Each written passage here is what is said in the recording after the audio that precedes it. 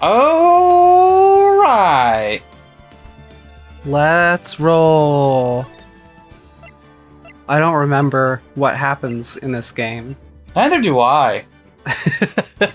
So clearly that's a good sign to just dive right in. Yeah, I think that sounds great. So it's been a little while. If this episode is coming out as a surprise to you, do check our latest. We had a Patreon update back in it'll be June, explaining what we're doing. We're gonna be just putting these out every couple months now. Our reasons for doing these episodes has changed a little bit, and we want to play more Ace Attorney. So here we are. It's going to be great. I know I'm going to have fun. Me too. You ready to rise from the ashes? I am. So this is the DLC case for the first game. This one came out when the first game got re-released on the Nintendo DS and received a downloadable content case.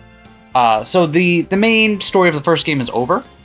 This is more kind of meant to bridge the gap between 1 and 2, and also give some early bird cameos to some characters that won't show up until 4 through 6. But we'll have a good time with it. It's also really fucking long. Also, look at this cutscene power. You can tell they moved from the GBA to the DS, because look at these cutscenes. Oh my god. Such cutscenes. It's got Z-axis. Right? And a knifesman. No. 2 knifesmen? 2 knifesmans. Synchronized stabbing, the new Olympic sport. I don't know if it'll catch on. It'll catch on. Oh my god. And who's that?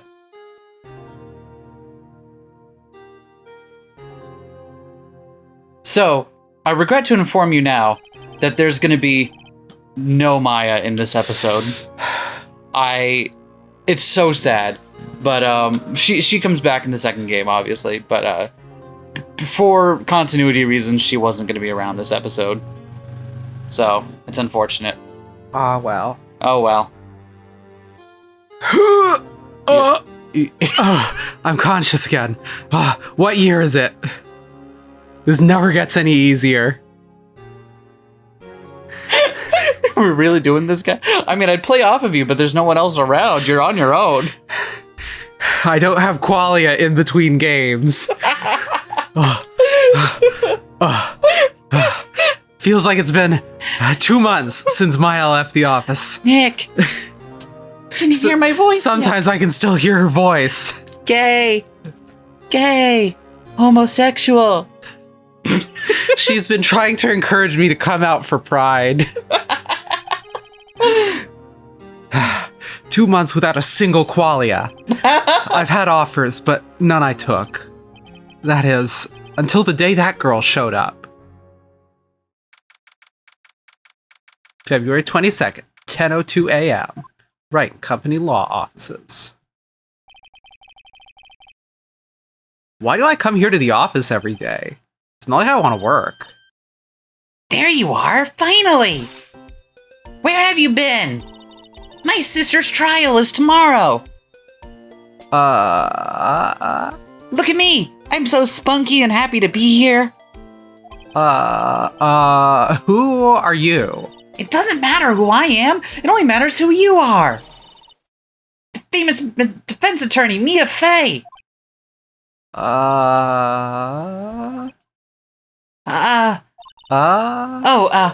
You're not Mia Fey, are you? I'm sorry, but Ms. Mia Fey no longer works here. So, you are? The coffee boy? No, he's in the next game. Oh, okay. I'm Phoenix Wright, a defense attorney. I heard he was in the third game. Oh. He's in that one, then. Right. Wait! You're the Phoenix Wright? The Phoenix Wright from the Edgeworth murder case? Yes, that's correct. It wasn't Edgeworth who was murdered, though. That's a relief, then. You're better than nobody. You're literally better than no one. I'm sorry. I'm afraid I'm not taking cases right now. You sure? Look at how spunky I am. But you are Phoenix Wright, right? The undefeated defense attorney? Look, I'm not accepting any new cases. I'm sorry, but you'll have to try Oh, elsewhere. please. I'm out of time. But are you out of touch? No, it's not Thursday. Okay. Please, you have to help. It's my sister. Gay. Gay. Homosexual. The visions are kicking in again. This happens every time I get my qualia back. Okay, I'll hear you out. Really? Thank you so much. But only if I can get some flair like you. That's pretty cool. I do have a lot of flair, yeah. Yeah. My name's Emma. Emma Skye. I'm a scientific investigator. Scientific investigator. Yeah. Oh, we're back in it. Are you happy to be here? I'm happy to be here. Yeah. Even if we don't have Maya around, we only have her. Show the badge.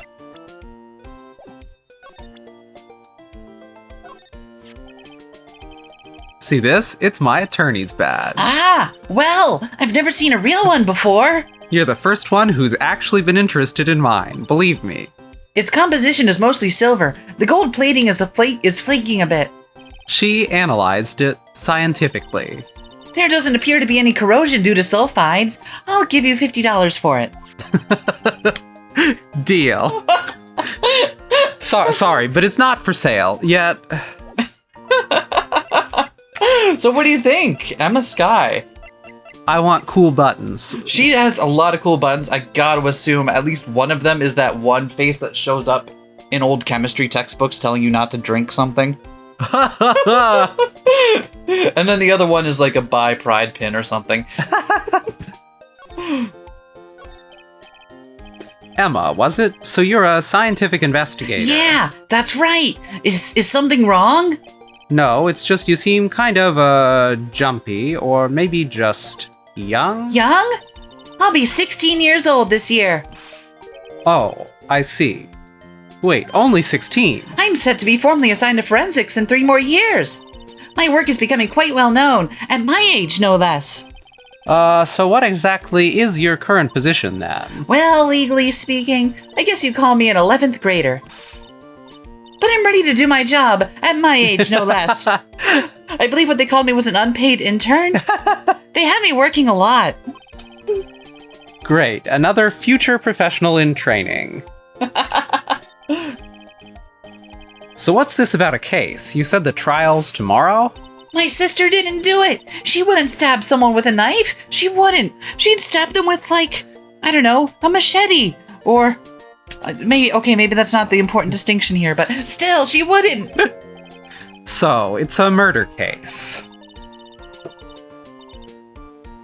I don't care if there's a witness who saw her do it. She didn't do it. I know she didn't. It's a scientific fact. And there's a witness. Just talk to her. You have to talk to her. Right, I suppose I will. Yeah, you will. I promised her I'd bring her Mia Fey, but... That's interesting. How would she know Mia? And if she knew Mia, how would she not know Mia's been dead for several months? Former rival? Ex? So, there are. I've seen that ship. So, you want to be a scientific investigator when you grow up, then? Excuse me? I'm not a child. I'll have you know. Still, it's good to have a goal, albeit a very unusual I just one. like looking at dead bodies. Oh, that's cool. Yeah, it's like a hobby of mine. I go down to the morgue and just watch. Yeah, I've heard about that in certain circles. I believe investigation should be done scientifically. Don't you? Yeah. Sure can't fault her for a lack of enthusiasm, although I usually go with, mystical woo-woo. That tends to go pretty well for me. If this case is handled scientifically, I'm sure my sister's name will be cleared. Your sister? I've been doing research, I'm developing a new scientific method of case investigation. I'll show you when I'm done. I'm looking forward to it. Maybe like 3 games from now. Guess I should get down to the detention center and talk to her sister. Until then, I'm gonna hang out with the other characters that don't show up in the mainline games. Like, I don't know, what's that one girl from the from the Edgeworth spin-off game. She's nice. We'll hang out. Oh, fuck. I'm in a DLC. Did you just realize that? My sister asked for Mia specifically. This Mia Fey person was a few years below her in school. So they went to the same school. Yeah, there absolutely is ship. She always told me to go to Mia if I ever needed a defense attorney. And well, I need one. Incidentally, Mia is a woman. Now that you mention it, I guess it is more of a woman's name than a man's. I just don't see gender. Well... Well, it's nice of you to help your sister out like this. You must be close. Not really. I kind of hate her. Well, actually, when she gets like she is now, I kind of hate her. I see. But she's my only family. Your only family? What about your parents? They died in a car accident when I was little. They died in a stabbing accident. Oh, I'm sorry. Well. Oh, she moved out of we can't examine her. Let's examine the plant. Oh, gee, it's still not mature enough to smoke. Maybe next month. I don't think they're meant to grow that tall. Or that wooded. Oh, Charlie. Favorite side character. Alright, well, let's go to the detention center. Yay! We're going to the detention center! I wonder what's wrong with Emma. She got quiet all of a sudden as soon as we arrived. Guard, I thought I told you I didn't want visitors. Sorry, ma'am, it's just your sister. No excuses. Or did you not want to raise this year? Hmm? Understood, ma'am. What was that all about? Hi, Lana. Funny. I seem to remember specifically telling you not to come here. Perhaps my memory is failing? Oh, look. I didn't want to come here either, okay? But your trial's tomorrow and you still don't have a defense attorney. I'll be the one in court tomorrow. This has nothing to do with you, Emma. Isn't that right, Mr. Wright? Hey, how do you know me? Mia mentioned you. I've heard quite a bit. I'm sorry, what exactly is it that you do? My name is Lana. Lana Skye. I'm the chief prosecutor for this district. Hi, Lana. How do you not know me? Danger zone. Oh, are you done? Are you done? How do you not know the chief prosecutor in the district you... Also, she showed up exactly once before this, but was not given a name. Really? Edgeworth makes a call to the chief prosecutor sometime during case 2. Oh, he totally does. But she wasn't given a name back then, and I don't think she was intended to be a character. Just happens. Anyway, I'm the chief prosecutor for this district for the 3rd time.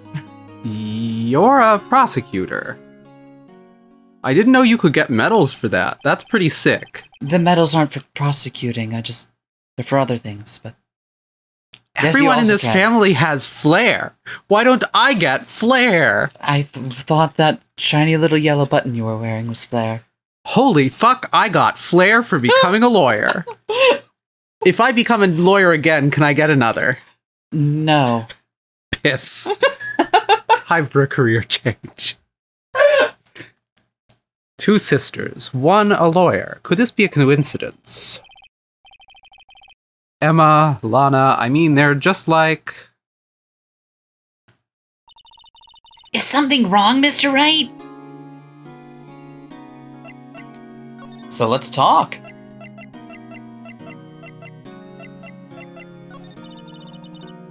I love her bright red muffler. Maybe we should give her Sakataro voice. There's something you should know from the start. See, I'm looking at it, I'm like, oh, if you take it off, does her head come off or something? Is it like that? It's got like, Yugiri is kind of just headed Oh no. There's something you should know from the start. Which is? The suspect in this case has confessed to the crime. Huh? Wait, but the suspect is... Me. I did it. Well, Mr. Wright, Well, why don't you begin by telling me exactly what happened? the crime took place yesterday, February 21st, 5:15 p.m. That's quite specific. It was in the witness's deposition. It was in the witness's desperation. It was in the witness's disposition.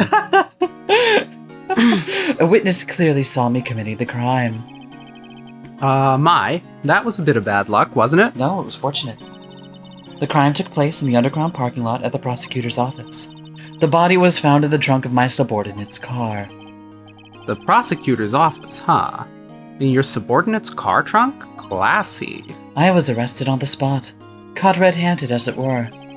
Well, that's just great. So, who was the victim? Who'd you stab? An investigator with the police department. Suppose the correct term is detective. Well, I can forgive a little bit of stabbing. Hey, pal! What's this about stabbing detectives? Don't worry about it. A detective? Death was due to a loss of blood. He was stabbed once in the stomach. By you? Death wasn't immediate, but the wound was fatal. I see. Allow me to repeat myself, Mr. Wright. The victim was a detective. You know what that means, don't you?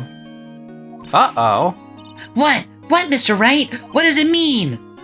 Well, it means the court's gonna be totally stacked. It means the court will be totally stacked. We're fucked. The police department will consider it a matter of pride to have me found guilty. They will use any means at their disposal to do so. This case gets worse and worse with everything I learn. So, you're the chief prosecutor. You've really never met me before. I thought I've seen you before. Oh, you're Edgeworth's boyfriend. Oh, that's correct. I'm responsible for overseeing every trial handled by prosecutors in this district. I make sure the prosecutors have what they need to do the job, and I manage every aspect. Those are my responsibilities, in a nutshell. That's an awfully large nutshell. Still, I'm a little surprised. I would think you'd recognize the district's chief prosecutor, Mr. Wright. Huh? In fact, it seems impossible you wouldn't. Lana? What happened to your hand? Oh, this? I cut myself by accident.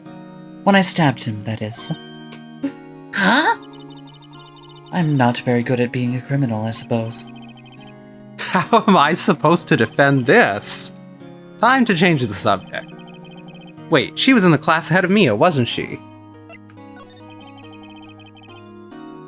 You were in school with Mia, correct? A few years above her? Emma told you that too, did she? Well, why not? I did drag him all the way here from his office. Although it seems he has very little in common with Mia. Hey, It was in law school. I was in my 3rd year and she was auditing the class. She was different than the other students. different. She was strong. She'd do anything to become a defense attorney. Anything. That was probably why she was attracted to me. Excuse me? It's... I don't know what to tell you. All lawyers are gay for a lawyer of the opposite type. Yep. That's called legal straight. You're legal straight if you're a defense and into prosecution, or vice versa. Yeah, there you You're go. legal gay if you're a defense attorney who likes defense attorneys, or a prosecutor who likes prosecutors. Intellectually attracted. Lana was the top class of her school. That's what you meant, right? Right? Right? I was the best there was. Oh, I'm doing pretty good in school too, by the way. it sounds a bit different when Emma says it. Well, Mr. Wright, Excuse me? as you can plainly see, I am admitting my guilt. I think it's safe to say there's no way you can take this case. None. But Lana! Danger zone! You get one more. Okay. Why? Why are you doing this to me? You never think of anyone but yourself. Huh? I know you didn't do it, Lana. I know. So, how can you say that you did? If I lose you, I'll be all alone. I hate you, Lana. Mr. Wright? Yes? I believe our discussion here is ended. The rest, I leave to you. Ah. You mean you're requesting my services as your defense? Don't lose any sleep over it. Your client has confessed, after all. The case is over. Right. I'll do what I can to get to the bottom of this. Lana has confessed to the crime, yes. But something doesn't fit. It's that look in Emma's eyes. No. There's something else going on here. And I'm going to find out what. Yeah. We'll find out what, Nick. Can I call you Nick? Sure. Awesome. I'm sorry, Mr. Wright. Huh? About what? My sister. She's not always like that, you know. I just never expected to be defending another prosecutor again. They're always difficult like this. Yeah, I know what you mean. She's changed a lot. She used to be so gentle, always smiling. Everybody liked her. I see. Sorry, but I'm having trouble imagining that. What happened to her? I don't know for certain myself. I think maybe well, maybe not. Sounds like there's something there that defies a simple scientific explanation. Yeah. Let's go check out this underground parking at the prosecutor's office, shall we? Oh, okay. You like my theme? Yeah. I brought it along. I've got like an MP3 player that I'm used to play my theme whenever That's awesome. It's You are pretty truly ready to be part of the team. I'm so glad to be here. Yeah, that's like step one. You gotta get the theme song down. Yeah. Boo-da-boo, boo, boo, boo, boo. No, that one's taken, right? It's okay. You'll get it with practice. Oh. So this is the lot where it all happened. Looks like they're still investigating. Funny that my first visit to the prosecutor's office should be like this. It's not your first. Edgy, the bathrooms don't count. I never. Hey, everyone, keep up the good work. Hey, what are you thinking? Well, they're going to be my coworkers 3 years from now, after all. No harm in saying hello. Actually, there is. You know attorneys aren't supposed to examine crime scenes. I'm trying to not stand out too much here, see? That's why I have this spiky hair that renders me instantly recognizable. All right. If I need another Southern drawl character, do you think you could take him? Sure.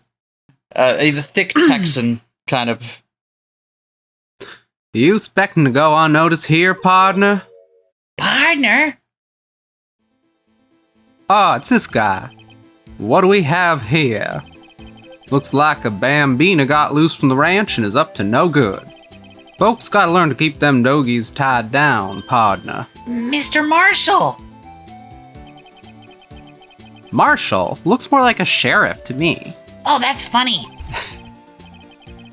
Looky here, bambina, I know how you feel. But this is my gang's gold strike, see? Strike? How come everyone that gets hired at the prosecutor's office or the police station are just like these really interesting one-note kind of characters? Do you have to have like a personality like thingy like? Yeah, you don't get past the first round interview. This is our claim, our territory, with a motherload of evidence. If you're fixing to mess with what's ours, you'll regret it, partner. Oh no, he shot you with his finger. You know what dreams the cacti out in the desert dream? You want to? What's this guy talking about? You headlong home now. Happy trails, bambina.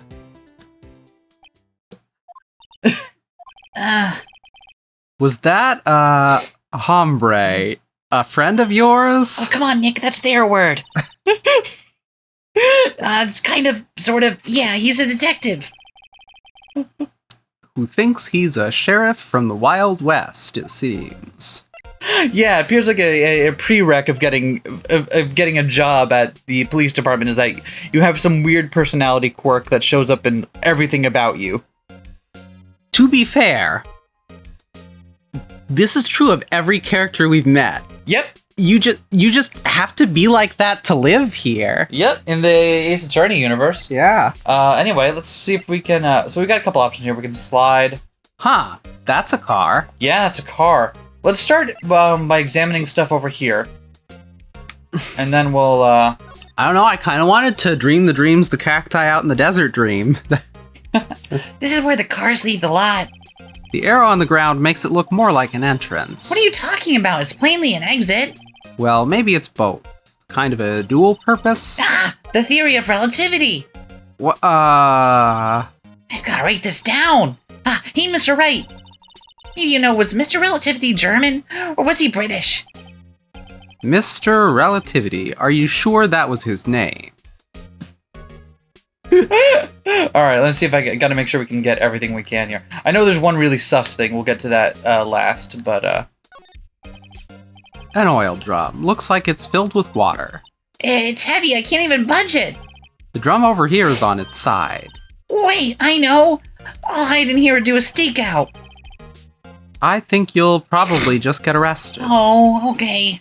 In fact, you may not even have to hide in the drum to get arrested. What? I'm not suspicious. This wall is in our way. Let's take it out. It's got a faucet for water. Wait, I know. This wall is merely a facade, hiding the truth. This is no wall but a water tank. I fail to see how it makes any difference either way. Here, a phone. Let's see if it works. Hey, don't touch stuff we don't need to be touching. But I wanna. I can't hear anything. My ears, no, my ears. Maybe it's due to the barometric pressure. What is she babbling about? Hey, what did you just say? See, you can hear just fine. The phone's broken. Oh, okay. We didn't have to be so mean about it. Oh no, they've cut off the phone line. They cut off the phone line. Oh wait, no, it's only the external phone line. Aha, ladder. That's a stepladder. What's the difference? In scientific terms, I please. see. Is it a ladder or a stepladder? See, I'm really doing a great job at filling in, aren't I? Yep. Maya sent me a text message which is all for character quirks. So, I see. All of the spunky sidekicks hang out in the same Facebook group, huh? You all got a Discord. we do, and a couple of the ones that haven't even shown up yet. Oh, I see. Sometimes we play Minecraft together on like Saturday nights. Is there a Discord for, say, gay lawyers? No. There's just a That's Discord for unfortunate. lawyers. Turns out most of them are gay, though.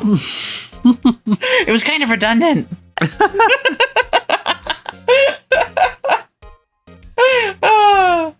Look at the basic nature of things, Mr. Wright.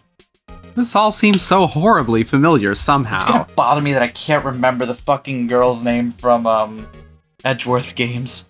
God.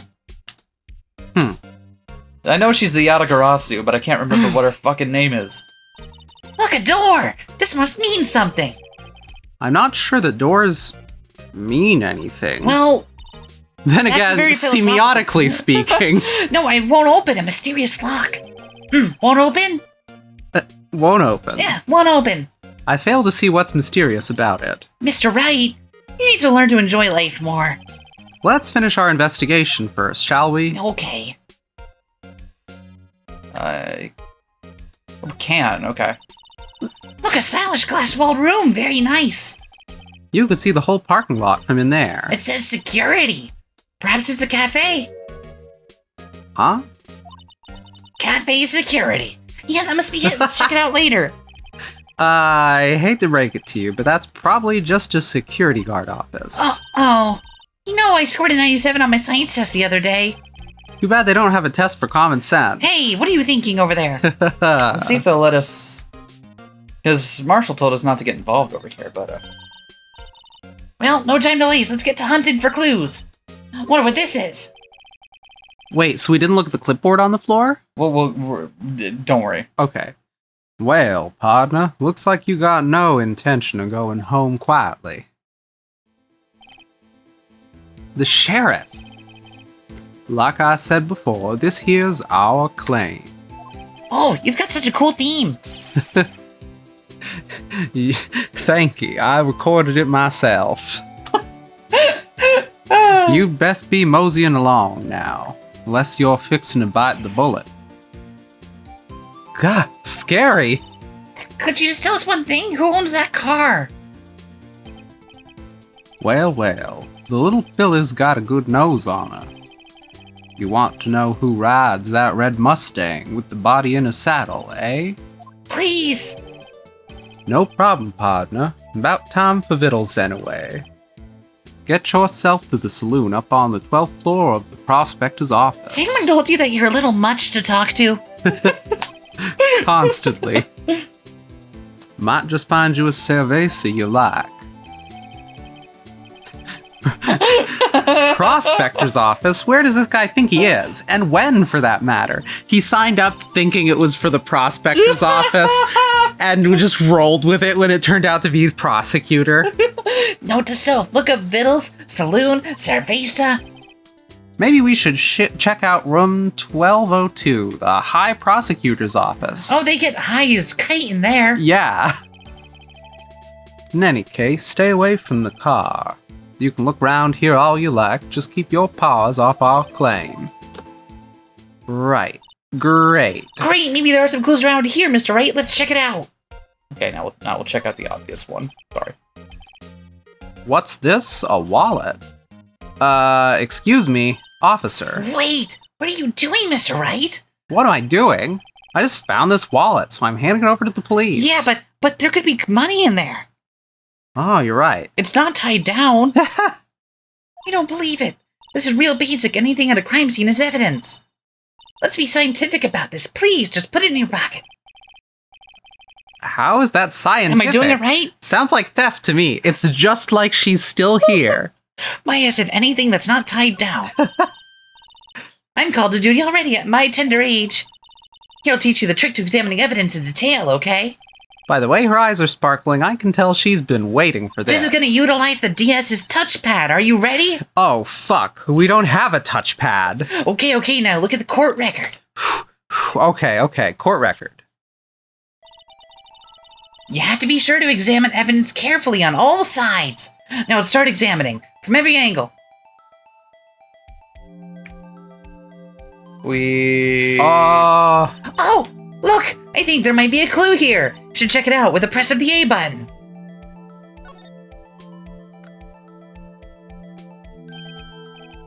This is an ID card. Sergeant Bruce Goodman. ID number 5842189. How come that texture's blurred out, but the one that says police department isn't? ID number 07 151129. That number lives rent-free in my head. Help. See, well, isn't scientific investigation useful? I guess, though I don't see what science has to do with it.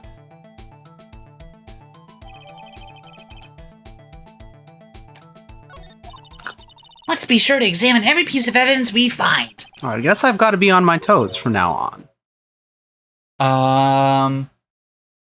Let's see. I don't want to give you too many of the voices because they're all gonna show up in court at some point or another, and it's like, do I want to make you have to do all that? Do you want another?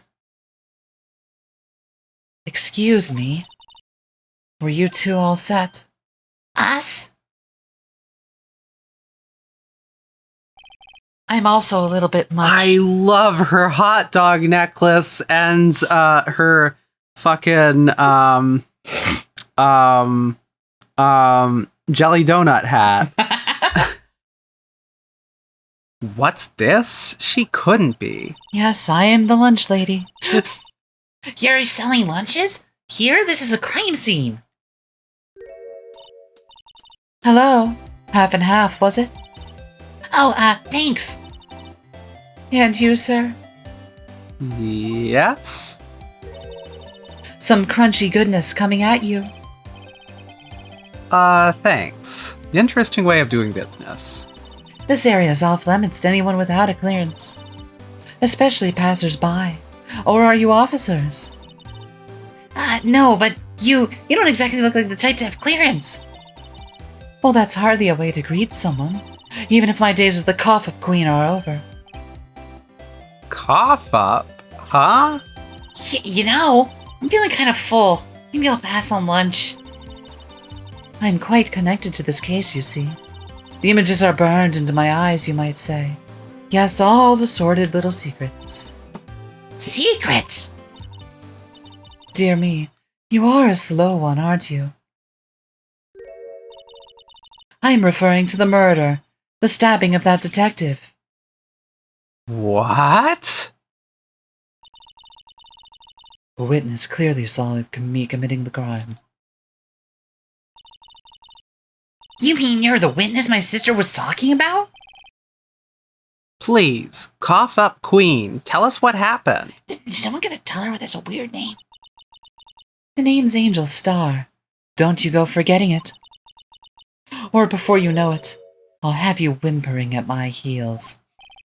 Threatening me with a good time, I see. Yes, ma'am. She means it.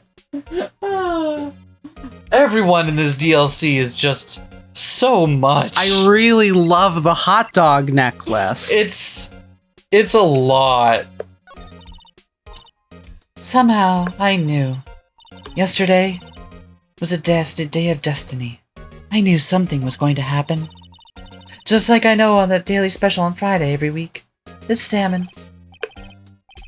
Destiny? Was yesterday special for some reason. You're a defense attorney, right? You should know, then. You should know the foul misdeeds of the evil ones who haunt this den of inequity. Evil ones? Prosecutors. They have no qualms at all about blackening their name of innocence. And yesterday they paid homage to the most evil one of all. They gave an award for King of Prosecutors. What a farce. So she's saying there was some sort of prosecutors' convention yesterday? I was almost compelled to lace their lunches with something foul. Do you have a personal grievance against prosecutors or something? Or is there some kind of scientific evidence to this, evil? Young miss, mock me at your own risk. You'll soon find out why they call me the cough-up queen. You! The most heinous of all the evil ones, the one they awarded yesterday, was in his car that they found the body.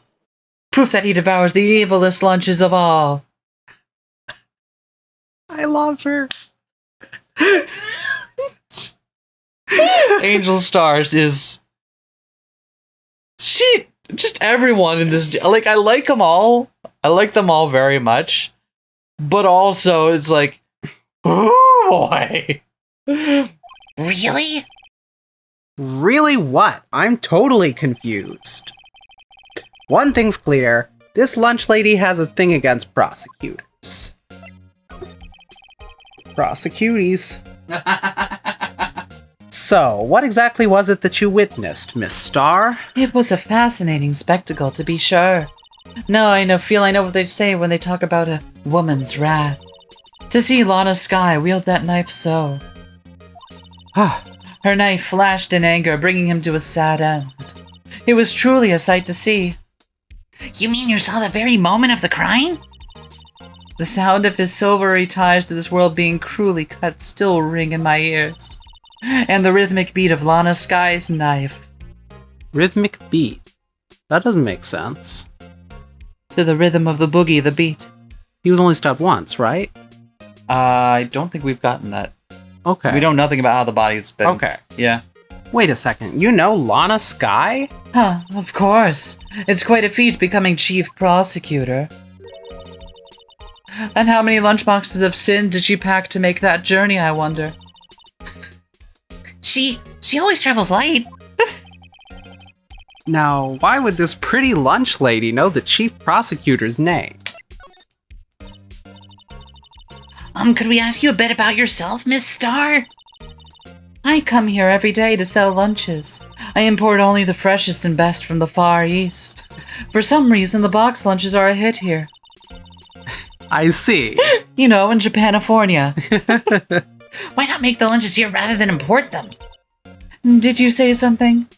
No. Remember, this got really confusing in localization, so now we're kind of tied to it. Only true connoisseurs can understand. The kind you can only tell someone who has tried General Tso's Trilobite lunch set. Never mind, you win. I don't even want to appreciate part of a trilobite's flavor. Anyway, I come here every day to sell lunches. My boyfriend works in the security room here at the prosecutor's office. Your boyfriend? See the security room over there? The glass-walled booth? The cafe? Yes, what? Are you daft? I sell my lunches, and since I'm here anyway, I drop in to see him. Since you're here anyway, I guess selling lunches is more important than romance. So scientifically analyze the data available so far. You, Miss Starr, are a lunch vendor with an ulterior motive from coming here. Useful analysis. Not... Did you have a bad experience with a prosecutor, Miss Starr? I sense some hostility. Hostility? Perhaps. Prosecutors are all alike, and the bigger they get, the worse they smell. Kind of like 10-day-old clams in the chowder. I wonder if Miss Starr was involved in some sort of legal trouble in the past. Are you having an internal monologue over there? Always. That'd But be a only shirt. during games. I don't have qualia otherwise. It's peaceful.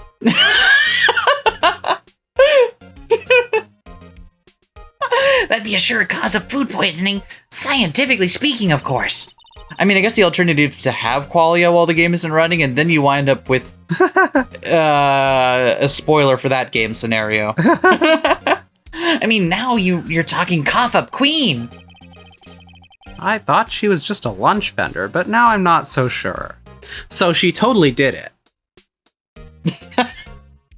Going for the hard read, huh? All right. Yeah, she absolutely did it, and she has a grudge against, specifically Lana, for whatever ended her previous life of crime. Okay. Interesting. That's the read. I like it. Keep that thought in mind. I love her hot dog necklace so much. I need one. it. I don't think you do. Hot dog necklace. You'd wear it once and then you'd forget you have it. I don't. You know me. I would wear it so much. It would be really aggravating. About this card. Lunchland vendors only accept cash, no cards. Especially not a card belonging to someone else. No, this isn't a credit card. It's an ID card. It belongs to a detective. And you're showing this to me, the lunch lady? Why? That's like showing a fine honeyed ham to a detective. Why do I always feel like I'm being mocked? Because you are. Piss. All right, I think we've gotten everything we can here. Because we've talked everything we can to her. We can no longer... we can go back to the detention... Oh, right. We were told to go to the High Prosecutor's office. Yeah, wonder whose office that could be. Huh?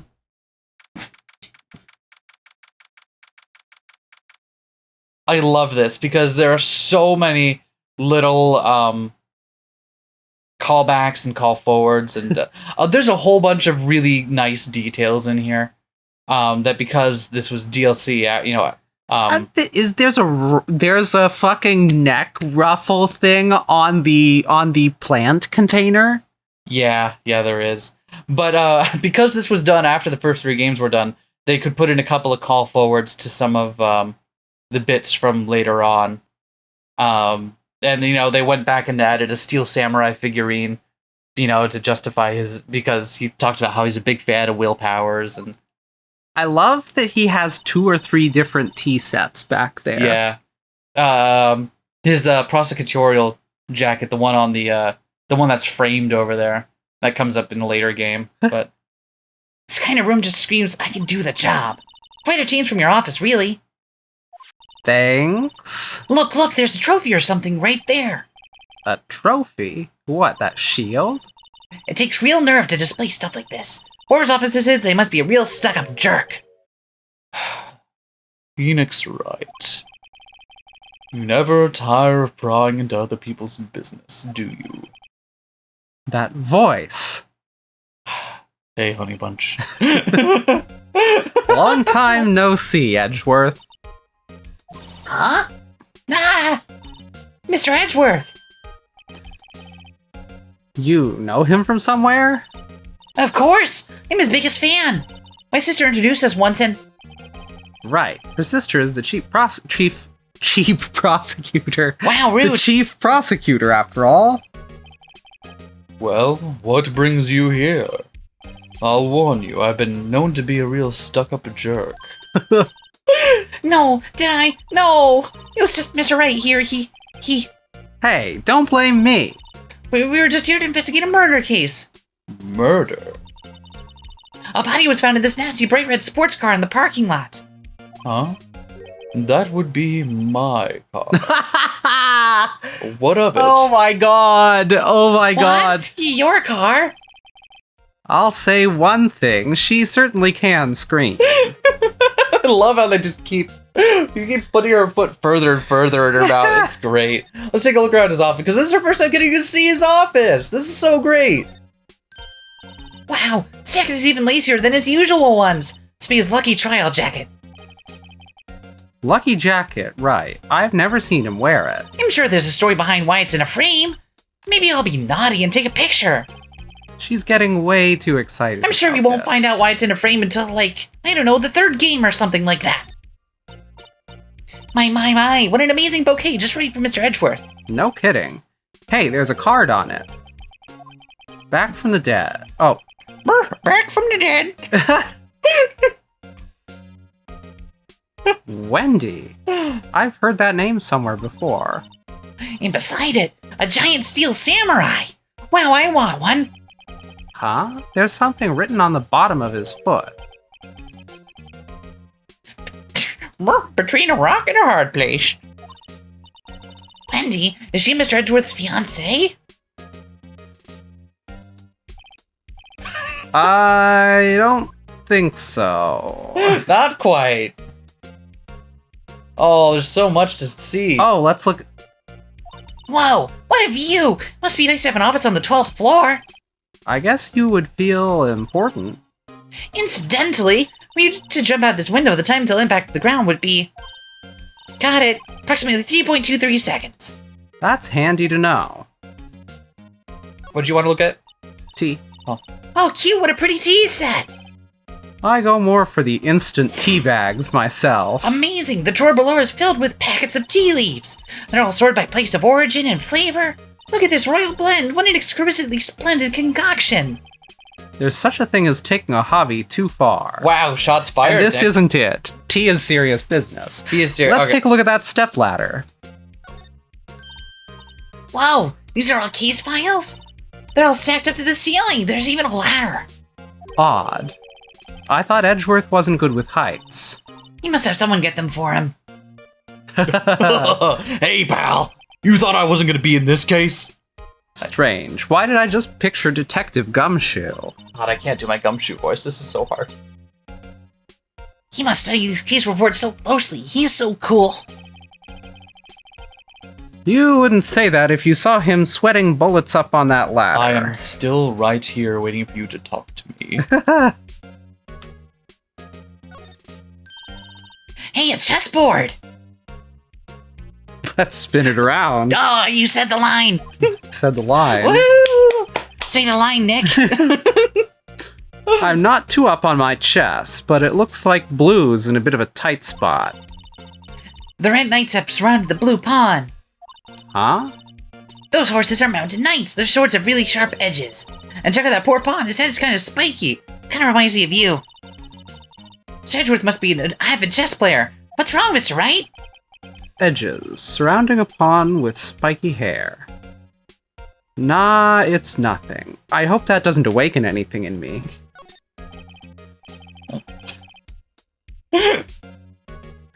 A work desk. It's quite tidy as one might expect. What a nice desk. Easy to use and easy on the eyes. It's polished so well I can see my own reflection. Strange. Why did I just picture Detective Gumshoe again? Maybe I'll take that name plaque as a souvenir. Don't. He'll sue you. But it's not tied down. I'm gonna have to have a word with Maya. This is not what she said was gonna happen. Mr. Edgeworth has such a comfy sofa. Sofas like this make me want to curl up and take a nap. Don't, it's bad for your back. I'll bet he pores over his case files here until the wee hours of the morning. Then he takes off his jacket, rolls up his sleeves, and goes to sleep using his arms as a pillow. I don't believe it. She's actually daydreaming about Edgeworth working. I bet in the morning he has sofa hair and little creases in his cheek from the seams. He's so cool. Sofa hair is cool. Yeah, on him. I've been wondering, what the heck is this? It has a big K on it. Maybe you got it for a strikeout. Ugh, prosecutors. Huh? What's that? Ugh. It's the King of Prosecutors trophy. King of Prosecutors? Is that like a fighting game for lawyers? Yeah, that was actually very funny. It is a great honor. They send that shield to the best prosecutor each year. What? So that K, that's... K stands for king? Yeah, you've got a problem with that?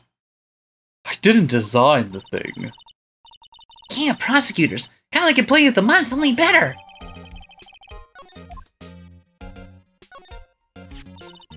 So that's the King of Prosecutors shield, huh? Well done, Edgeworth. You must be proud to be the king of prosecutors. Congratulations! King of Prosecutors! Please, stop saying that. That still doesn't explain one thing. Why is the tip of this shield broken off? I think we've seen everything we're going to see here, so let's have a chat. So, the body was found in your car. Go ahead. Say it, right? You think I did it, didn't you? After you went through all that trouble to help me last year, no less. Look at that wistful smile on his face. Aww. No, we don't think you did it. I mean, it was my sister who stabbed him. Wait, no, she didn't do that. I mean... Wait.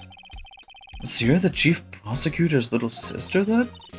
Yes, sir, Lana Skye. It's nice to meet you again. Now, that didn't sound forced at all. Ah, now I remember. You've really grown. I'll admit it was a surprise for me, too. To think that my own car would become the scene of a murder.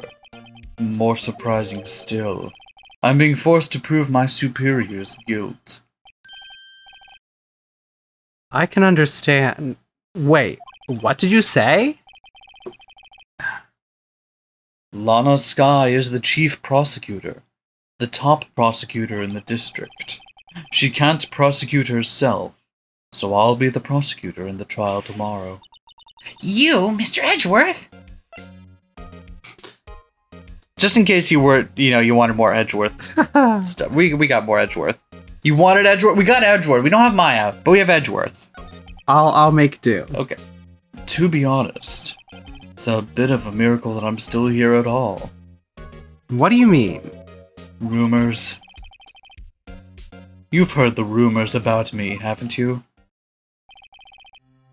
Miles Edgeworth. Look at me. Flap my pointer finger up and down. It's hard to remember a time when there weren't rumors about this guy.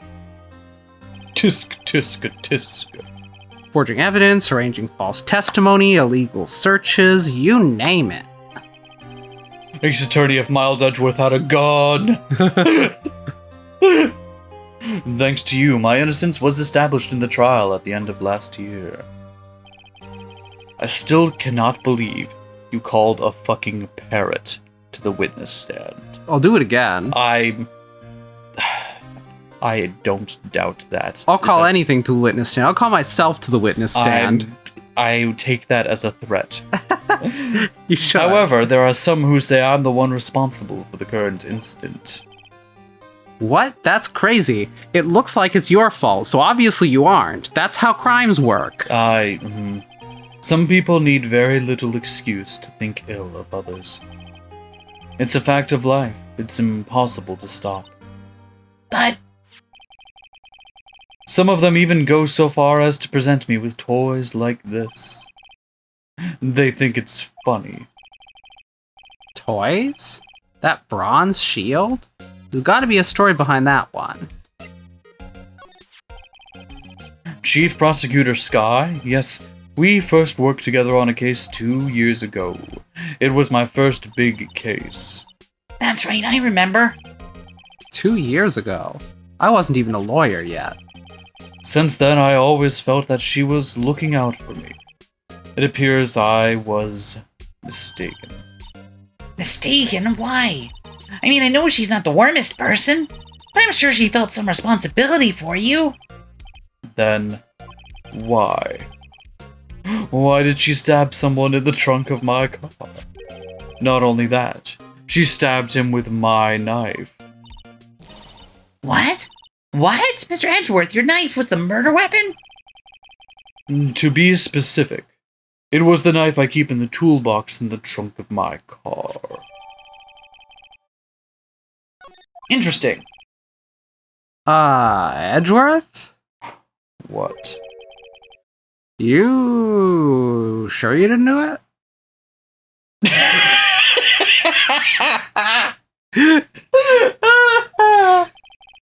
Come on, can't he take a joke?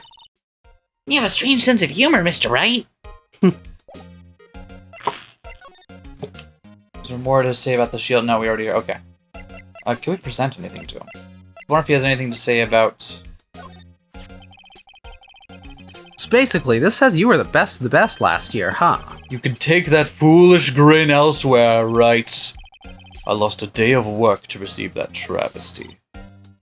Huh? Why is that? I had to go to the police department to receive that broken shield. The police department? Yes, right next down to the police station downtown. You've been there at least, haven't you? Where Detective Gumshoe works? Yeah. I was wondering something about your shield. Why is it broken? What does it matter? I've got more important things to worry about. Oh, right. He doesn't seem too concerned about his award, for better or for worse. Yesterday was a very busy day for the prosecutor's office. Maybe we should ask him more about yesterday? See if he has anything to say about... It's against my policy to discuss evidence with the defense. Especially with you. But is it against your policy to discuss evidence with... your boyfriend? Not now. He doesn't like you much, does he, Mr. Wright? Nah, with Edgeworth it's never personal. It's all about being tsundere. Anything about Goodman's ID card? Say, Edgeworth, I was wondering about this. Mr. Wright! Huh? What? You sure you should be showing that to Mr. Edgeworth? Oh, he'll take it for sure, won't he? Wish I could be on the same side as Mr. Edgeworth. But then my sister would be found guilty. If she sighs any deeper, I'm gonna start getting depressed. Were you gonna show me something, or...? Show him the badge.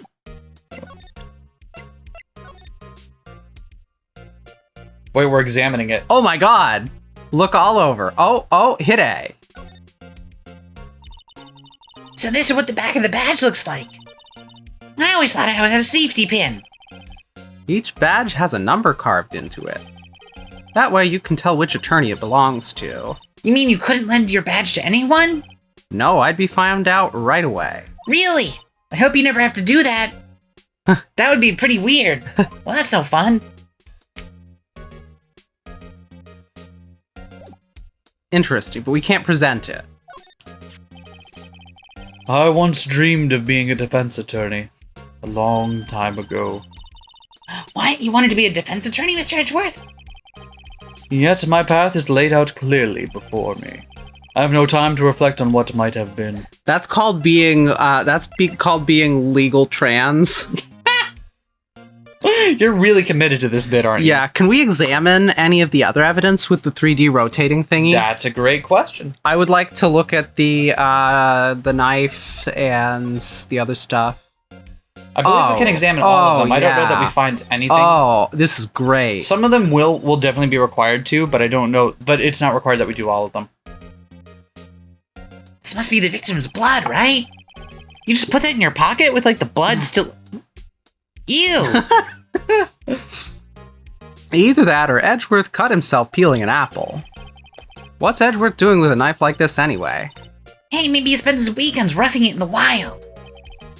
Edgeworth in the wild? I think my fruit peeling theory is more Are likely. you kidding? I always pictured him as an outdoorsman. Now there's a scary thought. I'm imagining him going camping, but like with the full tea set and neck ruffle and fancy suit. He'd be very bad at it.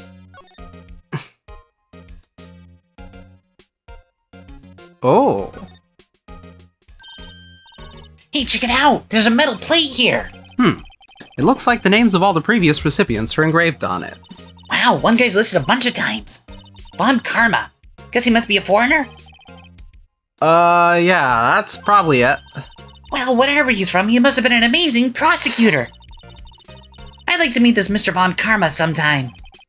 When she says it, his name does have kind of a ring to it. Got him. Got him.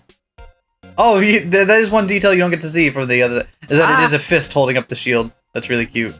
And can we look at the front nameplate? We cannot. Okay, sick. Can we look at that ID, just in case? Yep. A name and ID number are written here. Sergeant Bruce Goodman, ID number 5842189. If you're just going to tell us exactly what the texture says, why do you blur the texture? Wonder why they only use numbers for IDs. What else would they use? Emoji? I see. Letters, silly. They're all reason we have written language in the first place. True.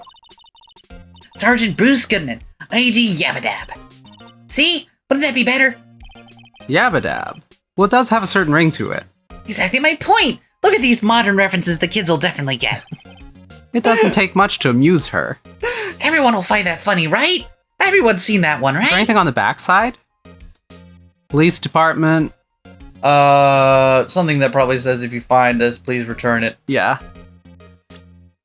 Are you done looking at the things in your pockets?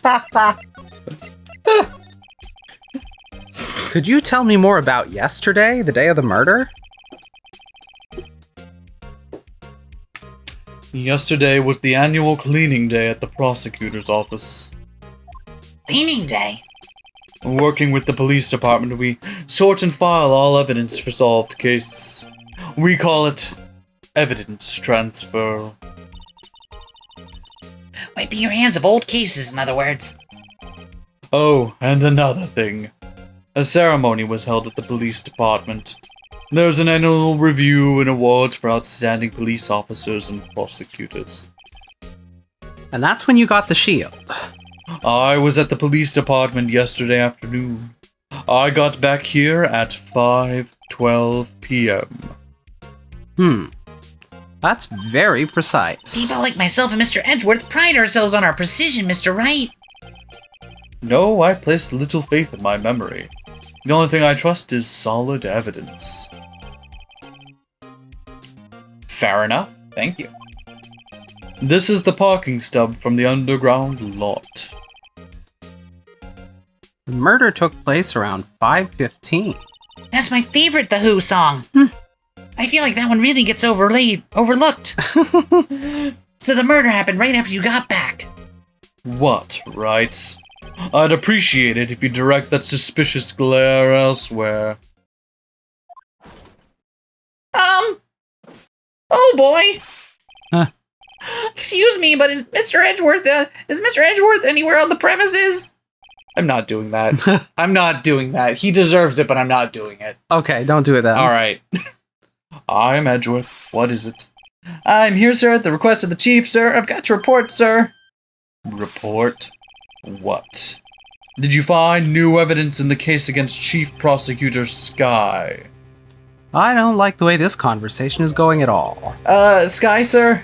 No, sir. No name of that kind, sir. Not in this report, sir. I think I just heard Edgeworth's lid blow. Edgeworth beam. Okay, that's it. That's the only one. Mr. Oh, wow. Mr. Edgeworth's lid isn't on very tight, is it?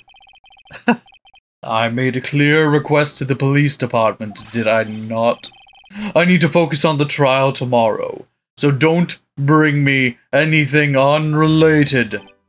Sir, but sir, I'm just following orders, sir. They told me to bring this to you. I wasn't aware of the particulars of your arrangement, sir. Give me your name. Yes, sir. Meekins, sir. Officer Meekins. Has he shown up already? Right. Officer Meekins, take your report and leave. And good luck with that raise next month. Oh, but sir, I didn't know. Poor guy. Looks like he was absent on the day they gave out brains and good luck. No, we have not met Meekins yet. Okay. Why do I... Right. I guess I just know him from having other people let's play this game. Maybe. Yes, sir? Ah, you caught me off guard. As you can see, I am in a hurry. You may leave now. Let's do what he says, Mr. Wright. The victim was a detective from the same department as the patrolman just now. Go down to the police department. You can ask more there. Thanks. He seems to have finally calmed down at least. Before we do that, parking stub. There you go. Miles Edgeworth, 1712. That's my favorite book and verse. This is dated the day of the crime, but hundreds of years ago. How did he park there in 1712? The murder took place 3 minutes after Edgeworth parked his car. If only he was held up a couple extra red lights, he wouldn't have been caught up in this whole affair. Perhaps. It just goes to show you, you'll never know what happened when you run a yellow light. Nothing on the back, huh? Okay. Alright. I think that's everything we have to talk to Edgeworth about, so let's head back out. Oh, hi. Show her the knife. Show her the knife? Do it. She said she saw it. Do it. You take a look at this. You. Yes? You said you wanted some hot tea, right? No, but thanks. She didn't even look at me. Ah, you must have to brew the leaves a long time to get a rich flavor like this. We pre-infuse the leaves with steam before brewing. I knew it, so that's the secret to that aroma. Exquisite! The only thing I'm smelling here is wasted time. Yeah.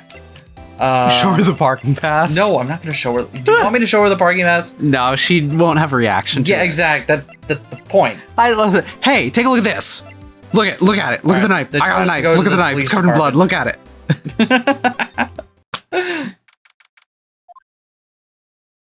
Oh, mascot. We're finally here. Why would they put the police department so far away from the prosecutor's office? Beats me. That took almost 30 minutes by taxi. And traffic wasn't even that bad. The police department, huh? I've only ever been to criminal affairs next door. Huh? Hold on, what's that? Believe it's the chief detective's persona? Disturbing. Why does it undulate like that? Oh, wait. I know. This is the Blue Badger. Oh, I hear they got a pill for that. They're trying to make him the police mascot. Wow, Mr. Wright, you sure know a lot about the police. You a cop? No, I'd have to tell you if I was. Still, he does seem familiar somehow. Forget the Blue Badger. Who's that next to him? Someone appears to be dancing with the blue badger. Oh, he noticed me. He sure is running over. He sure is running over here fast. Hey, pal! What are you doing here? He was just dancing. That's my line, Detective Gumshoe. Specifically, why were you dancing over there? Well... Well, at least he doesn't seem to be busy. This is our chance to get information. Hey, all of you know I'm a very busy man, pal. Do. That groove. I'll give you one word of advice, pal. You better not agree to defend the suspect in this case. Why not? Huh? Well, it's just that the chief prosecutor has confessed to the crime. She says she summoned the detective to the prosecutor's office and she killed him. But what if she's not telling the truth? Yeah, well, no, come on, pal. There's plenty of evidence against her. But what if the evidence was faked? Hey, pal, can I speak to you for a second? Huh, me? Well, what happened to the other girl you were with? She's under a waterfall. Oh, listen, I gotta talk to you about the way that you kind of, like, attract preteen girls. It's a little weird. It's actually because I have a warm personality and am non-threatening. Oh, that... I don't have time to unpack all that. Why is this little girl so peeved at me? They want a positive male role model who's not creepy in any way. She's a relative of the suspect. She's Lana Skye's sister. Whoa! The chief prosecutor's little sister! Just please investigate the case carefully, okay? Scientifically. Yes, sir! Oh, by the way, you might want to keep your voices down. You don't want to be overheard using words like faked. Huh? It's just a sensitive issue with us these days. So, what are you doing here, Detective Gumshoe? Me? Well, nothing really. They kicked me out of criminal affairs. Detective Gumshoe? What kind of criminal affair did you have this time? What do you mean this time? Then what happened? I know things are busy right now. I mean, with my sister's case and all. It's true. We never had a chief prosecutor murder anyone before. Only the highest ranked people are being let into criminal affairs now. The lowest ranking guy in here is our chief of detectives. They're not letting any of us rank and file detectives in at all. None of you? I know this is an important trial, but isn't that a little odd? So anyway, I thought I'd spend the day getting the badger dance down pat. Ha Isn't there anything else you could be doing? Nope. I get paid the same. The chief of police himself is directing this investigation, pal. An Officer Marshall was assigned to the underground parking lot. Officer Marshall. Now that I think about it, Emma did seem to know that Marshall guy. Marshall on Mars. I hear he's from Earth. A patrolman in charge of a crime scene. It's unheard of, pal. Let's take a look at stuff. I always get excited when I come to a police station. I always try to steal as many things as I can, just on principle. Why is that? It just feels like I jumped into a movie. Huh? You know, with all the police and criminals. Well, I don't know if this is all that exciting. I think it is. Look at those two officers over there. They're probably talking about the latest bust. Funny, I thought they were talking about the weather. Well, Besides, okay. this feels less like a movie and more like, say, a video game. Like a visual novel? Yeah. Oh, I can see that. The usual wanted posters are hanging up on the bulletin board here. Do you know this face? If you do, call me. You know, Mr. Wright, I've always thought it was kind of funny. I've never seen anyone who looked like the people in these posters. They hardly even look human. She has a point. Alright, we're gonna do Badger Boy last, but... The detectives in there look pretty busy. Just imagine right now, behind those doors, police drama in action. Somehow the thought fails to excite me. Look, that patrolman is saluting the other guy. He must be a detective. Then I said, hey, you do that, your soup will get cold, buddy. That's hilarious, sir. I laughed so hard I cried. I guess he wasn't saluting, he was wiping tears from his eyes. They make a good pair. Same time next week. The banner here is announcing the crime-fighting campaign. Nice slogan. I wonder if they'll be selling fingerprinting sets. I don't think it's that kind of campaign. What family wouldn't want to set at home?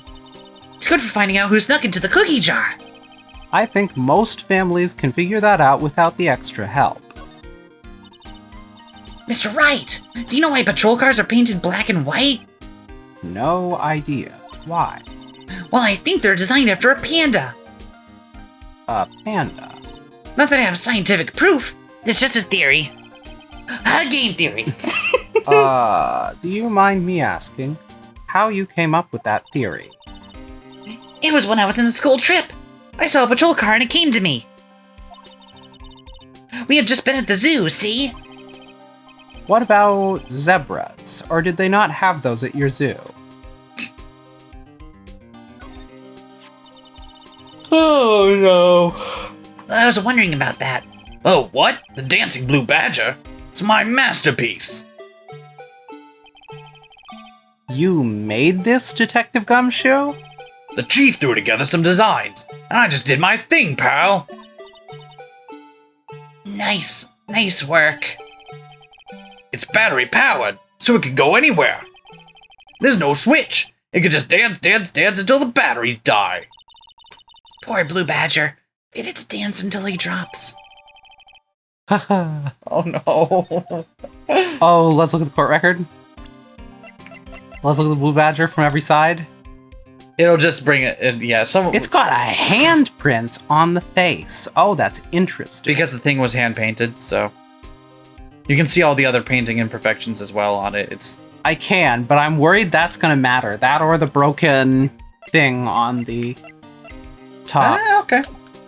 I'll keep in mind.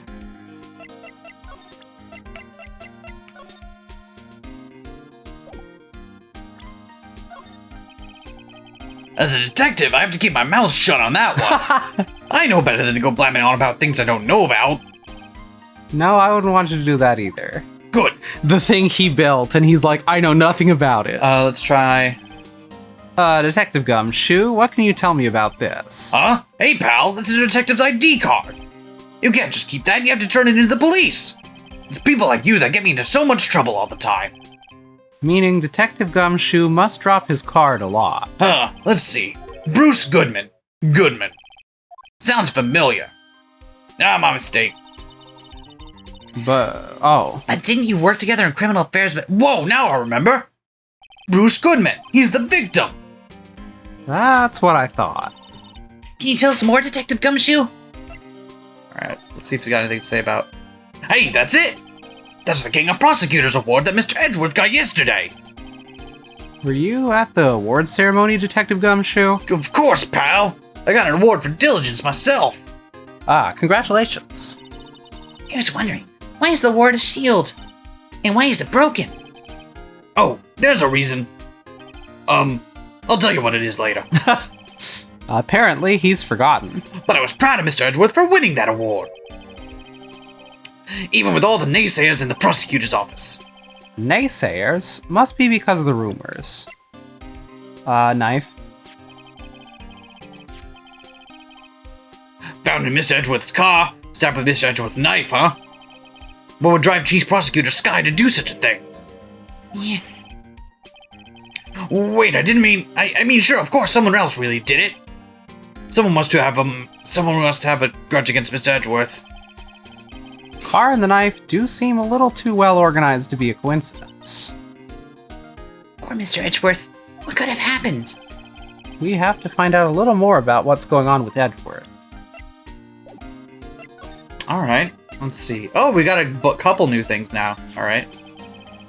So, this ID card belonged to the victim. He was a detective like myself. Detective Bruce Goodman. Huh. Don't you think it's strange? I mean, why would the victim's ID card be laying on the ground where we found it? Well, Detective Goodman should have been at the police department yesterday. There was an evidence transferal for a case he handled 2 years ago. Evidence transferal. Mr. Edgeworth mentioned that too. But Detective Goodman was killed at the prosecutor's office. Well, that's the thing. It's odd to say this, but word is that Chief Prosecutor Skye called him out there to the parking lot. And Lana's confessing as much. That doesn't seem to help us. That's very unhelpful, Lana. Why would you do this? He's in a tough spot again. Again?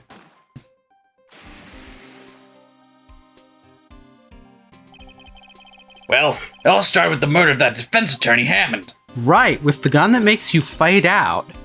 And then the splash happens to your right. Yeah, I know the one. That was a fucked up gun. Yeah, never made another one like it. But Mr. Edgeworth was found innocent. Listen, pal. There have always been rumors about Mr. Edgeworth. Forging evidence, making deals with witnesses. Nothing outright, but there were always whispered rumors. Ever since he was accused of murder, no one's whispering, they're practically shouting. But there's no evidence against him. Well, Mr. Edgeworth has always had unusually strong ties to the department higher-ups. It's only natural that people would be suspicious. I had no idea he was under the gun. Anyway, this latest case started a new rumor. People say the only reason he took this case because he's aiming for the chief prosecutor's position himself. What? But I know the truth, pal. Nobody wants to be the one who has to prosecute the chief prosecutor. Mr. Edgeworth is biting the bullet on this one. He's doing this for all of us. And that's all I know about that. I'm not officially on the case, you know. Thank you.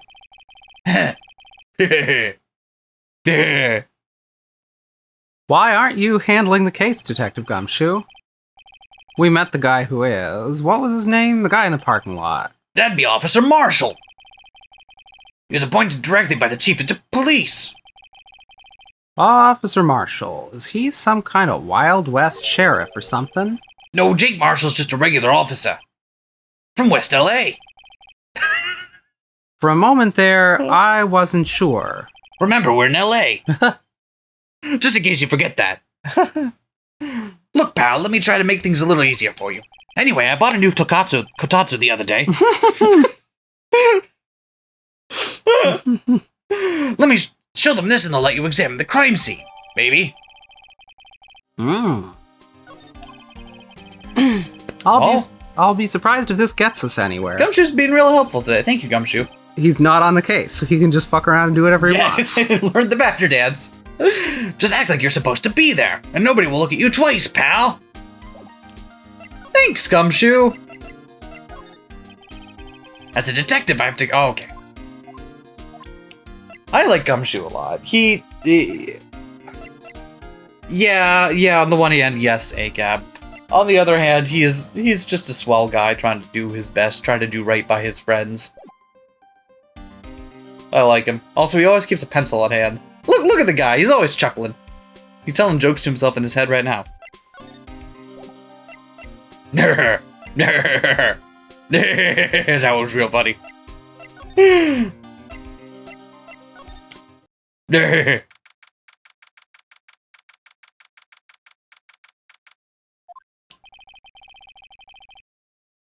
Looks like the investigation is still going. Oh, fuck. Who's this? I don't know. remember who this is. I have to be getting back to the shop. Sorry, looks like I'll be stuck in this pit till the sun sleeps. I'll see you in my dreams tonight. Oh, Who's talking? Who's talking? Okay, What? I know who it is now. Hey, it's me. Okay. Oh, still here? Hello. Why the surprised looks? Didn't I mention? I've got a boyfriend in criminal affairs, too. What happened to the security guard?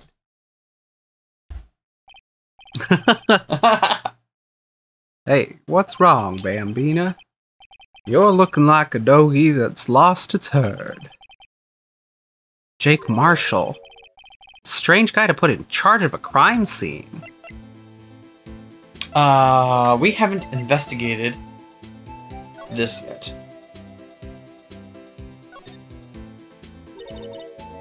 Hey, look here. It looks like something's been crossed out. Maybe it was a letter or something to Detective Gumshoe? Let's see. Annual bonus, $20. I think a couple of zeros are missing. No, that sounds about right. At least in that detective's case. Oh, poor Gumshoe. Maybe I should rethink my career as an investigator.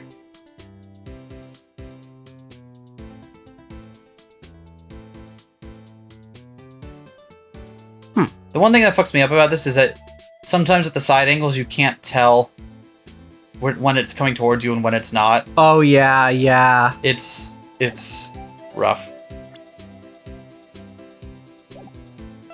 Anyway, let's talk to this guy. There's something I wanted to ask you. The scene of the crime, a cold grave for men who've lost their dreams. And me, I watch over them as they sleep, dreaming of the desert's harsh judgment. He's asleep. Well, should we show this hopeless case something to catch his interest? Alright. He's not going to talk to us unless we give him the, Would you mind reading this for me? What's this? I warn you. Fan letters to me go right in the spittoon. Do you actually own a spittoon? Yes, I keep it on wheels so I can bring it with me to the crime scene. Do you know how to use it? Oh, impressive. Can I get a slow-mo shot of that?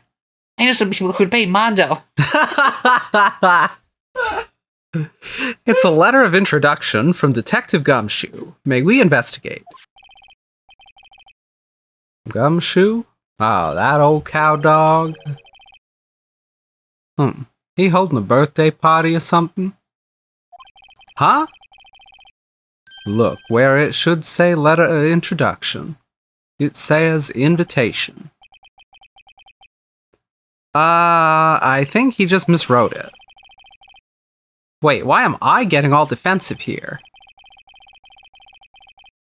No worries, this proves it's from Detective Gumshoe, better than a blood test. Guess I'd better let you in then. Thank you, Officer Marshall. Oh, that's right, he's a patrolman, not a detective. Which reminds me. Hey, wait a second. Isn't a crime scene supposed to be handled by a detective or higher? Well, folks, the clues are calling. Welcome to our gold strike. Be like the settler. Strike out for lands unknown. Well, I mean, there were people already living there, so... Manifestiny. Let's have a hootenanny. Is that what we're calling it now? Always have been. No, we're not doing this gag again. Maya told me about that one. Note to self, police investigations are like settling land. Well, Mr. Wright, what do you say? I say I won't be needing this anymore. Whoa, I would totally keep that around. That seems so useful to have. Yeah, it does, but I think it was only good for this area anyway, so... Anyway, let's talk to him. Maybe he'll talk to us more cooperatively now, and we can also go investigate stuff, too. Officer Marshall, could I have a hit off that flask you keep drinking out of? Nope. Could you tell us more about the victim? Good men always die young. Remember that, partner. Could you be a little more specific? Bruce Goodman. He was a detective, right? Well, aren't you a feisty doggy there now? Stop calling me a doggy. It's weird. Like, doggy maybe, but doggy? Detective Goodman was stabbed here at 5:15. The smiling Madonna told me the tale. I think he means the witness, Miss Angel Starr. One stab to the chest. Fucking called it. A fine piece of work. This here's the autopsy report. Death due to loss of blood, and one knife wound, died within an hour and a half of 4 p.m. Was my sister involved with the victim in any way? Funny you should mention that, Bambina. I don't think it's funny. It's pretty funny. Chief Prospector Skye and Detective Goodman. Prosecutor. had nothing in common at all. What? Nothing? Nothing in common? They apparently worked together on a case a few years back. So, there's no motive. Goodman wasn't a particularly gifted detective. That's one reason why he didn't do much work with the chief prospector. But my sister called the victim here on the day of the murder, right? Here, to this parking lot?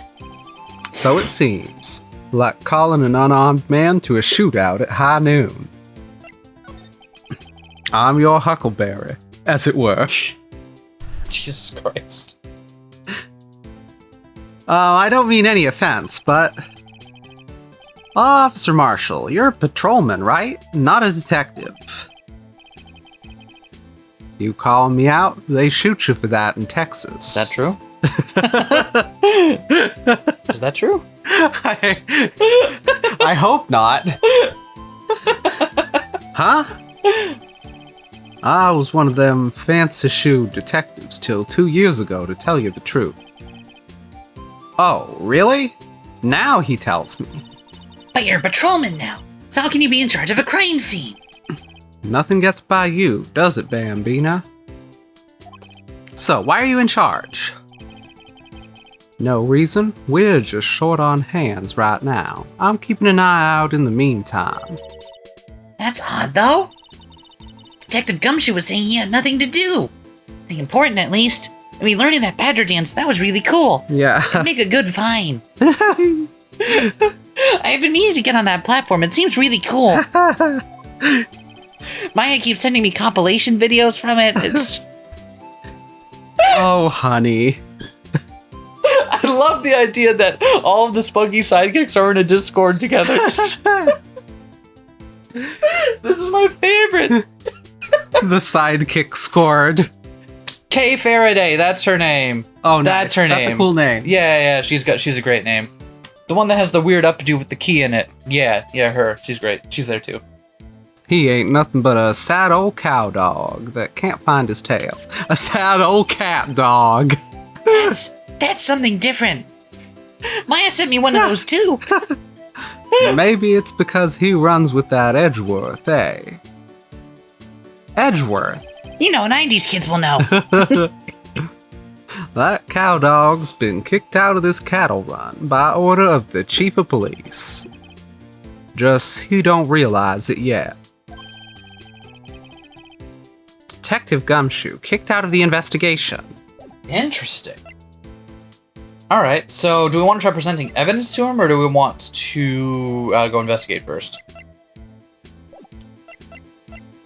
I don't know if I don't know if there's anything we can present to him. Let's show him the K. Ah, toy shield. Suits the boy well. What exactly could you shield with that? A toy knight, maybe? Officer Marshall, don't you have anything good to say about Mr. Edgeworth? You don't like him, right? We get the point. You know, when I was a detective, I got one of these. Let me guess, did it have a K for King of Detectives on it? Hey, they could use the same shield over and over. Note to self, the prosecutor's office in criminal affairs are surprisingly cheap.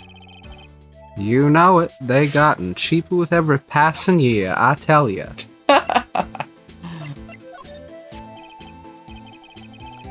What's that? Some sort of police passport? This is Detective Goodman's ID card. Strangely enough, we found it a good distance away from the crime scene. Good distance in this rat hole? If you want distance, get yourself to Texas. Texas? This is a tiny little crime scene in a tiny little town with tiny little evidence. It's LA! It's anything but tiny. By definition. What difference does a few yards make, compadre? Note to self, if you encounter suspicious evidence, think of Texas. There's no better way to study than to hang out with the pros. All right, compadre, count to 3. Huh? You gotta do that if you're gonna draw evidence on someone. That's what we do in Texas. Remind me to never visit Texas. Anything to say about the stub? 5:12 p.m. The prospector's bright red steed came in at a trot, real slow like. A trot? My Madonna tells me the crime occurred 3 minutes later. So it seems the chief prospector was lying in wait. Maybe wait for her prince to ride in on his bright red horse. So what you mean is, the killer intended to use Edgeworth's car all along. Interesting. Alright, no. Alright, that's fine. That's all you got. Bruce Goodman. Okay. February 21, between 4 and 5:30, cause of death, loss of blood from chest wound. Wound was caused by a 4.5-inch knife, single stab wound was found. That's interesting. Between 4 and 5:30. So we know it probably wasn't a ton later than 5:15, but it could well have been earlier. It could have been earlier. It could well have been that he was killed elsewhere and taken here, and that the wallet fell out of his pocket on the way. That could be the case. That does leave open to that. Yeah, that's a possibility. Because we only have the Starr witness's word on it for the timing. And, you know, the ticket from when the car got there. We know it. And the testimony of the person who stabbed him. And the testimony of the person who saw. There's a lot. As for the specific time of the murder... I'm not trying to dissuade you. I'm just saying we got a lot to... Oh, we haven't looked at that A yet. We haven't looked at anything over here yet. Let's do it. A block. It's an A. I found a block. Sick. This area is reserved for prosecutors. Defense attorneys are relegated to B block. Look at the parking. Like, look at how that works. They all slide up and then their cars slide up into the wall. The seal. That's got to be the least efficient way of doing a parking lot ever. Though that exists though. I swear. I think it does. Is it? Is that a thing? Oh, I have to... Imagine the people whose cars are in there right now and can't get out because the car that's currently in the place that can leave is the crime scene. Everyone's stuck. They have to fucking Uber home because they can't get out of the... I dream of the day when... Well, I mean, could you imagine trying to drive here in LA anyway? I dream of the day when I'll be able to park my car here. I'll go over to B block to buy my hamburgers from you, Mr. Wright. I'm not planning on giving up my job that soon. How come everyone shits on Mr. Wright? It's so mean. Alright, so we got a bunch of stuff we can look at here. Let's take a look at this big old fence first. B block is through there. That's where visitors park. I was gonna cover for you. I can see the Lunchland car over there, far in the distance.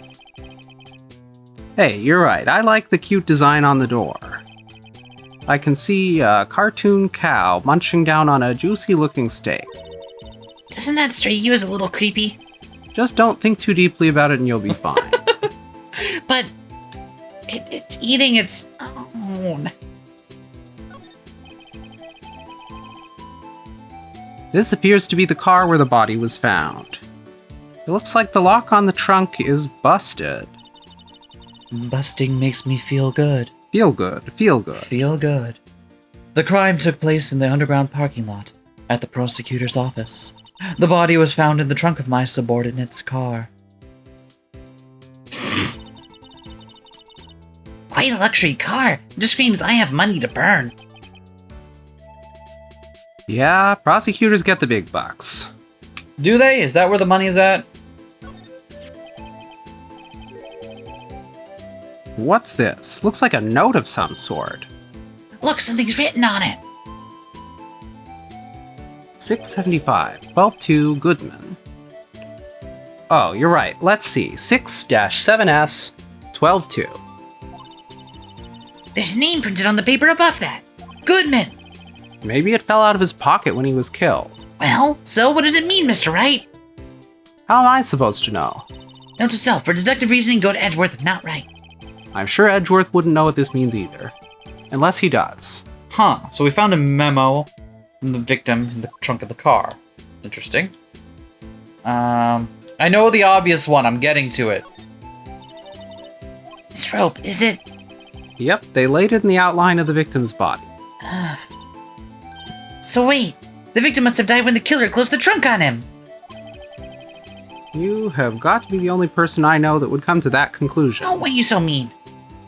This is why Maya left, you know. Is that the victim's Walkman? The victim's Sony Walkman. Oh, this looks like a cell phone. Oh, I used to call you on one of those. Scientific analysis would suggest this belonged to the victim. I can't think of anyone else it could belong to. What's so scientific about that? We check it out? Let's check it out. Right, let's check it out. Oh, this is gonna take a while. I'm doing this for you. Don't worry, I got this one. All right, let's take a look around. Strap, huh? Man, what a boring strap. What's wrong with it? Everyone has different tastes, you know. Here, check out mine. It's a pink princess strap. Those are hard to come by, you know. I see this series is as popular as ever with the youths. Maya's been getting me into it. I It's pretty. see. It's pretty cool. Oh, Oh, this phone's still on the redial screen. Redial. Mr. Wright, most phones keep a record of all the calls you've made and received. You don't just press the blue button to display the last number you called. Convenient, isn't it? I'm surprised you didn't know about it. Sorry to disappoint you, but even I know about things like redial. Redial. Oh, I'm sorry. Do you like my emphatic glasses, by the way? Yeah. It's just you never know with people from your generation. Ha ha! You know, millennials. Boomers. Nick is a millennial because he's like mid-20s as of 2016. Yeah. So he was born mid-90s. Wait, what? Yeah. Wait, Yes. if he's 20 in 2016. No, he's 24. So he would have been born in 92-ish. Yeah. Yeah. I think. Don't quote me on his exact age, but like should be somewhere around there. Whatever, let's just check this phone out.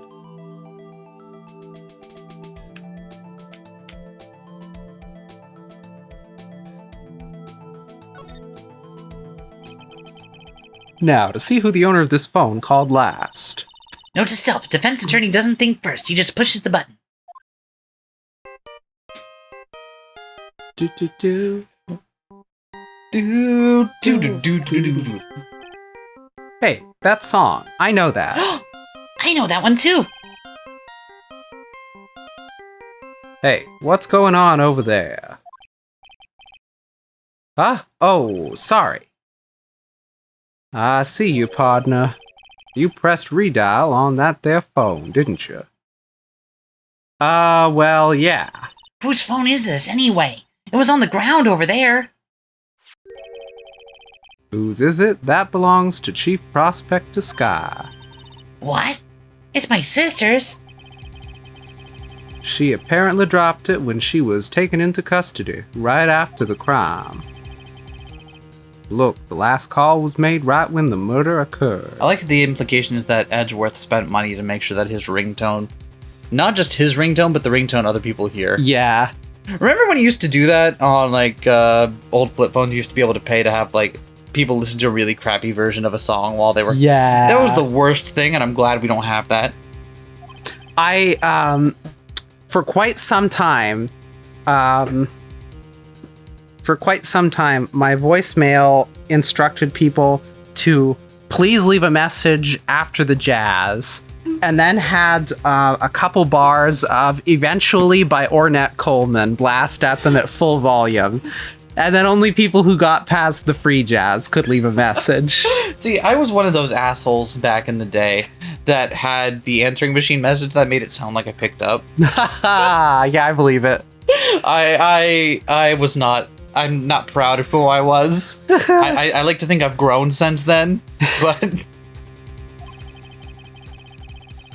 Except she only spoke for a few seconds, according to this. Who did she call? No idea. Sorry, partner. Now, I got a question for you, partner. I heard a phone ring just now, one of those newfangled ring tunes. Oh, that? Oh, I'm sorry, that was my phone. What? Your phone?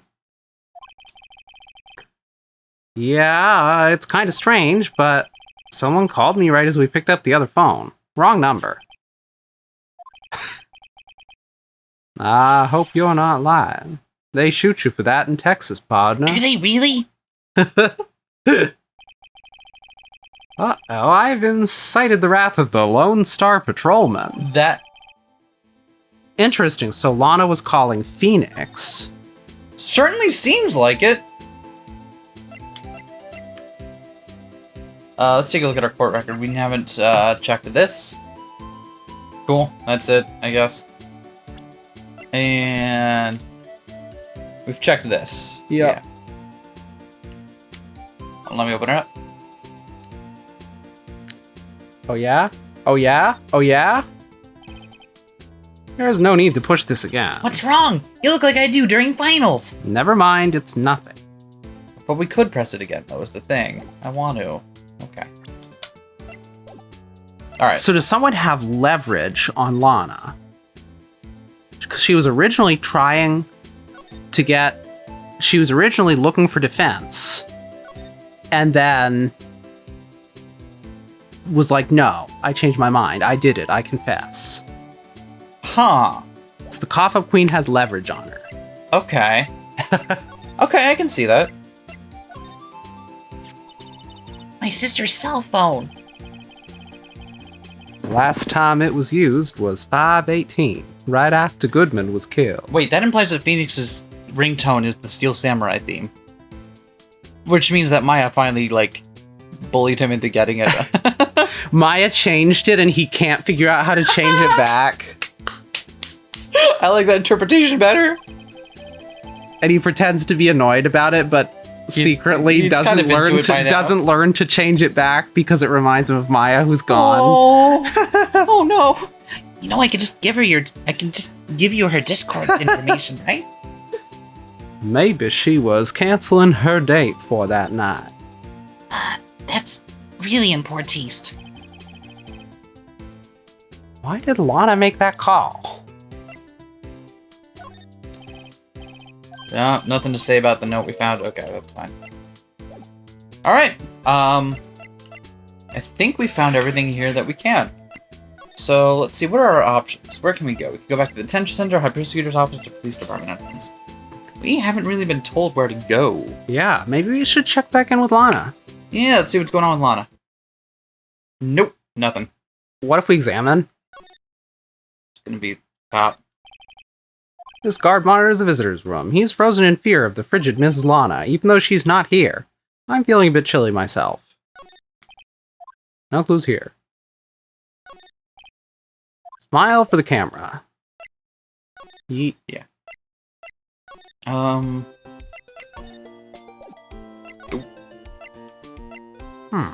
Police department entrance, maybe? Maybe. Can we show him any of the stuff we found? Oh, Yeah. can we show him the phone or the note? Okay. How about the note? Nope. Does Edgy know about the note? I'm thinking that's where we'll want to go next. Yeah, because we kind of ran out of options here. Interesting. Oh, A work desk. It's quite tidy, as one might expect. What a nice desk. Easy to use, easy on the eyes. It's polished so well I can see my own reflection. I'd prefer not to have to look at myself while I work. Are you alright? I'm just working through some things. Oh, we can look at the ladder and chest a set whole again. bunch of things that have new... Let's look at them again. I just wonder if these are going to be rehashes, but like... They will be. Oh, these are all case files? Yeah, this is just a rehash. I think these are just rehashes, but we can...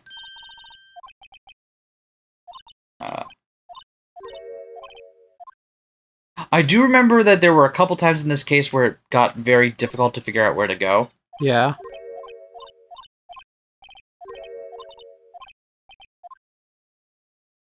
$70 tops. Maybe there's still something we could talk about with Mr. Marshall, is there something new we can talk? There is a new option. Okay, Yeah, okay. Okay. Wow. I made all that work for no reason. So there's no connection between Detective Goodman and my sister? That's correct, but there's a gold mine of evidence against her. And the prospector tomorrow is none other than Edgeworth himself. I get that you're using the word because it's in like an old-timey Wild West thingy. What but word? like, you're only using it because it sounds like prosecutor, but in your analogy, they wouldn't be prospectors, would they? Wouldn't they be like the lawmen? No, we're here to dig for gold. Okay. I'm afraid your sister's fate is decided, Bambina. Many condolences. Officer Marshall, Yeah, Bambina? how can you say that? You and my sister, you were... Is there something between this cop and her sister that I don't know about? I apologize, Bambina. Something must have gotten to me. Maybe it's that dry wind that's blowing through the prospector's office. Dry wind or ill will? Someone's up to something here. But who? The suspicions about Mr. Edgeworth have been flying round for nearly 2 years now. Forged evidence and arranging testimonies, you mean? He was unbeatable because he did whatever it took to win. Unbeatable, that is, until he met you. But rumors are just rumors, aren't they? These are prosecutors we're talking about. Evidence is everything to them. If you follow the rumors about Edgeworth to their source, you find one person. But they're off limits. Untouchable, you might say. One person? Who? Hate to say this, but it's your sister, Bambina. Chief Prospector Lana Skye. What? My sister? Edgeworth couldn't rustle all those cattle by himself. So now he's a cattle rustler? Some people load their guns with bullets, some people load them with deals. What, you're saying Edgeworth was making deals to win trials? Where there's gunshots, there's bound to be bullets. Unless there were blanks being fired or something. I don't know, this analogy is a bit sketchy. I mean... It's hard to keep whipping these out all day. I appreciate the dedication to the bit. Yeah, thank you. That's what the old timers say. There's a big old secret hidden around here somewhere. Everyone knows it. Is that why Detective Gumshoe was taken off the case? Did they target him because he was closest to Edgeworth? So, well, how are we doing, Mr. Wright? I guess we've got some clues. We have an autopsy report, a note from the victim, and a cell phone. So you think we'll be okay?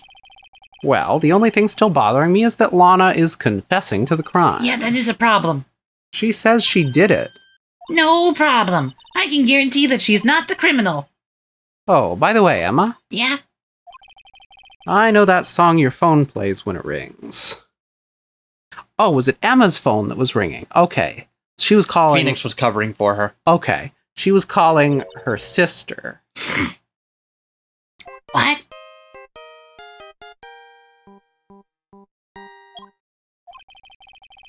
It's the Steel Samurai theme song, isn't it? Sorry, yeah, Maya didn't sneak it onto Nick's phone. Okay.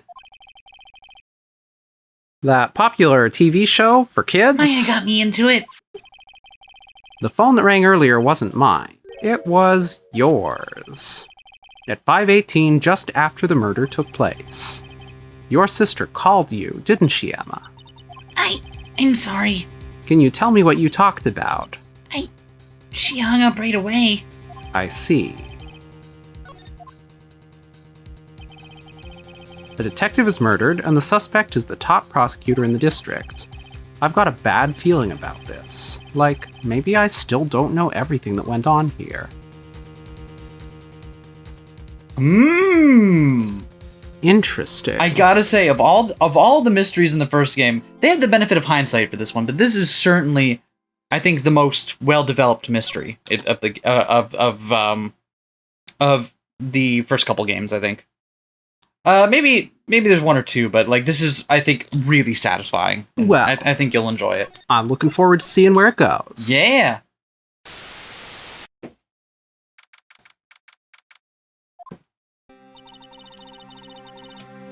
How did the investigation go yesterday, Mr. Wright? Frankly, there are still a lot of gray areas. Oh, this is funny. Maya sent me a picture of her underneath a waterfall. Yeah, she's been there for several months. Really? She's not moving. Is she all right? She won't come out until she's upgraded to a spirit extra large, I think. Oh, wow, that's so cool. Yeah. Or rather, the whole thing is one big gray area. Don't worry about me, no matter what the outcome. I am ready to accept my fate. I believe in you, sis.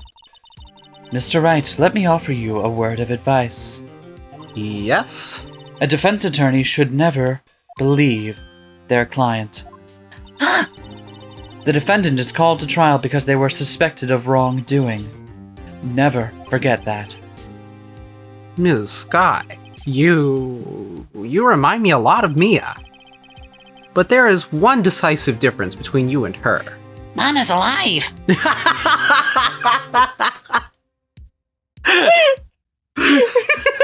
There are two decisive differences between you and her. Well, for a little bit anyway. And that is... You're not a defense attorney. I believe it's almost time for the trial. Good luck, Mr. Wright. Thanks, I'll need it.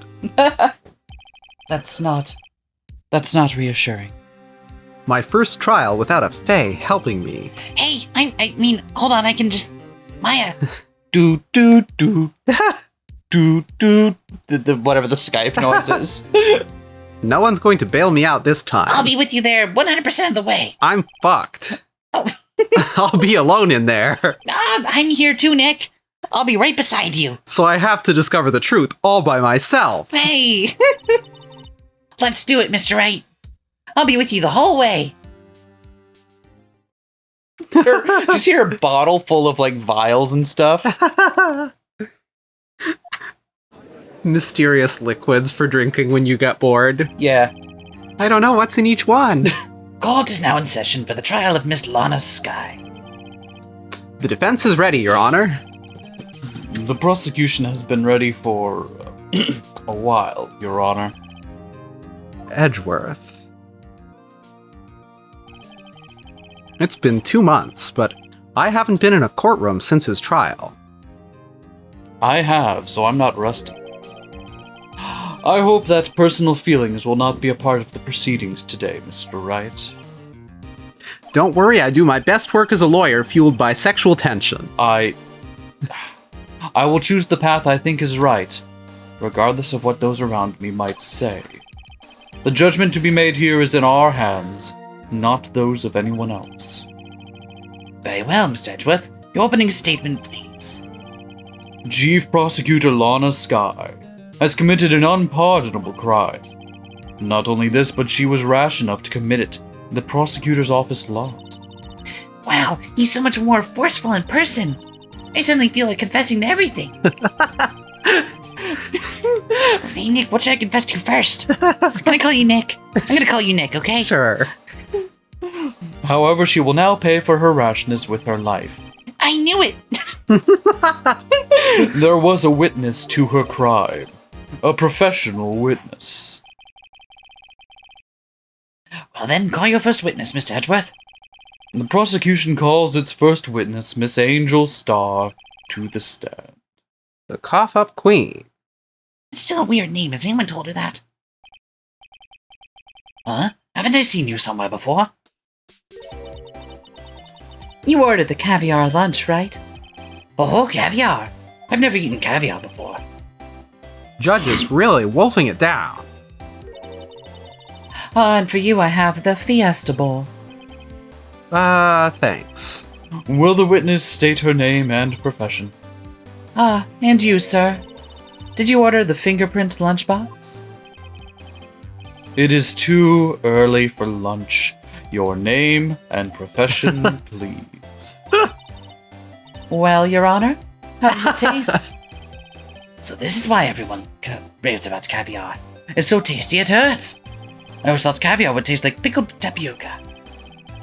What the heck does pickled tapioca taste like? It tastes well, you don't want to know. Name, profession, now. No more music. No more cute character whatevers. I just name. Me? The name is Angel Starr. Don't go forgetting it. I find myself running Lunchland these days. Is that what you wanted me to say, Mr. Edgeworth? Yes. Very well, witness. You may return your music now. Please describe the incident to us. The prosecution will wait. I'm not finished eating. Hurry it up! I've been done for like 5 minutes. Very well, Mr. Edgeworth. As you know, we usually call in the police to provide a description of the crime. Your Honor, as Mr. Edgeworth has said to the court, I am a professional. What exactly does that mean? Until 2 years ago, Miss Angel Starr was a special investigator with the police. Interesting. So I figured it was a life of crime, but it wasn't. She was a first-rate homicide detective. What? Miss Starr was a detective? Oh! I know who you are. Cough up? Cough up Queen Angel Starr, Your Honor. Long time no see. Very well. You may continue with the description, Miss Starr. Just who is this lady? And if I might have the court's attention over here. All eyes on me, please. Allow me to show you what was happening. The parking lot at the prosecutor's office is divided into 2 blocks. Block A is for the prosecutor's office personnel. B block is for visitors and clients. A chain divider separates the 2 blocks. I suppose that's to keep visitors from taking up prosecutor's spaces, yes? The crime took place by the car in the back of A block, in the car's trunk. The killer stabbed the victim with this knife, went to drive the body out. Unfortunately for her, there was a witness, and an arrest was made on the spot. And who was this valiant witness? Why, it was me, Your Honor. Ooh, so we get the floor plans now.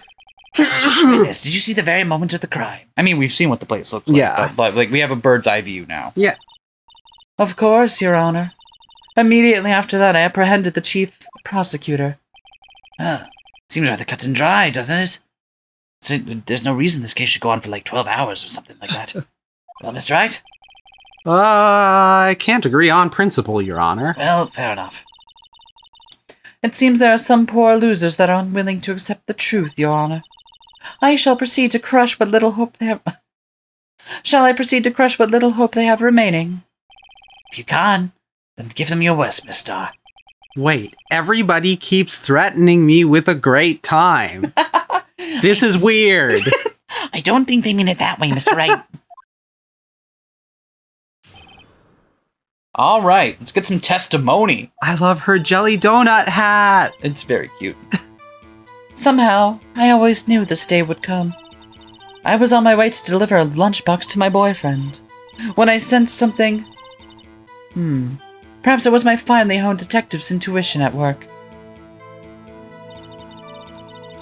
Through the wire fence, I saw the chief prosecutor standing next to a garish car. The chief prosecutor was holding a knife in her right hand. Then she thrust the pointy tip of the knife into Detective Goodman's chest. Bringing a lunchbox to your boyfriend? How touching. As you can see, there is no room for doubt. The key point of your testimony seems to be nothing other than the point of the knife which you saw being stabbed into Detective Goodman. So, how does it feel to be utterly crushed? I'm still thinking about that. Not now, Mr. Wright. It's merely a flesh wound, Mr. Wright. Again, the kids will love these references. I didn't know they still liked that one these days. I feel hip. Very well, Mr. Wright, you may cross-examine the witness. Do they do the fish slapping dance anymore? I don't think so. Okay, that's unfortunate. Maya sent me a gif of it, though. Okay, good. Hold on. Before we do any of that, we've got some new evidence to examine.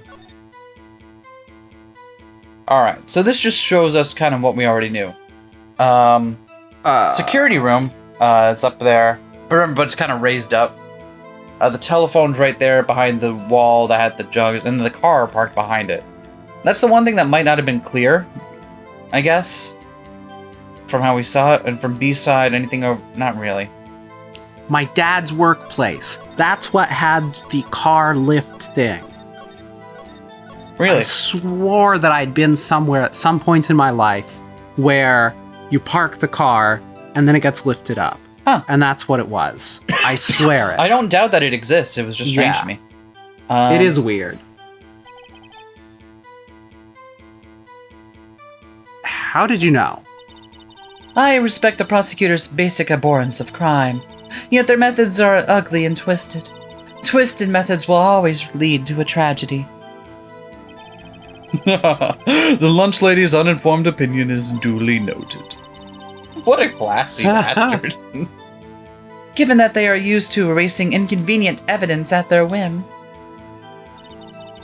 Killing off a detective that knew too much is merely an extension of that. She might be on their side, but she is clearly not on their side. Yeah. Miss Starr, do you have something personal against prosecutors? I felt that I had found my dream job when I became an investigator. And if I had been laid off by those prosecutors over there, I'd still be one. Laid off? She was fired. To me, prosecutors are nothing more than worms. And that said, I am a pro. As you know, my testimony is unbiased.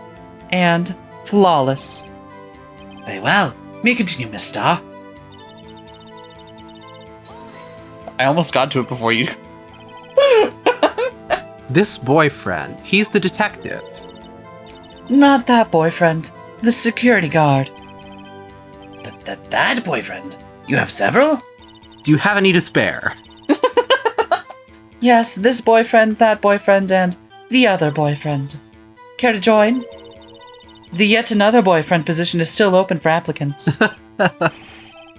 I'll stick with lunchboxes, thank you. Now to self-judge and think before applying.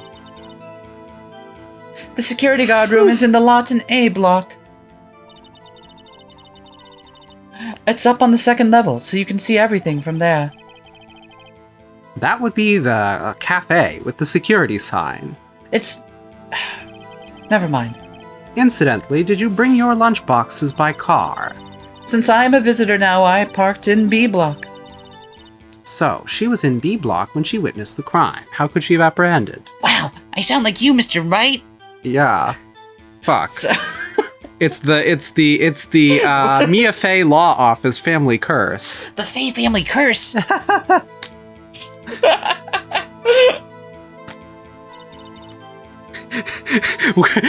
We visited Rokujima that one time, and ever since. None of them would have been alive during that era.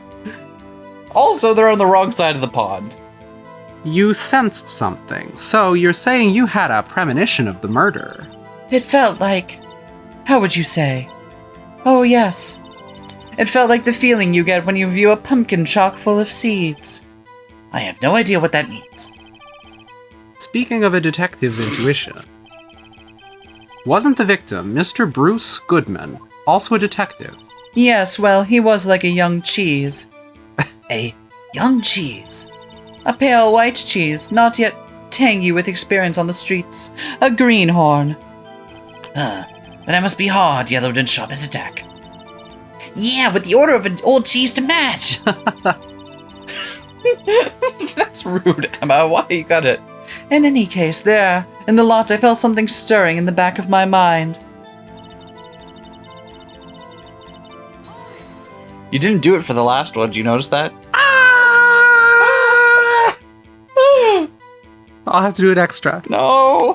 By garish car, you mean? Imagine if that was the arm that I got the vax in. I know, we would have had to delay the episode. Mr. Edgeworth's car, yes. Mr. Edgeworth's. Incidentally, the knife with which the victim was stabbed was also Mr. Edgeworth's. Wasn't it? Indeed it was.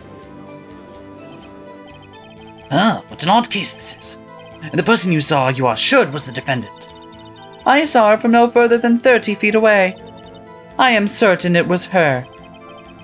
30 feet. If she's telling the truth, we're doomed. Let's just do what we can. Even if we don't have any proof, we can always nitpick. You've got the spirit. Witness. Maya's sending me updates right now. Saying, we don't know what we're doing half the time, so just make it up. How does she get Wi-Fi in the waterfall? I think she might be on cellular. Okay. Witness, in your testimony, you clearly stated I guess she must have a waterproof one. That makes sense. Yeah. Prosecutors are nothing more than worms anyway. Ergo, you are a biased witness. You might want to keep those silly opinions to yourself in the future, Rookie. Huh? Rookie? Unless you're willing to risk the consequences of doubting me. Evil hair flip. That hair flip turned several people gay, I know it. I'll fry you like a fritter, crispy on the outside and chewy on the inside. I see. Do not say it again. I see. That was inspiring. I believe I've heard that tagline somewhere. You could write plagiarism? I may be relegated to the lowly post of lunch lady, but my instincts are honed. Photograph, you took this? Well, shit. So much blood on the jacket. Huh. The moment I witnessed the crime, my reflexes took over, and snap, I took a picture. In fact, one of my lunchboxes is rigged with a camera. I suppose that's more exciting than just hanging it around your neck. Witness, why am I only seeing this photograph just now? You think I show it to you? A prosecutor? Think again. We're gonna have one of these days, aren't we? My boyfriend works in the photography division of criminal affairs. Well, it's most certainly the defendant. Ooh, her hand isn't bandaged yet. That could be her blood on the coat. You're right, her hand was bandaged later. No, she has gloves on. Oh, you're right, gloves so on. it could be... Yeah, because it could be still underneath the glove, but it's not clear. So she could have gotten stabbed in the hand. And then... It's hard to say what happened with the hand. Yeah. This is definitely a picture from the opposite side of the chain, though. What gave it away? The chain links? which She did say she parked in Block B. But she also said that she apprehended her. Yeah. Yeah. Doesn't apprehended imply that she caught and stopped her? It would seem to. I don't know if that's a contradiction. I don't now. know. Let's go on. Let's see what happens. Uh-oh, that is unmistakably Lana Skye. So what was the defendant doing at the time? Alright, so that was... Here we go. Right hand. The right hand's the bandaged hand. Okay. Tell me more about this knife that the suspect was carrying. Well, I'd say the blade was about 4 inches long.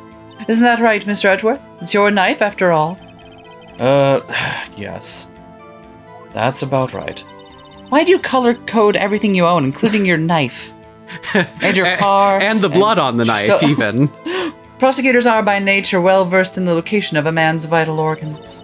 I'm sure it was easier than boiling an egg for my egg salad surprise set. You can't testify as to her ability to kill an egg. I mean, a person. Huh? Oh, perhaps a chicken salad set would have been a better metaphor. A bettaphor, if you will. Oh, yeah, actually, that is better. Oh, that's really good. So the defendant was holding a knife. What then? Alright. Ow, that was just... Ow. Wait, did I... No, but... Tell the court why you didn't try to stop this crime. You did see her raise the knife to strike, no? The defense has a point. Unfortunately, by the time I realized what was going on, it was already too late. Too late. Yes, the next moment, the chief prosecutor brought down the murder weapon. I see. It's only a flesh wound, Mr. Wright. We can make it. You said that before. Anything else? Scientifically speaking, Miss Starr's testimony is flawless. Sounds pretty fatal to me.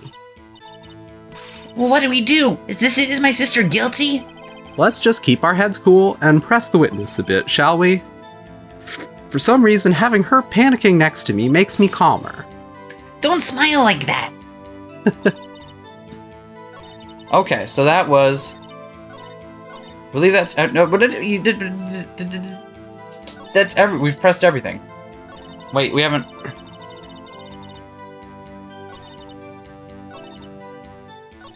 I believe we've pressed everything at this point. Including that she was holding a knife in her right hand? Did we press that one? The one just before that? Did we do that? We did. Yes. Okay. So do we have to present something then? Do you want to look over what evidence we have? Yeah, let's take a look. Got Goodman's ID card. King and Prosecutor's Trophy. We got our badge, of course. The Edgeworth knife. No prints. That tracks. Yeah, because she had gloves on in the picture. Parking stuff. Yep. Blue Badger panel. Why would the guy be in the trunk already if the car had just got there 3 minutes ago? What do you mean in the trunk already? He was killed in the trunk. Yeah. She called him down to the parking lot. Yeah. And then presumably had an altercation of some kind. And we got the memo. I don't know. It's not a bad thought. Hold on to it. Hold on. It's not a bad thought. It seems he was in the trunk, though. Right? That's where he died. Yes. Yeah. Let's check out the photo.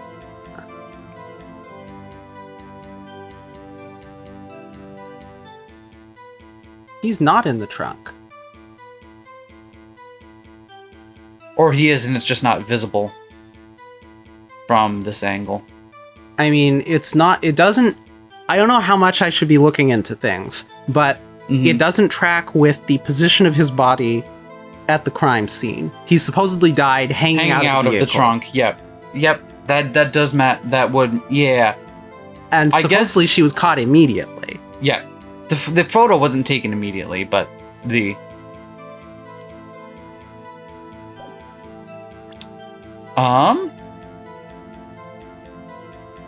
Okay.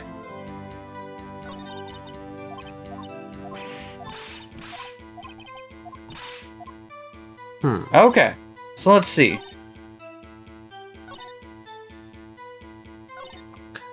Through the wire, so she standing next to a garage car. Chief prosecutor was holding a knife in her right. He thrust the pointed tip. Let's look at the knife again. The knife? Yeah. Okay. No prints, it says. Let's look at the autopsy. The updated autopsy report. Mm-hmm. Death due to loss of blood. Single stab wound. It's caused by a 4.5-inch knife. Oh, that's interesting. I wonder if that seems very specific. I genuinely don't remember how. I know the broad strokes of how this case works, but I don't know the moment-to-moment stuff. So, can we present that, or will it fuck us? let me just drop a save. Thank you. Oh, Because it was the one to that was where she said it was 4 inches. This one right here? Yeah.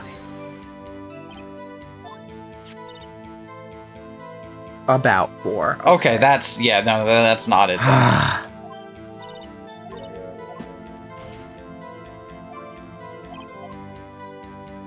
Okay.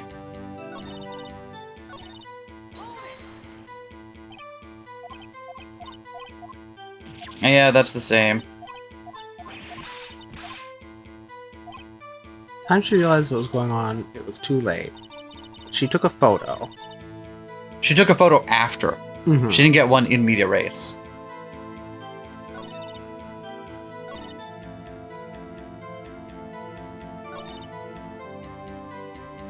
Can we check on the one right before that? This one right here? Yeah. Garish car, you mean Mr. Edgeworth's car. Yep. We're not getting anything new here. No further than 30 feet away. Can we look at the floor plan? Yeah.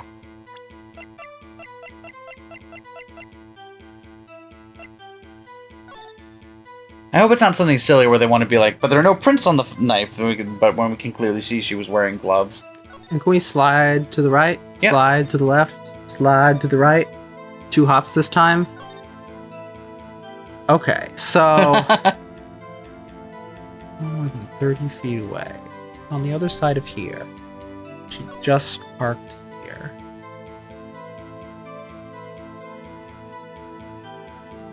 Walk me through your thinking here. Oh, I don't have any thinking. I'm just flailing, trying to figure what it is that we need to be recognizing. Can we take another look at the photo? Yeah, we can. Because we did just get a lot of new information. Okay, so the photo does... It is from that angle. We do have the wall in the background. We don't have the second water barrel. The one that was tipped over. That's true, yep. That doesn't mean anything now. Okay. So, here's the one thing we can get. Yeah? Said she was holding a knife in her right hand. She's not holding a knife in the photo. Supposedly taken right after. Okay. Can we show that photo then? Present it? Yeah. That's it. And you witnessed this. You saw Ms. Skye stab the victim with the knife. That one's a little touchy because it could have been she left the knife in him but... Yeah, I would whatever. not have got that. Yeah. As I've already said, yes. I swear it on my finest salmon swirl lunch. Ah, I'm sure that is a fine lunch. But isn't that odd? Look at this photograph. I'm not going to do it. This is the photograph you took of the very moment of the crime, is it not? Then why is Ms. Skye not holding a knife? Ah. Miss Edgeworth, your thoughts? Objection. That had to be the weakest objection ever, Edgeworth. I'm not getting paid more for this. Yet it was still stronger than your ever feeble mind, Mr. Wright. What do you mean, Miss Edgeworth? This photograph was not taken the moment before the stabbing. This was taken the moment after the stabbing. And how can you tell that? Blood splatter. Huh? See the dark crimson stains on the chief prosecutor's coat. But it's a black and white photograph. Ah, yes, it's hard to tell, but this could be blood. Well, Mr. Wright, I see no problem here. No problem. Except you. Burn. Mr. Wright, do you just sit there and take this kind of abuse? Yeah. What are we gonna do? What are we gonna do? What are we gonna do? What are we gonna do? What are you gonna do? What are you gonna I do? feel like we have to object. But what's the objection? Wait, that contradicts what the witness said in her testimony. Namely, that she took the picture the moment she witnessed the crime. Ah, well, it seems I was slightly unclear. My apologies. That's it? If you run out of lunch, you order seconds. Problem solved. If you don't like it, try ordering the jumbo-sized lunch from the get-go. Good advice. I'm not sure I understood it, but good advice. I didn't have the time to stop her. Prosecutor Skye was cold, calculating like a robot. She killed without pain or remorse. It was a premeditated murder. I didn't know she meditated. How do you know? Well, she works in the prosecutor's office, and I used to work with people there, and she would sometimes meditate during lunch. This is not important. Do they do yoga as well? I've been looking for a good class. Look at the chief prosecutor's hands in that photograph. Well, are those gloves? Surgical gloves made of thin rubber, most likely. Why would she have those on? If it was not premeditated, she would not be wearing those gloves. Ah. Maybe she's a germaphobe. Fuck if I know. These gloves do seem to tell the tale of premeditation. Premeditated murder. A serious offense. Witness, add this to your testimony. Okay, what else is it just that? That's the new statement we've gotten, yes. Are any of the other previous ones changed? No. Let's go back further, okay. The part about the knife has been just gone entirely. Do you want to press this? Yeah, we gotta. I did it before you were pressing me. What if she was just in the habit of wearing gloves, like driving gloves? The gloves were admitted as evidence when the defendant was arrested. They were rubber gloves of the kind used for autopsies. Oh. In other words, when the chief prosecutor came to the crime scene, she came to do murder. It's the only possible conclusion one can make. Or to do an autopsy. Everything was planned. It was a premeditated crime. Ah. Premeditated. I think it's premeditated. I've been saying premeditated. What? Isn't it? Premeditated. I don't think it is. There's no T in there. Right? I've got... Oh, sorry. Oh, and you're gonna say this again.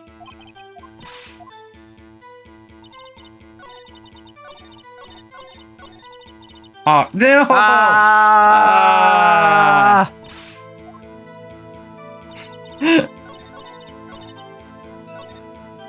Okay. Hunter was playing the rubber gloves. What do we have in evidence? What do we have in evidence? Let's see. Got a badge, Goodman's ID card, King of Prosecutors trophy, Edgeworth's knife, parking stub, the Blue Badger panel, Goodman's autopsy report, Goodman's note, cell phone, parking lot floor plans, and the crime photo. Cell phone's interesting. So, when did she make the call in relation to the photo? If she was caught and arrested immediately. It would have been after, because this is a few minutes afterwards. Mm-hmm. Whereas the photo is said to be of the moments after. Okay. Where's my the rubber gloves prove it? Wait. If it was, how could she know that Edgeworth would get back at that time? That's a great question. If it's a premeditated murder, then Miles' car was only there 3 minutes before the murder happened. Yeah, let's present that.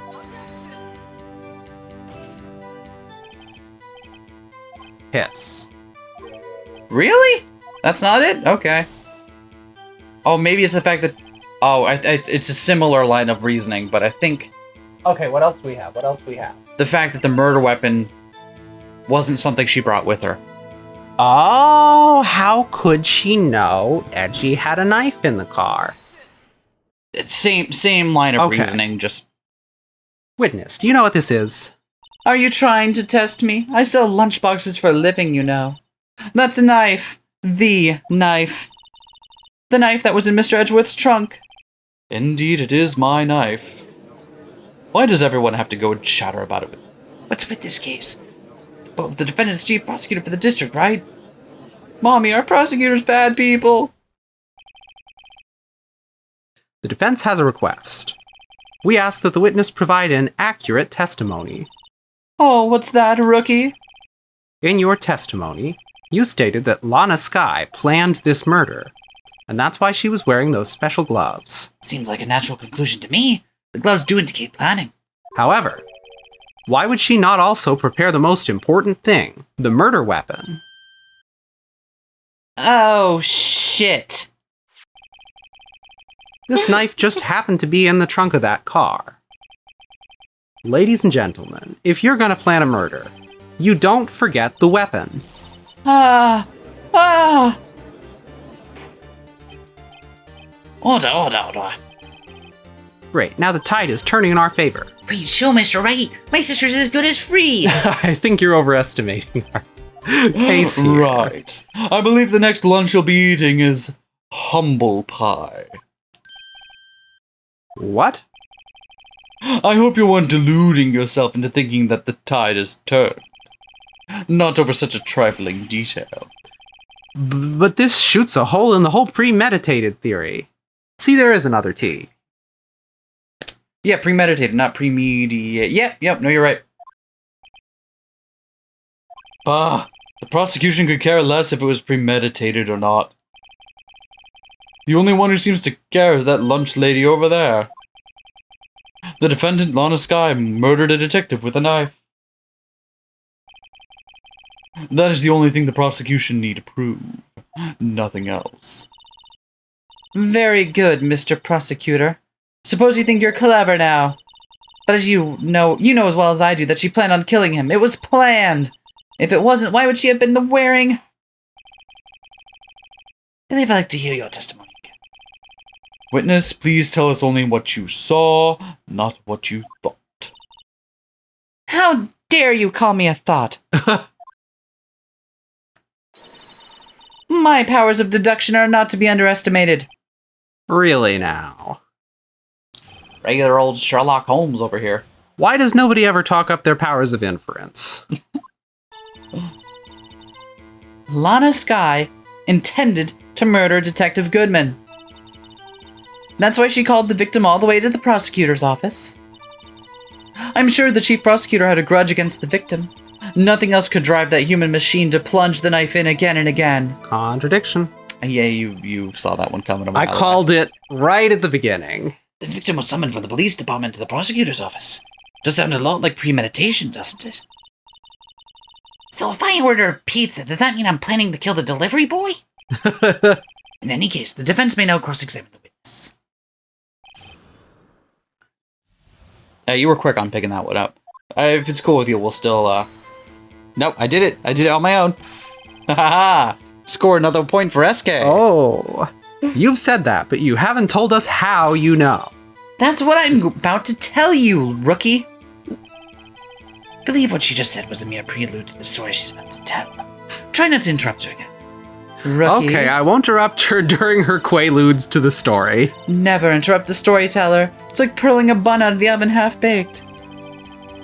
Something's half-baked here, all right, and it's you. No, that's me.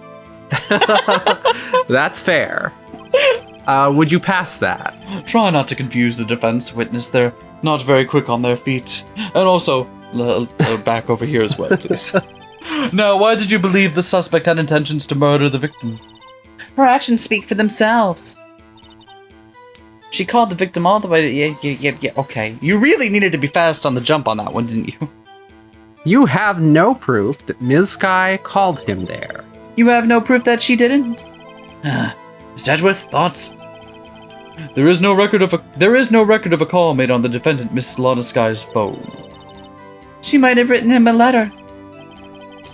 Come on, you could have tried public phone first, at least. In any case, the victim came to the prosecutor's office where he was murdered. I'm sure he had a reason to be there. Witness? Why do you think it was the suspect who summoned the victim that day? I won. You're getting sloppy here. Help. What kind of grudge? You've got to realize that this physical humor is never going to come across in the recording, right? And yet, it delights me, and that's what matters. Okay. Well, I wouldn't know that. Of course you don't. That's because she didn't have a grudge. Rookie. I have a lunchbox here. Now, what's inside? How am I supposed to know? See? We agree that there's a lunchbox here, but we don't know what's inside. A person's life is like a lunchbox with pretzels. Don't you agree? I get it. That's why my lunch was so salty. This judge isn't very good with metaphors. The suspect had a grudge against Detective Goodman. Will you tell us your basis for thinking this? It's simple.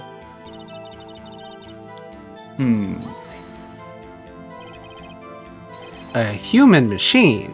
That's a contradiction. Not if you've played a game by Yoko Taro.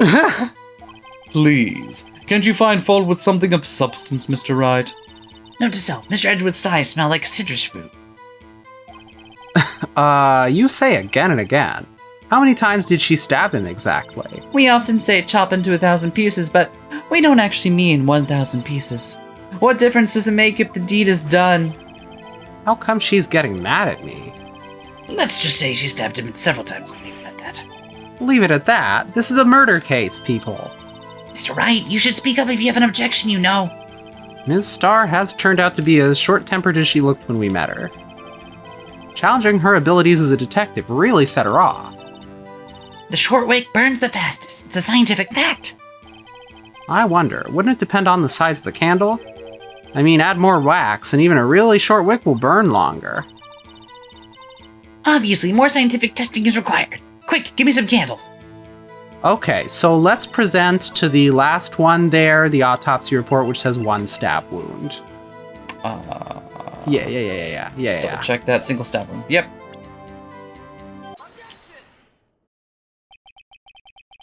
You say she stabbed him again and again, but you couldn't have witnessed that. Are you testing me? Then I'll test you. With my moss surprise. Ha ha! Think about how many distinct ones she's shown, and then that applies to how many she's carrying around at once. Half of them just for gags? Yep. That's awesome. I'm afraid the moss is growing under our feet as we wait, Miss Starr.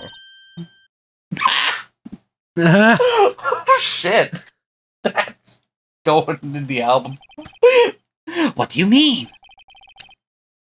I shouldn't have to explain this, but take a look. The autopsy report states that the death was due to a loss of blood from 1 stab wound. You're right. Good show, Mr. Edgeworth. What a hunk! He's my hero, really. What about my objection? No one noticed? Well, witness. Haha! You've got the crime scene set, right? Thanks. I always believed that no one could ever mistake ketchup for blood. But now I realize that such mistakes are possible. So, you're saying you mistook something for blood? When she lifted her knife, I thought I saw blood at her breast. Spattered blood from her victim. That's why I thought she must have stabbed him at least twice.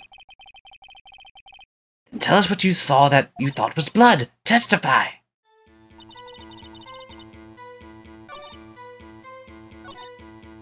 Her red muffler looked like blood to me.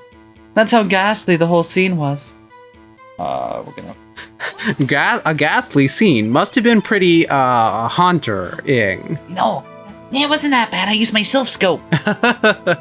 Her red muffler. Yes, like a scarf. The chief prosecutor always wears one around her neck. So she can be easily hanged at a moment's notice, I suppose. She's right. Ms. Skye was wearing a red scarf, wasn't she? But wait, isn't it odd that you mistook that for splattered blood? Oh. Well, people often mistake my beard for a bib. A judge with a bib. That's why this place feels so much like kindergarten sometimes. Actually, I do think I saw some traces of blood on her chest. However, the autopsy report is clear on this matter. There was only 1 knife wound. Apparently, Miss Starr isn't entirely sure of her own testimony. Mr. Wright, this is our chance. Chance for what, I wonder? Ms. Starr has turned out to be etc., etc., etc.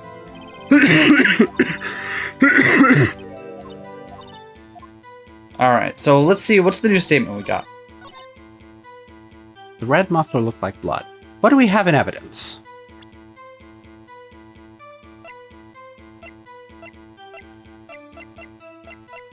What's that? What's the photo? So the photo does show blood and no muffler. Let's present that. No, she's not wearing the muffler in the photo.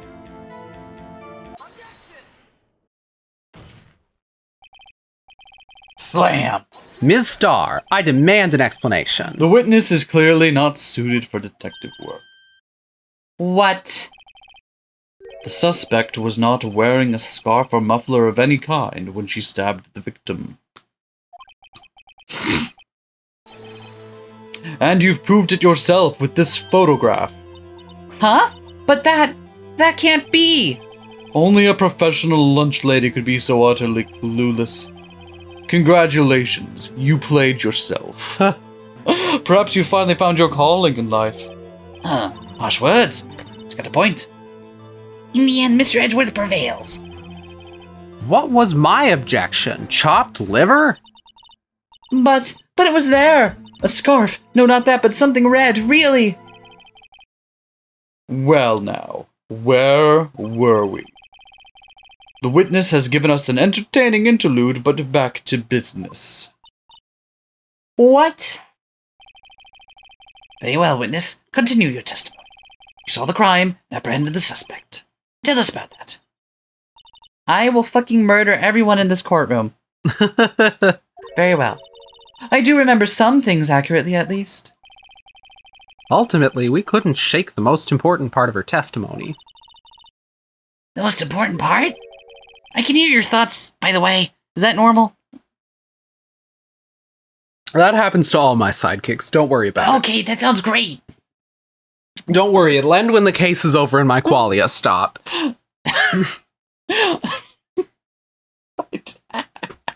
The part where your sister stabs the victim. This next testimony might just be the moment of truth.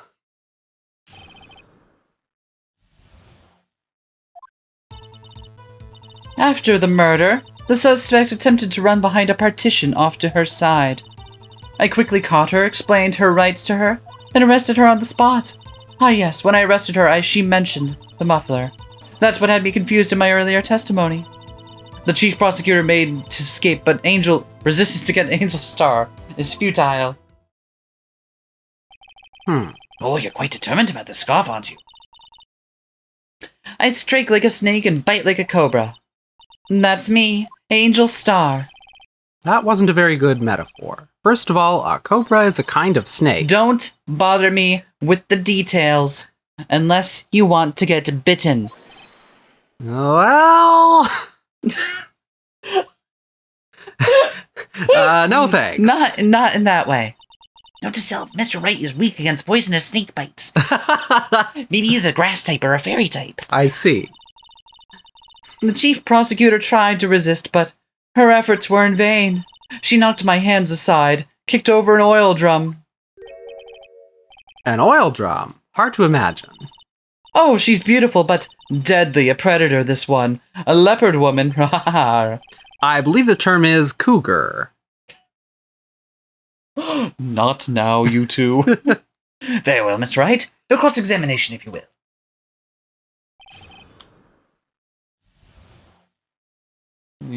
I haven't pressed it yet. You can't press until I press. I'm ready to strike. Now I will start. So where is this partition on the floor plans? I'm sure she means this wall next to the car. That's right. There was a wall there, about 6 feet high. So there, I see two contradictions already. One is the water barrel, Okay. which is not there in the photo to kick over. The one that is upright is still upright now. There's a second one that was knocked over that's not there in the photo. The other thing being, she does say that she apprehended her, even though she was on the opposite side of the fence. Okay. So there are two. Yeah, there you go. She was obviously trying to hide herself. Quite a natural thing for a criminal to do. And what did you do then? Ha ha ha! Nope, it doesn't count. You say quickly, were you close to the suspect? As I just said, I was only 30 feet away from her the whole time. Maybe I should press her for more details. I'd like to see this on the floor plans, just to be safe. Oh no, did I press you too hard? What? Did I press you too hard? No, I'm good. Oh, I thought you were doing a move like your arm hurt. No. Okay. So, the Lunchland car was... She was a visitor, thus she was parked in B block. So you witnessed the murder from here. That would make about 30 feet from the car, yes? That's 30 feet? 30 feet is 2 parking spaces? Really?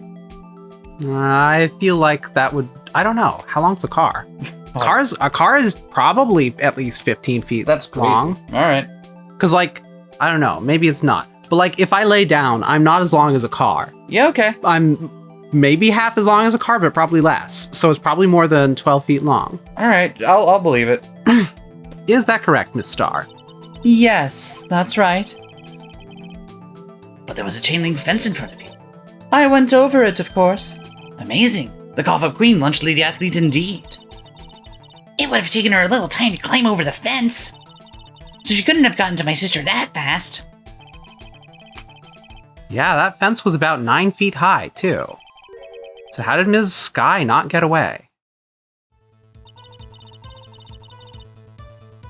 Okay, so let's see. She mentioned the muffler. What exactly did she say? If I remembered exactly, I would have told you in my testimony. Cheeky. Anyway, all I heard her say was the word muffler. Just the one word. So what you heard wasn't the suspect talking to you, but to someone else? Yes, the chief prosecutor was talking on her phone. Her phone? She can't mean. By phone, do you mean this cell phone discovered at the crime scene? Yes, ultimately. Ultimately? My memory is like a salmon, heading upstream, you see. No, the court doesn't see, Miss Starr. The chief prosecutor first attempted to use the phone hanging on the wall. On the wall? That's right. Near the car. There was an emergency phone on the wall. Apparently, it was out of order. And so she used her cell phone. Indeed, the emergency phone was out of order that day. Huh? Well, good witnessing, witness. Good witnessing? Whatever happened to good testifying? You should of course add this to your testimony. The things I do to please the rookie defense attorney. Call to Emma. That's interesting. Okay, so mention the muffler. So this is our new statement. Can we press this one after we press the other ones that were... Yes. Because that's the new statement that was added. Okay, and this is the last of the original statements we haven't pressed. She made to escape. Can you be more specific? She brushed aside my hand and ran. It was a terrible sight to see, like a dollop of lard on a pate of foie gras. Huh? She even kicked over an oil drum at me. An oil drum? There was an oil drum lying on its side at the scene of the crime. But it's strange. Huh? What's that?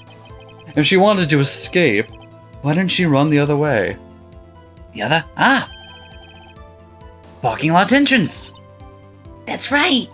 It doesn't make any sense that she would run from behind the partition to the oil drums. Excellent, more mysteries. I wish we could solve a few before finding more, though. So Ms. Skye tried to run. I'm sorry my sister is suspicious, Mr. Wright. Not as She's far- pretty sus. Yeah, that... You want to see this cool meme Maya sent me? Yes, It's just I the do. word amogus. Oh, that is pretty cool. Not as sorry as I am. But she is wearing red. That means she's sus. When the imposter cuter is sus. Prosecutor. But she didn't do it. You have to believe me. Okay, so now the new statement we got was this one. Okay. Do you think you could restate your testimony for the court? Aha, I was going to. That's the same thing. I'll only say this one more time, so listen close, rookies. The chief prosecutor stabbed the victim, ran behind the partition. She then picked up the emergency phone on the wall, but it was out of order. So she pulled out her own cell phone from her pocket. Look at her just hop that fence like a pro. And during that time, you climbed over the chain link fence. And then when I boldly grabbed her arm, the chief prosecutor hung up her phone. And you saw her doing this? Huh? What is it, Mr. Wright?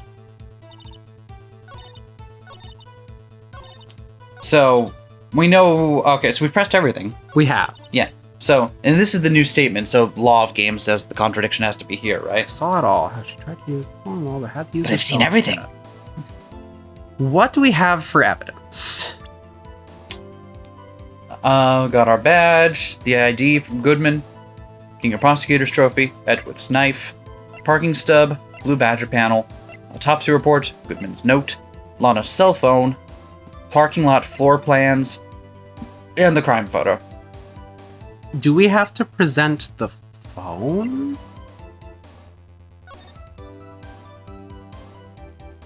What are you trying to prove? I'm not sure, but we know, and she doesn't, that the call was made to Emma. So, whether or not she said muffler is something that could be verified by Emma, who is here. That's kind of the line of reasoning I'm thinking. Okay. What would that prove? What contradiction would that? IDK, we're just nitpicking until we find something. Okay. So, all right. I do know what the solution for this one is. There's a very obvious contradiction in her testimony. Very obvious. Okay,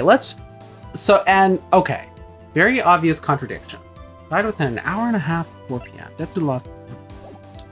So, do you want me to go through this part again? Yeah, can we look through the whole testimony here in order? Yes, we can. Okay. So, yes, after the murder, suspect attempted to run behind a partition. Off to her side. I quickly caught her, explained her rights to her, and arrested her on the spot.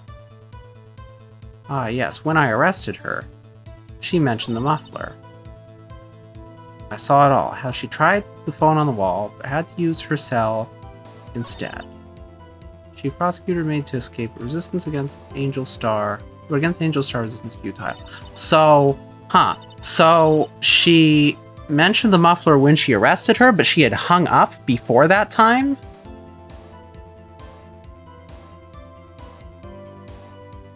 Saw it all. How could she have seen behind the partition? How could she have seen behind the partition? That's what it is. So it's the floor plans. That's why Phoenix gave that big grin at the end of her testimony there. Because he was like, yeah. Ms. Starr, I have to conclude that you have a personal grudge against Ms. Lana Skye. Objection. The witness is a former detective. Her testimony is unmarred by personal bias. Well, who would have thought you would be my knight in shining armor, prosecutor? You who, together with the chief prosecutor, kicked me out 2 years ago. This is awkward. That makes a lot more sense. You're angel. Oh, you're that angel. Oh, this is awkward. Well, Ms. Starr, this is a fatal contradiction with your testimony. How do you explain this? I don't know what you're talking about. Mess with me and I'll make you cough it all up. Let's look at the floor plans. You said you witnessed the crime from this point. However, if that's true, you couldn't possibly have seen Ms. Skye making that phone call. Huh? I believe you see what I'm getting at. That emergency phone was on the back side of this partition. If indeed you were in B block, you couldn't have seen it. Oh wow, is that the pursuit theme coming on? It sure is. Oh, that's so cool. I always bring it on my Walkman. Order! What is the meaning of this? It's simple, Your Honor. She's not coughing up lunch. She's coughing up lies. Oh, got him. Got him.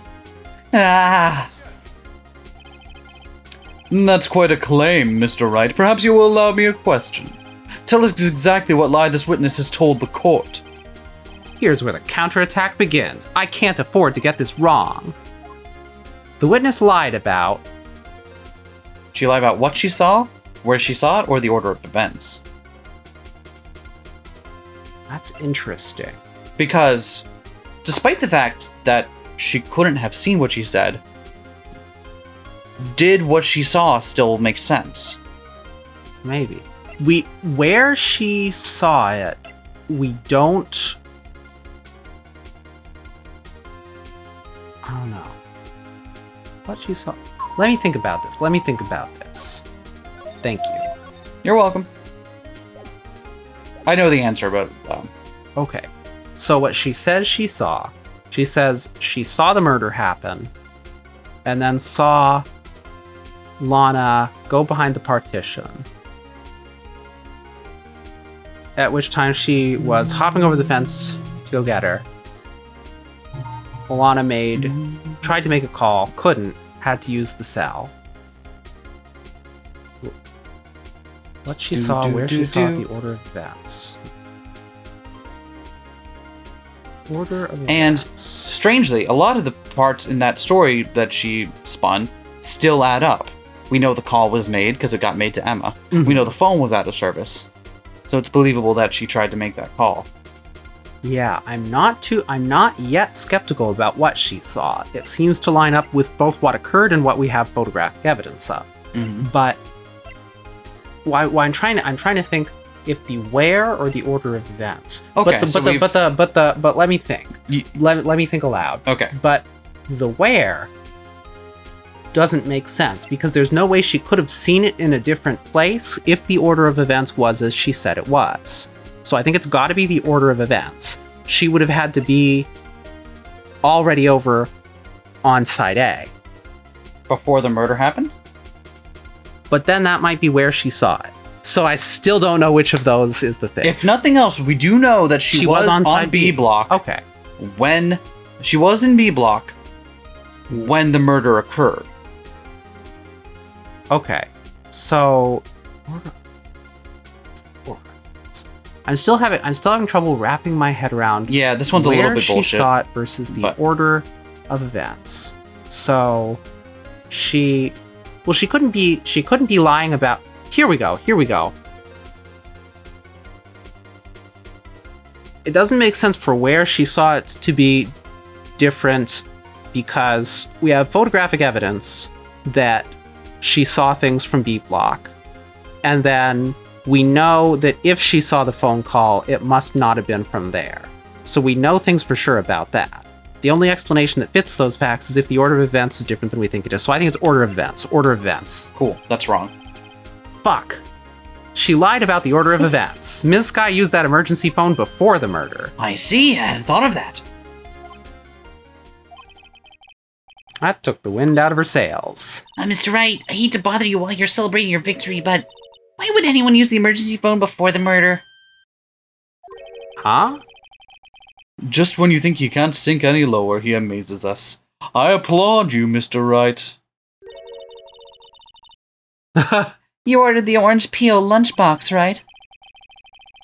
I guess that teaches me to not to get excited before the evidence. Huh.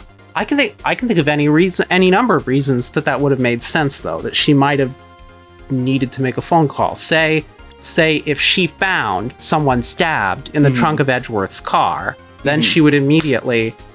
I think the line of reasoning they wanted you to latch onto was her testimony about what happens after is still accurate and is still very clear on what happened. But she would have had to be on side A. She would have had to have, at some point before, when she saw that, she would have had to have moved. Which I literally said, but then talked myself in circles around for 5 fucking minutes. You did, and I'm like, oh, you're gonna get it. To be fair, this one fucked me up too, because it's a little bit unclear what they want you to get. I see it in your eyes. You haven't learned your lesson, have you? Tell us exactly what lie this witness has told the court. Okay, so it's where she saw it. Ms. Skye tried to use the emergency phone, but it was out of order. What is significant about this fact? Nothing. Therefore, it would be pointless for Ms. Starr to lie about it. Pointless to lie. I see. But say the witness did actually see Ms. Skye using the emergency phone. It would mean Ms. Starr witnessed the crime from a different location. A different location. Now that's a pointless lie if I've ever heard one. Wait, what if someone else took the photo? We don't know that she was on side B at all. She could have an accomplice. Someone else took the photo while she was on side A. Before you call my lie pointless, at least let me tell it. Let me ask a question to our clever wordsmith, Mr. Wright. Just where was the witness when she saw the crime? All the testimony we've heard until now points in one direction. The place from where Ms. Starr witnessed this crime was here. So it would have had to be on side A, but where? But where? Because she would have had to be somewhere where she could...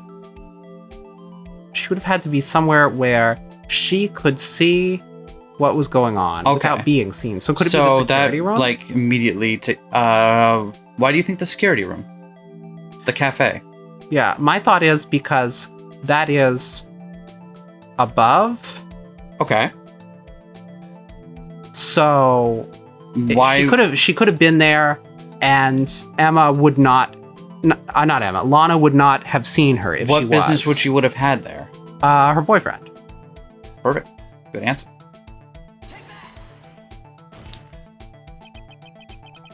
This is the only place where she could have been. The security guard room? That one took me a little while to figure it actually, because I was a little. I'd forgotten the bit about like, oh, she's bringing lunch to her boyfriend in the security room. Like, oh, duh, of course. Indeed, the security room in the underground parking lot is well positioned. It's built on the second floor, so you can see the entire lot. She would have had to be able to see the emergency phone from there. But why there? There are many other places where she could have seen the phone.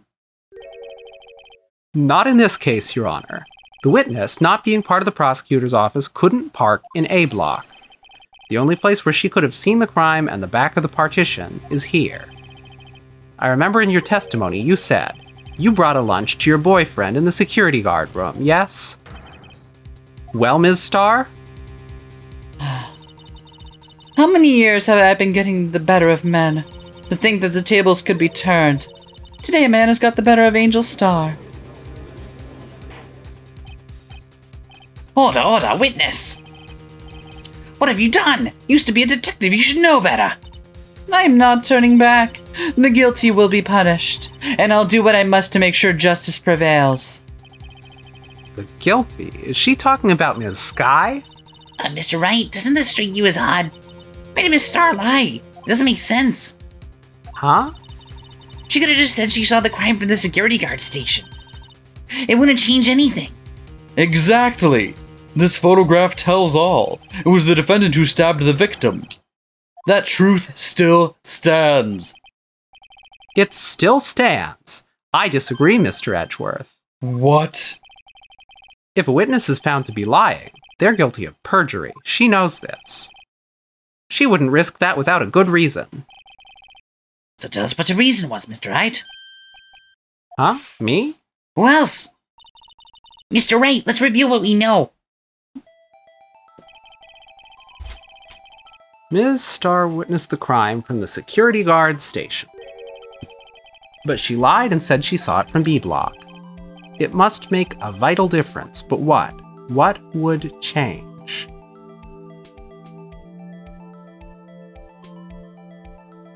Angle of view, for one thing. She wouldn't have been able to take a photo through a chain link fence. That certainly seems like it would be. Because now, if she's also, she hasn't admitted it, but if we've all kind of agreed that she had to be in the security station, yeah, then suddenly that photo we have couldn't be true. What is that actually of? Yeah. Why? The angle at which she saw the crime occur would change. The angle? What do you mean? Well, the security guard station is on the second floor, and, she would have sort of a more 3D view of the crime. And this is important? Why? Piss! Piss! I thought that was it. Mr. Wright, let's review what we know. Oh, wait, no. Maybe it's distance then. It has to be distance. I'm gonna drop another save. Yeah, just in case it's lighting. You for notice some that this fucking one reason. is. You know, this one's actually much more difficult than. What's frustrating is, I like got- that it's more difficult, but some of the difficulty is in piecing out what the game wants you to say for the thing that you've already realized. Yeah. And that bugs me. It's like some of these revelations could have been shown in a better way. Yeah. It changes the distance between her and the scene of the crime. Objection. My condolences, Mr. Wright. But one look at the floor plans and it's quite clear. Distance between the scene of the crime and the guard station is 30 feet. I don't see how that would change what she could see. What she saw is not in question here. What matters is the time it would take her to reach the scene of the crime. Oh? Ms. Starr, you witnessed the crime from the security guard station. Now, how long did it take you to go from there to the scene of the crime where you arrested Ms. Skye? That is a good one, though. I didn't think of that. So I retract my statement about this one. This was legitimately something I missed. Because in her other one, she would have had to go over this fence and do all the shenanigans. In this one, she just runs right down and is there, apparently. Yeah. Well, witness? You. Yes? You ordered the squid wheels, right? The quality of my lunches has gone from low to inedible. I was bringing a PB&J lunch with fresh boysenberry jam to my boyfriend. Ah, boysenberry for the boyfriend. Raspberry for the Raz friend. He wasn't... Blueberry for the blue friend. We're doing this, huh? Okay. Absolutely. He wasn't in the station, so I waited. I witnessed the crime from the glass-walled station. And before I knew what I was doing, I found myself running towards the scene. But the door was locked. I couldn't open it.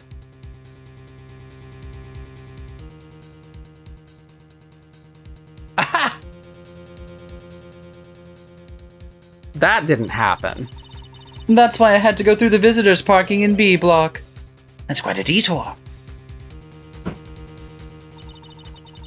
It probably took me at least 5 minutes to get to the scene of the crime. 5 minutes? This changed things considerably. Because now we know what that photo is. But it was that woman over there in the defendant's chair who stabbed him. I know it. I have photographic evidence. I swear it on my finest plastic spork. You have a point, and the spork is a wonderful invention. Would you like another caviar lunch? Absolutely. Uh-oh. Mr. Wright, you have to do something. I don't think my lunches can compare. We've got to raise an objection of some sort. 5 minutes between the witnessing of the murder and the arrest. Think about it. You could make pasta in that amount of time, if you like it al dente. I've got lunchboxes that tie pasta into knots, rookie. A 5-minute blank. Isn't that strange? Strange. If you were a criminal, what would you do with 5 minutes, Your Honor? Well, guess I'd flee the scene. Hey, don't get the wrong idea. I didn't kill anyone. I call my next witness to the stand. But you have the instincts of a killer. You would run. But this time was different. Ms. Skye dawdled at the scene of the crime. She even had her picture taken. No true criminal would act this way. It's inconceivable. Yarg! Well then, seems we've come to the end of this testimony. Witness has a grudge against the defendant and a blank in her testimony. Mr. Edgeworth, is the next witness ready to go? Unfortunately, I appear to have overestimated the witness on account of her professional history. We did it! We screwed that can shut, Mr. Wright! That was too close. I'm afraid that the cough-up queen has been dethroned. And with that, court is adjourned. Hell yeah!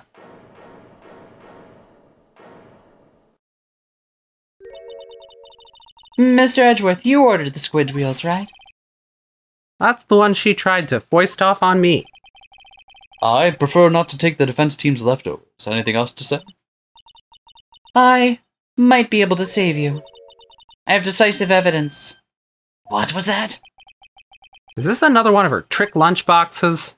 My apologies, but we have no further questions to ask of you, Miss Starr. Ah. Is this your jumbo lunchbox? Woohoo! A triple-decker. Out of deference to the witness's determination, I'll allow one more testimony. Let's hear about this decisive evidence. Like the Lunchland motto says, you won't be disappointed. What's she gonna pull out of her lunchbox this time? We have to read the We testimony do. first. I should have mentioned those 5 minutes when I wasn't looking at the crime scene. And now, to the matter of the victim's shoe. Did I not bring this up? 2 types of blood were found on this shoe. One was, of course, the victim's, and the other blood type Match that of the defendant, Miss Lana Skye. This shoe proves it. It's flawless, decisive evidence. What? There's blood found on that shoe? Try Lunchland for all your lunch and decisive evidence needs. Witness, what is the meaning of this? Why is this the first time I've heard of this evidence? Simple. As I've already said, I don't trust you with evidence, Mr. Edgeworth. That's why I took the liberty of investigating this myself. And you had blood tests performed? Didn't I mention? I have 3 boyfriends in forensics. In any case, Your Honor, I can't accept this as evidence. What? You must know the 2 rules of evidence law. Rule number 1, no evidence shall be shown without the approval of the police department. In other words, the shoe is illegal evidence, at least for the time being. Is that right, Mr. Wright? It seems so. Edgeworth sure is celebrating. Not so fast, Mr. Edgeworth. Don't forget, I used to be a detective. As I mentioned previously, this shoe has already been tested by a member of the forensics department. And as you can see, it was approved by the police department as of today. Salary cutting noises. Even the general public can produce official evidence, Mr. Edgeworth. Is that right, Mr. Wright? It seems so. Edgeworth is looking pretty sullen. Could at least study some more evidence law, really. The prosecution's complaints notwithstanding, appears that this evidence satisfies the first rule of evidence law. However, it seems you have yet another count against you. Anything to ensure that the guilty are properly judged. White enamel shoe bears traces of blood from Goodman and Lana Skye. Very well, Mr. Wright, you may cross-examine the witness. Regrets. Let's take a look at that new evidence. Can we take a look at that new evidence first? Yeah, let's do that.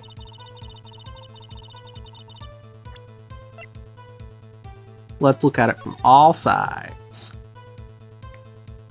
So there's blood. Oh, just a black void. Okay. Black void. Blood on the bottom. Blood on the bottom and the side. Interesting. This blood is my sister's, right? It appears so. Lana's right hand was bandaged when I saw her in jail. She must have cut herself at the time of the crime. Poor sis.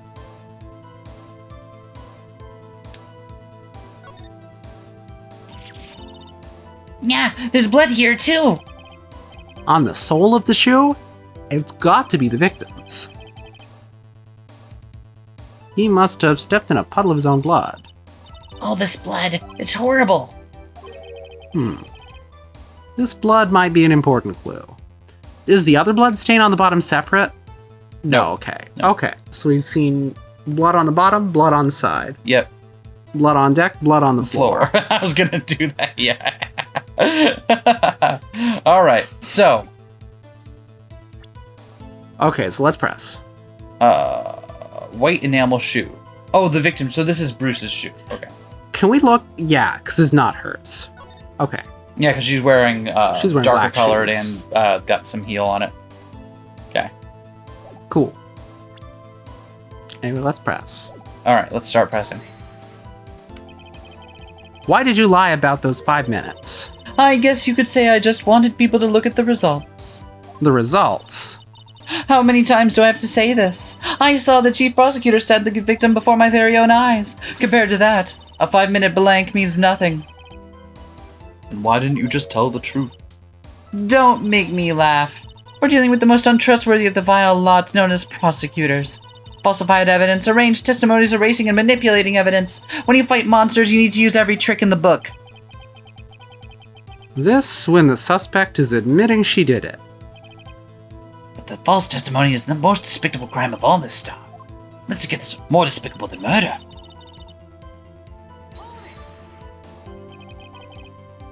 And you found this shoe at the scene of the crime. I detained the chief prosecutor and notified the police department. I wanted to make myself useful while I was waiting for the police to arrive. So, like an ill-trained pooch, you snuck off with a shoe. I was afraid someone else would erase the chief prosecutor's crime. The shoe was my secret weapon if that should happen. I see this fashionable basket I have here. It carries more than lunch boxes, gentlemen. I'm happy for you in your lunchbox bag, really. Or sorry that happened. I didn't read it. Right then. In any case, you've removed valuable evidence from the scene of the crime. Now tell us what you did next. So, you brought it to the forensics department. If you're going to submit something as evidence in court, you need it approved. To do that, evidence must be analyzed by a forensics expert. And she got away with her little coup because she used to be a detective. The shoe does appear to have bloodstains on it. Well, the man was stabbed after all. And that blood belonged to the victim, Detective Goodman. As I said, there were 2 types of blood found on the shoe.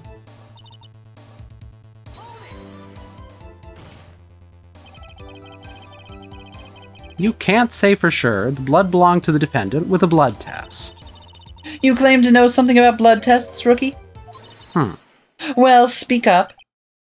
Well, blood comes in 4 types, A, B, O, and AB. However, you can't tell from a blood test whether a murder was committed in cold blood. Nice, got him. Got him. I'm sending that one to Maya. Thank She you. sent it back. She sent back. I think it's an upside down smiling emoji. What does that mean? Good question. I don't know. That's just a figure of speech, Mr. Wright. Actually, we could differentiate between millions of types with all the blood tests out there, which means we can be more or less narrow any sample of blood down to just one purpose. Or so I hear. That's pretty specific. If I had a little more time, I would have gotten DNA test results, but they said there's very little doubt it could be anyone else's but Miss Lana Skye's. So the suspect's blood was found in the victim's shoe. That ties her directly to the death of Detective Goodman. I was afraid he was going to say that.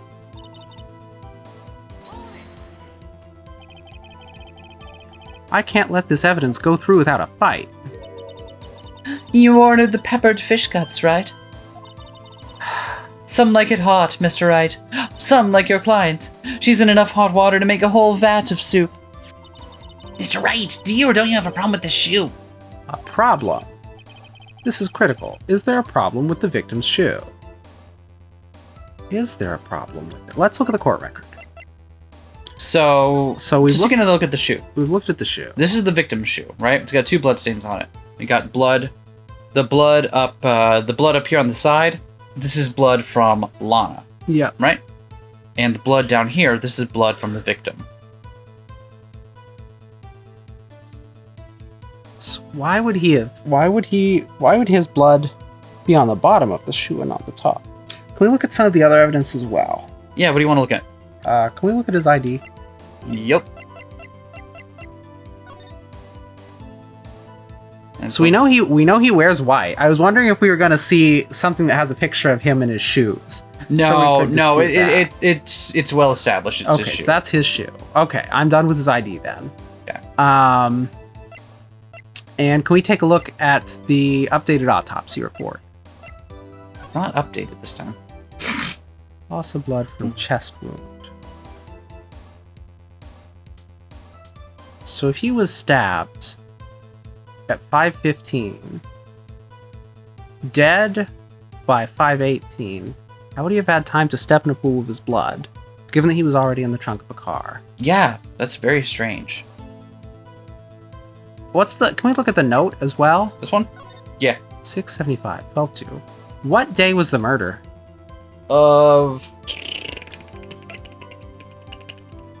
Yeah. February 21st between 4 and 5:30. 4 and 5:30. Okay, let's go back to the note. February 21st. It's upside down. It says 221, and it says SL9? Or 5L9? I don't know what that means, but we know... What does that help with the shoe?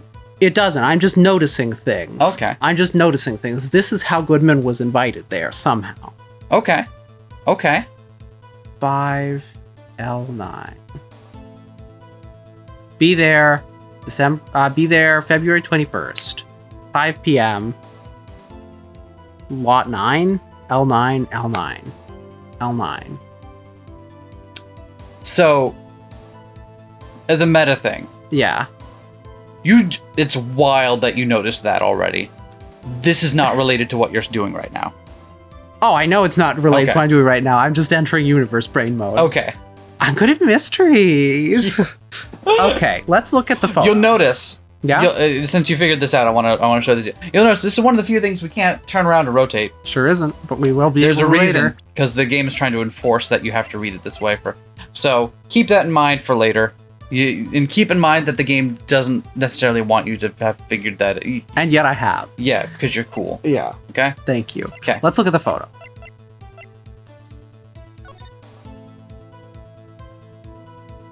There's no blood on the floor. How could you have stepped in it? That's really There's no interesting. blood on the floor. How did he step on it? Even if you accept that there's some way he could have stepped on his own blood as he was bleeding out. So, can we present that photo then? We have to do there's a problem first. If I'm not imagining things, I'd say there is one critical problem with this evidence. A clear contradiction. That gleam in your eyes. You're still young, rookie. I'd give you a peppered fish gut now. But you couldn't take the heat, could you? I think the heat is not really the problem with this Let's dish. hear what Mr. Wright has to say. What's contradictory about this victim's shoe? Show us the problem with this evidence. So it's gonna be the blood on the bottom.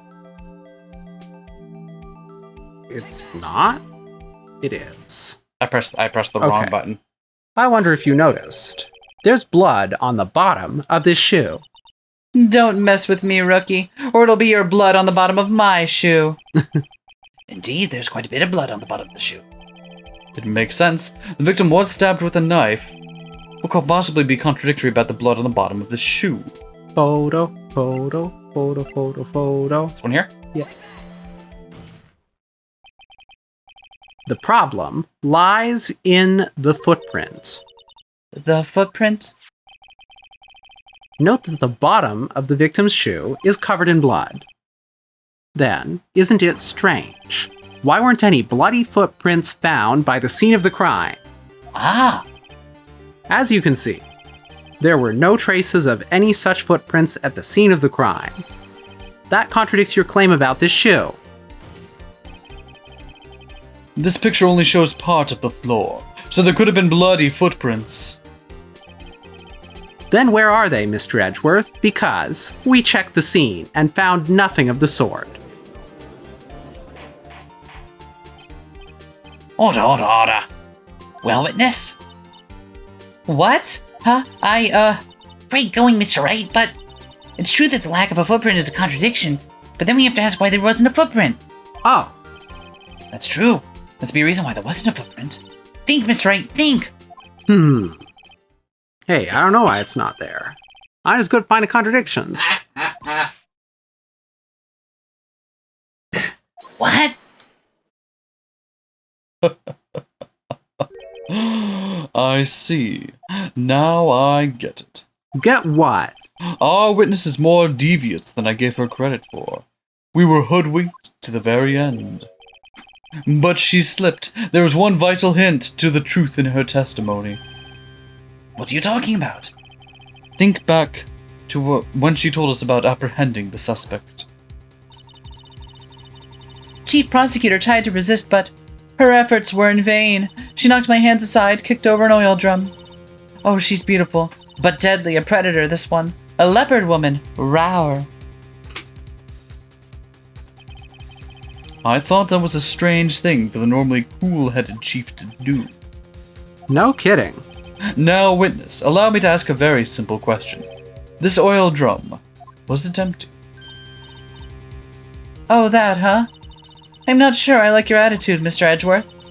Though apparently you're not the slowest conveyor belt in the lunchbox factory. Witness, well, was the oil drum empty? The old drum kicked over by the chief prosecutor was brimming with water. Water? What does that mean? Still don't get it, Mr. Wright. Do you want to know the reason she knocked it over? The real reason? Ah, you don't mean... Yes, the suspect knocked over that oil drum for one reason and one reason alone. To erase the bloodstains that would become evidence against her. Ah! ties things up quite nicely. Bloodstains left on the victim's shoes tie her quite clearly to this murder, and after the deed was done, she knocked over the oil drum to erase the telltale signs. Why, that's a prosecutor's specialty. Erasing evidence. So then the second thing is, why is her blood on the shoe? She's not visibly injured in that photo. We know that she's injured, but there should be no reason that anyone else would. Yep. That reminds me, Ms. Skye's right hand was hurt. Didn't she say she'd cut herself when she stabbed him? So that's when my sister's blood got on the shoe? Well, see no reason to prolong this trial. Mr. Wright, do something, please! What? What can I do? Your sister has confessed to the crime and she tried to conceal it. But... Enough. There is no need for further debate. The verdict, Your Honor. Very well. But Angel Starr is on the prosecution's side. She could have been lying about the water. This court finds the defendant, Miss Lana Skye. Phoenix just gonna sit there letting it happen. Little girl, what did you just say? Huh? Me? Did you say that I, Angel Starr, was on the prosecution side? Well, yeah, you are. You're saying my sister hid evidence by erasing the bloody footprints. Well, I thought you'd had your fill, but here you are demanding a second helping. Another lunchbox, a lunchbox called evidence. Wait, witness, don't you tell me of something else. The time for deliberations is past. Any further comments and you will be held in contempt of court. Your threats don't scare the comfort queen. Look at this photograph.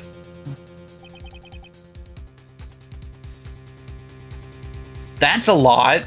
That's interesting. That's that a car lot. is on the metal lift. Why? It's where you parked it.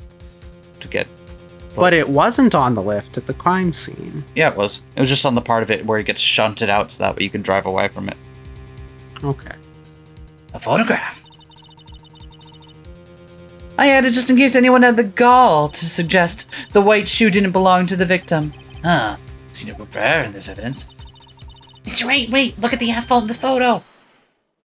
Hey, it's clearly wet. Erasing the last trace of doubt from the court's mind. Immediately after the murder, the crime scene was washed with water. I'm sorry, Mr. Wright.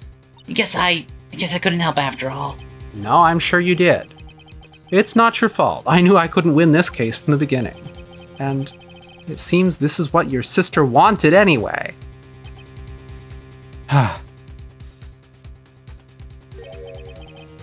I'm sorry, Mia. Right. Wet or not. Don't be so quick to throw in the towel. Sometimes I can still hear her voice. Gay. Gay. Homosexual. Gay. Yeah. She was really helpful with me learning to accept myself. Get yourself up off the asphalt. Take another good look. Don't give up. Not until the bitter end. This is the last piece of evidence. Very well. It's time I'd like to declare a verdict for good. I'd like to declare a verdict for evil. Your Honor, wait. What is it with you people? Can't I hand down my verdicts in peace anymore? Whatever it is, can it wait? No, it can't. Then it will be too late. Look at this photograph. The The last one submitted. Yeah, let's save. Just in case, just in case. I think we're gonna have to point out something in the photo. This trial isn't over until we give each piece of evidence proper consideration. So, right. Are you saying there's a problem with this latest piece of evidence? Yeah. I'll think later. Yeah, there's a problem. Right or wrong, I've got to go ahead with this. Suppose since we've come this far, we should give every claim a fair shake. Very well, Mr. Wright. Show the court the problem in this.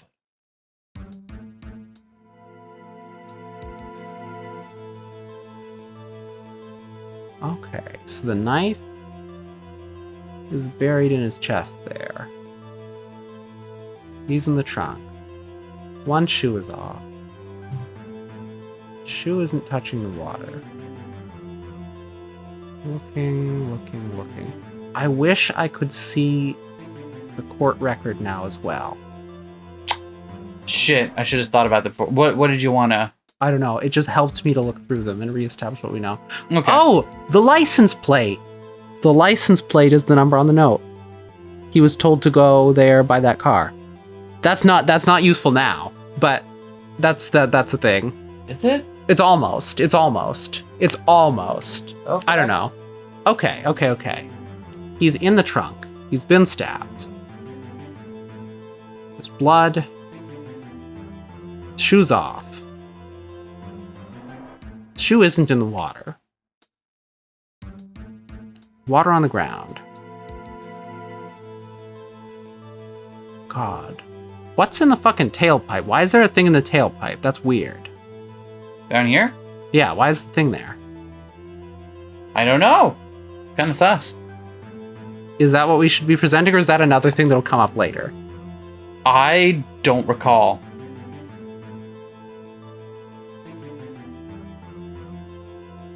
Why does he have... We did save, so if we need to fuck around a bit, that's fine. I keep on looking and it looks like he has a white sheet over his body in there, but it doesn't. It's just his jacket looks weird from this angle, right? I think he... that might be a sheet over him. Huh. Or that, or he's got like a long coat. Okay. 1 foot out of the trunk. There's blood on it. The shoe. Okay. The shoe. The shoe. So it's not that there's a contradiction in here. It is that you're just supposed to notice that, hey, why is there something in the tailpipe? Sick. Good, I got it. Yeah, I want to double check it just in case. Because that is the thing that comes up. The problem in this photograph is here. What's this? There's something poking out of the car's muffler. Wow, it sounded like you there for a moment, Mr. Wright. Piss. Wait just a moment, Mr. Edgeworth. Your Honor. You just said muffler. I've seen no trace of a muffler or scarf of any kind in this photograph. Haha. A muffler is also part of a car or a motorcycle, Your Honor. Just think of it as part of the exhaust system, a pipe. I see, Ed. Oh, I see. What's that suspicious-looking cloth sticking out of the car's muffler? Huh. So what if there's something sticking out of the muffler? What does that have to do with this case? Nothing. Absolutely nothing. Sorry, Miss Starr, but it's not going to be that easy. In fact, you've already told us why this is important to the case. You said as much in your testimony. What? See what Mr. Wright has on his mind. Tell us why you think this cloth and the muffler is related to the case. The phone call, which mentioned the muffler. Phone call which mentioned the muffler. Ms. Starr, Yeah, that's me. recall your testimony for the court. Yes, when I arrested her, she mentioned the muffler. That's what had me confused in my earlier testimony. Muffler. Oh, fuck. Could it be that the muffler you heard mentioned was actually this exhaust pipe? If so, that means this piece of cloth is vital evidence. Oh, buckles.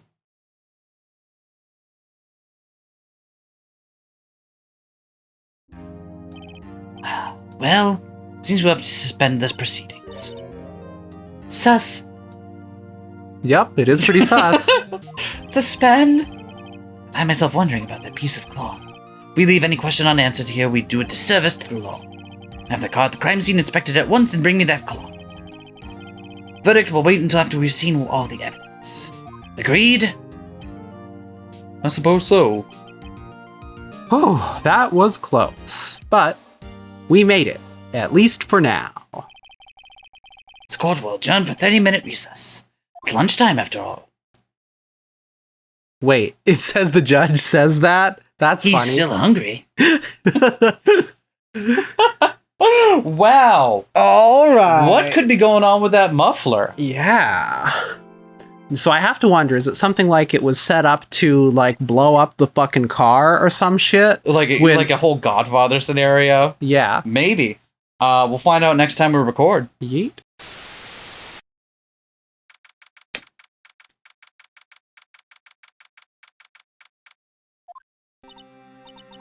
Mr. Wright, Huh?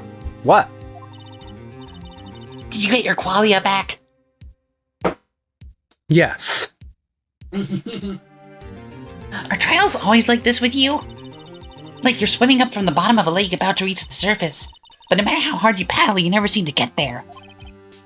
Oh, sweetie. There's a name for that feeling. It's called depression. Oh. Hold on. Maya sending me some. Oh. Pretty much. Except today we're swimming in quicksand. So what happened to your sister anyway? Apparently she got called up to the judge's chambers. Huh. Probably something to do with that piece of cloth. So? This is where we turn this trial around, right? Only our only weapon, a tiny insignificant piece of cloth. I'm the one who's starting to feel tiny and insignificant, to tell the truth. Hola, partner. They say you show a red cloth to a bull, it'll fire up its temper. That's what they told me when I was a young'un, at least. Officer Marshall! Thought I'd come take a look-see at how the trial's going. Looks like I'm late. They got the home ranch locked down tighter than a fort in enemy territory. That hard to slip out, huh? What is going on over there anyway? All the police I've seen the last 2 days have been really on edge. Don't you got enough on your plate without worrying about other people, compadre? You could be worrying about the chief prosecutor's taste in mufflers, for example. Officer Marshall? The whole muffler thing didn't have anything to do with scarves. She wasn't even wearing a scarf. You don't say. Now, don't that just beat all? Huh? I've seen the red breeze blow at her slender neck many a time. I saw it that day too. She was wearing a red muffler. What? At the awards ceremony that afternoon. Edgeworth seen it too, I'd reckon. What does that mean? What does that mean? I think it means she was wearing a red muffler on that day. And then took it off. This doesn't seem tricky to me. This doesn't seem confusing. In the photograph taken at the crime scene, she wasn't wearing a scarf. So Miss Starr wasn't mistaken? Well, it's about time. Remember, partner, sometimes you gotta grab the bull by the horns. And sometimes you just gotta let that bullshit where it will. Time will tell. Oh, is that the turn of the phrase? Oh, by the way, Maya sent me another text. She wants me to let you know that she believes in you and thinks she can do it, and that you're her little. I don't know what that word means. I have a bad feeling about this. So what are we swimming in now, Mr. Wright? If it's steak sauce, I can hook you up with some fine ribs. Ooh-wee! Oh yeah, please, I'm hungry. It's been a long day. Ribs with steak sauce, huh? Oh. Yeah. Again, I'm not a ribs person. It's meat with meat sauce on it. What do you want? I feel like there are a lot of combinations of meats and sauces that would be really bad. I'd like to resume. What's up? The judge keeps looking over at the prosecution. Is there something wrong, Mr. Edgeworth? Your face is blue, your lips are purple, you're sweating bullets, your knees are weak, your arms are spaghetti. That furrowed brow, those grinding teeth, those watery eyes. What's more, your eyes are unfocused. You're doubled over. Your back is bent. It can't be. This can't happen. I wonder what happened to Mr. Edgeworth. Well then, I believe it's time we continued on with this trial. During our recess, I had requested that the prosecution begin an investigation. This is unacceptable. Yes. Seems our prosecutor is quite beside himself. Who's this? Excuse me. No. Who's there? That's his voice now. That's his voice now. What's with this guy? I don't think you want me to commit to that. Kinda do. Hello. No, wait, what was it? Hello. A strange, stuffy aura seems to be filling the courtroom. Hey, the temperature rose 5.7 degrees when that man came in. Who on earth is he? It's you. Any minute now, you'll introduce yourself. Any minute now. Wait, what was it? It was, Yeah. Like this one? Yep. Sorry I'm late, Udgy. Rows are packed. Long time no see, hey, Udgy. How you been? Just wait much these days? this is going to suck. You don't have to. Do you don't not have make to. me do this. You don't have to. I just think it's really funny, but you don't have to. Hello. No, I've been busy. Busy smizzy, Udgy, my boy. You have to make time to relax. Yes, indeed. Udgy seems to be his nickname for the judge. It stands for Edgeworth. I'm afraid you're right. Very afraid. Sorry, but who are you? So you're righto, the attorney. I've heard some good things about you, son. Thanks. That doesn't track, though. So sorry about our little worthy giving you all that trouble, eh? You know, we should all go swimming together sometime. Jolly. Little Worthy. Is Mr. everyone in Wright. this court gay? You don't know the district chief of police? Chief of police? He's the top-ranking police officer in the entire district. This isn't me doing anything, by the way. That's how long it takes. That's how long he just stares at you for. Name's Gant, Damon Gant. Pleased to meet you, everyone. Gant. Is it a pun? I don't get it. So, what do we owe this honor today? It's been over 2 years since you last came to this courtroom, hasn't it? Well, it's worthy here. Look at the poor fellow. I just thought I'd help out by bringing this. Hey, that's... It's my sister's muffler. So Ms. Starr wasn't just seeing things. When the crime occurred, Ms. Skye really was wearing that muffler. But to think that it was stuffed into that exhaust pipe. On Little Worthy's car, no less. Weird. Oh, it's really quite embarrassing, even for us. What's this? It's what you'd call a switchblade knife. Quite perplexing, this.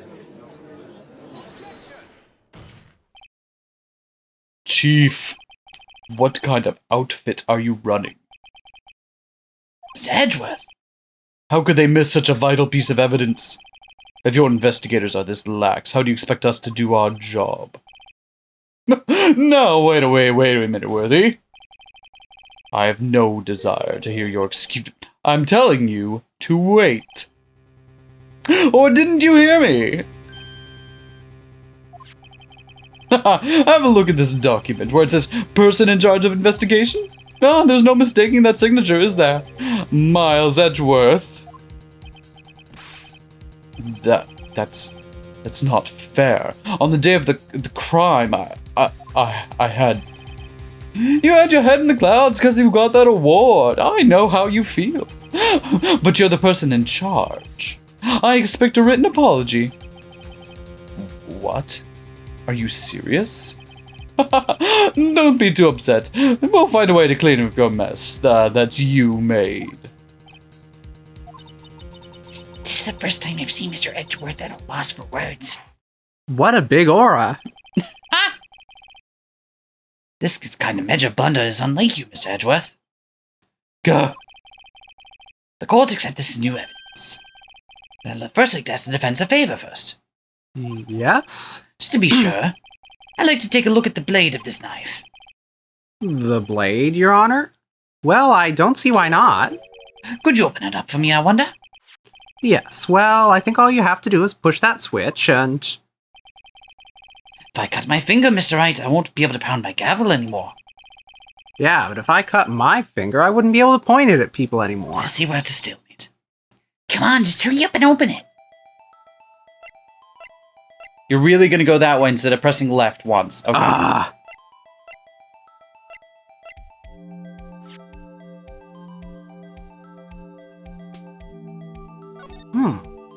There's something.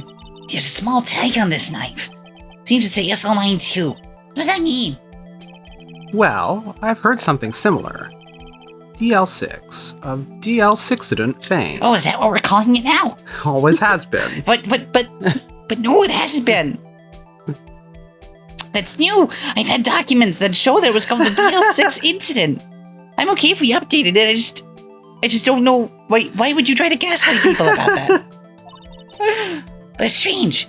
Huh? What is? I'm not certain, but I get the feeling I've seen this somewhere before. What was on the car's license Letters like plate? this, or letters that look like a lot like this somehow. Well, we can't. We gotta finish working with this thing. Okay. Cool knife. Very cool knife. It's got prints, huh? Does. Or Whoa, it's broken off. Yeah, don't scare me like that. I'm the one who's scared. Look at this knife blade. The tip is broken off. And this dark red stain. Blood?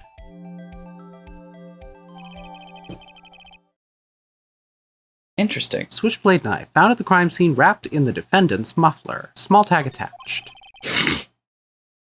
This does not excuse the actions of the police department. I would like to hear an explanation from the chief of police himself. I'm terribly sorry, but could I ask you to testify for us about the split between the prosecutors and the police? And this knife? Sure thing, not a problem, not even a little one, really. And this time I promise I won't stare at everyone for several seconds. Well, I can't promise that. This knife is special, but I can't say how here. Unless there's evidence to prove a connection between this knife and Goodman. That was a bad day for the department. We weren't in any shape to do an investigation. A detective was killed at the police department. See? What a mess. The time of the crime, 5:15. Scary coincidence, eh? It's not officially linked to this here case, so I can't talk much about it. Interesting. So, There. Walk me through. What are you thinking? So, the reason there's a knife wrapped in her muffler, hidden in a tailpipe, is because she was trying to pass it off for an investigation and couldn't do it through official channels because there's some shit going on between the prosecutors and the police department. She was framed for a murder to retrieve this, which is now getting spun as evidence for this case. Okay. When indeed it's not connected to this case. Interesting. That's evidence for another case. Something else happened. It certainly, it has a tag on it, which suggests that it is marked evidence from another case, yeah. Yeah. There was a murder at the police department? A detective? That's hush-hush information, Aji. We haven't exactly announced it yet.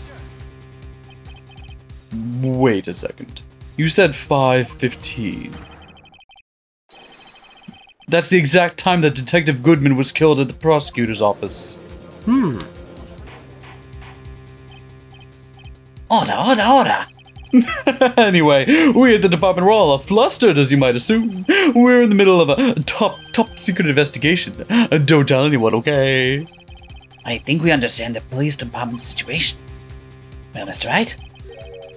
2 detectives killed at the same time at 2 different places. Remember the opening cutscene? I do. Chances of that are really slim, scientifically speaking, of course.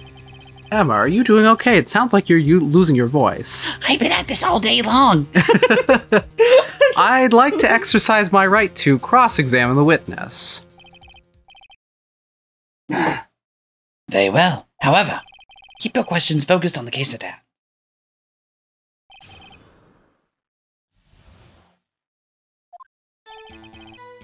Alright. Excuse me, special? Hard to come by this particular knife anywhere else. Might that special thing be this little tag? Oh, sorry, Rido. I can't say that now, not that. We've established that the knife in Goodman's chest was this knife. Now, why was there another knife at the scene of the crime? That's quite a mystery. And like a mystery, it's wrapped up in something, a muffler. Oh, I cracked myself up. I'm just so happy to be here. I like how he plays with his little hair. Yeah. This knife was found on the scene of our crime. I think that makes it connected to the case, don't you? See, there's a lot of things that go on in the department I can't explain. It's delicate, okay? Sorry, Rido. Maybe there's something about the knife that'll give us a clue? Let's examine that knife while we can, Rido. Evidence that links this knife to Detective Goodman. I think perhaps the pieces are falling into place. I should try presenting the piece of evidence that's had me stumped all this time. So, how were things down at the department?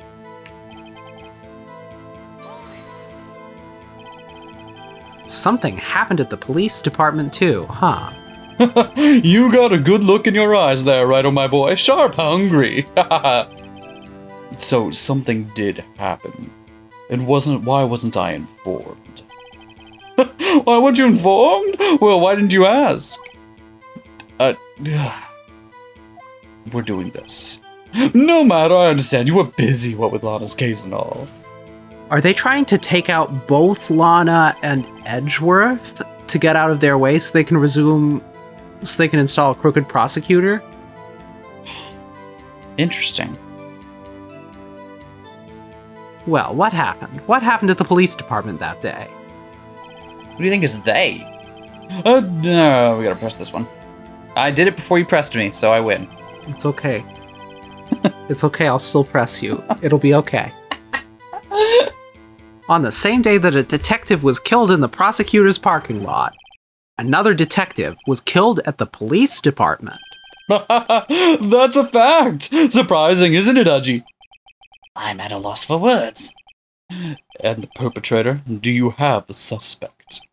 Well, there was a suspect. Just arrested him, in fact. Just arrested? That was quick. But there's still a lot of unanswered questions. Maybe you could help, Rido? I suppose I could help if you help me by giving me data on your case. Oh, good one. This kid's sharp. Okay, here's the deal. I'll tell you one thing and one thing only. That's interesting. Where the victim was found, how the victim was killed, when the victim died. Well, we know when the victim died. Yeah. How the victim was killed and where the victim was found. What helps us? Do we already know where they were found? Because we heard Police station. Yes, they died at the police station. So let's ask how they were killed. Well, how was the detective killed? How was he killed? Now that's the interesting part. It was what we in the force call a stabbing with a knife. Knife? No! No offense in that one. I'll take my Vine references back with me then. I see. That's exactly the same as Detective Goodman. That's the spirit. We're cooking now. But you know, that's not the only thing that was exactly the same. What do you mean? There were more similarities between the two cases than the cause of death. It seems like I'm going to have to press this a bit harder.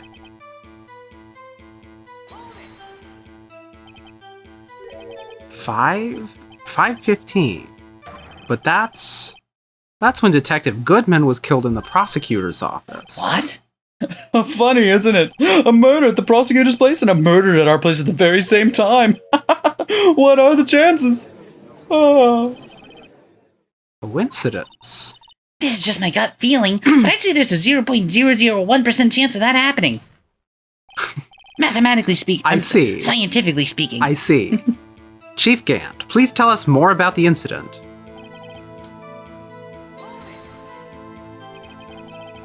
How can you say there's no connection? How? Because I'm the chief of police. I can't just say anything I please, Rido. You understand. Try to understand, Rido. Well, if you can prove there's a connection, more power to you. Maybe there's something that ties the two murders together. Whatever it is, I'd better find it and get to the bottom of this.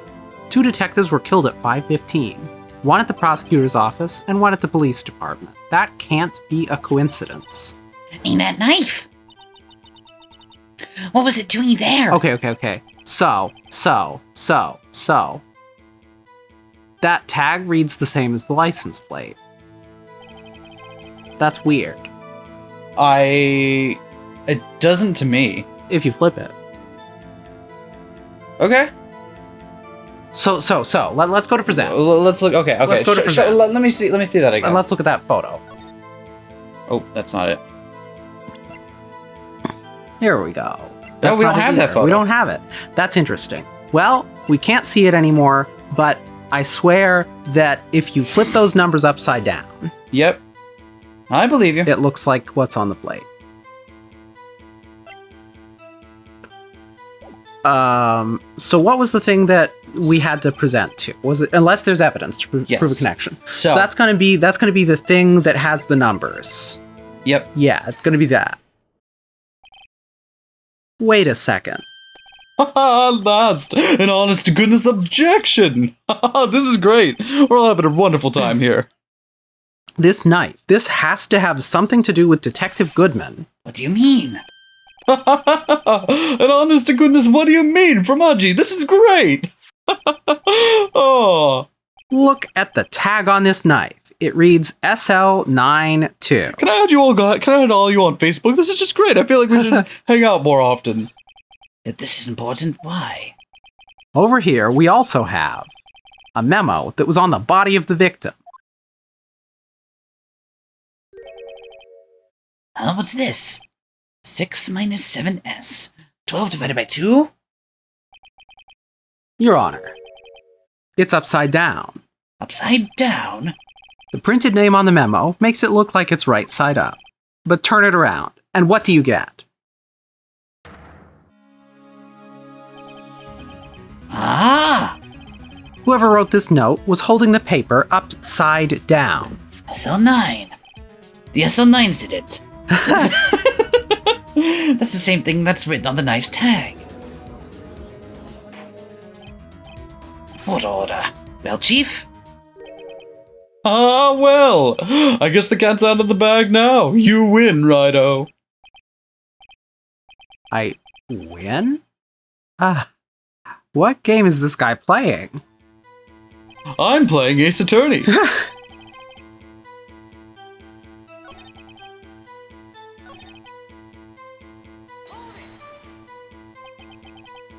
So this knife was stolen? Yes, but on the day of the murder.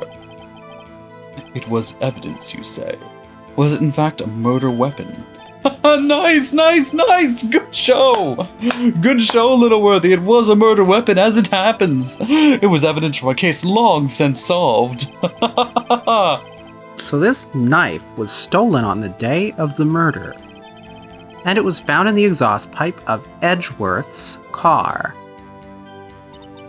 Hard to think that there isn't a connection there.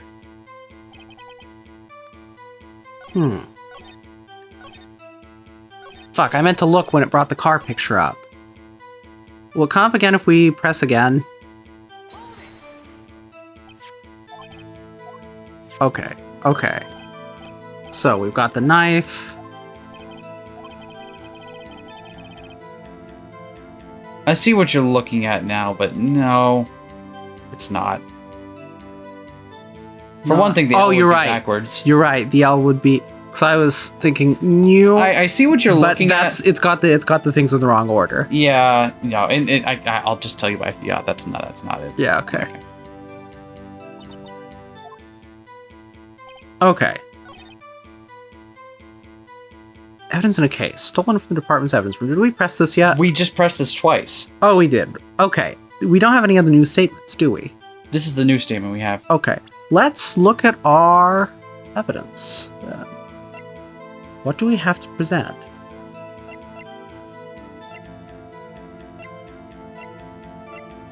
Muffler. I'm gonna look up what it wants us to present here. Just You keep doing your thoughts and all. Can you pull up the present list? Yeah, of course.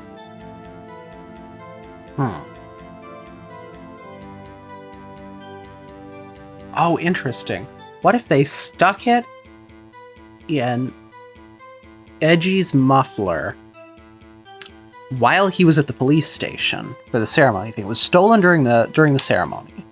Stuck it in the muffler. So That's how it got driven over there. Okay. So then somebody else was supposed to find it. Okay, so I'm just gonna do this because we wouldn't have found this. What is it? How can you say there's no connection? Oh, because I'm the chief of police. I can't just say anything you please, righto, you understand.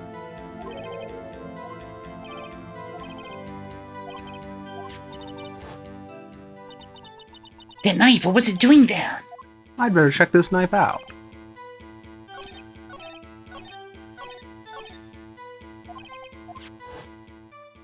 What? Hold on. What are we trying to do? Anything else we need to check out about this knife? Let's just check that again. That's L9 too.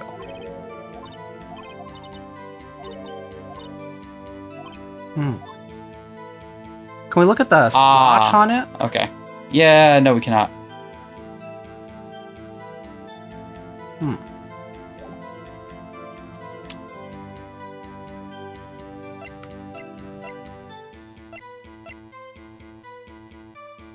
Do we just present the fucking note again?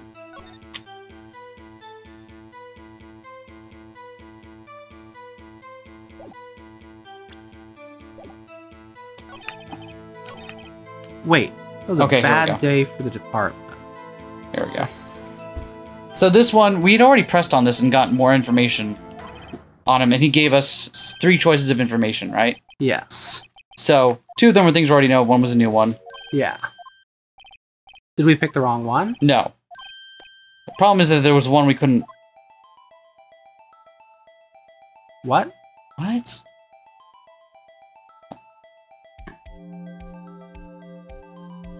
I'm very... Okay, puzzled. no. They do want us to ask a different one of these. Okay, so that makes so much sense. Yeah. So tell me, where was the victim found? Well, I can't speak on where the corpse was found, but I can say the crime took place in the evidence room at the police department. The evidence room? Wait a second. I have heard of that. The evidence room? Did he mention that in his testimony just now? Interesting. This knife was evidence in the case. It was stolen from the department's evidence room.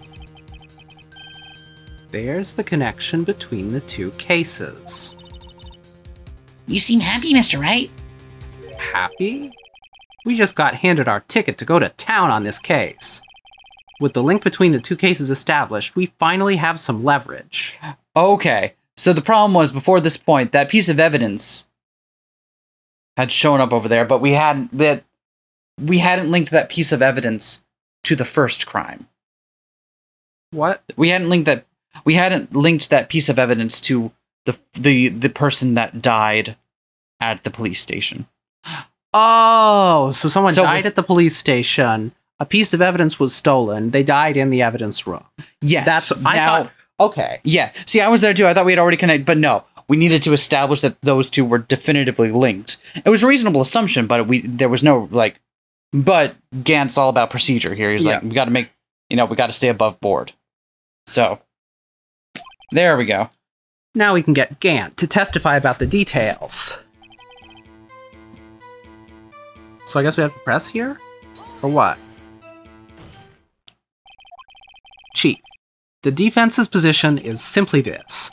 The connection between these 2 cases has already been proven. You don't say! Well, out with it, righto. What's your connection? Yes, out with it, right? The connection is a place, mentioned in the testimony we just heard.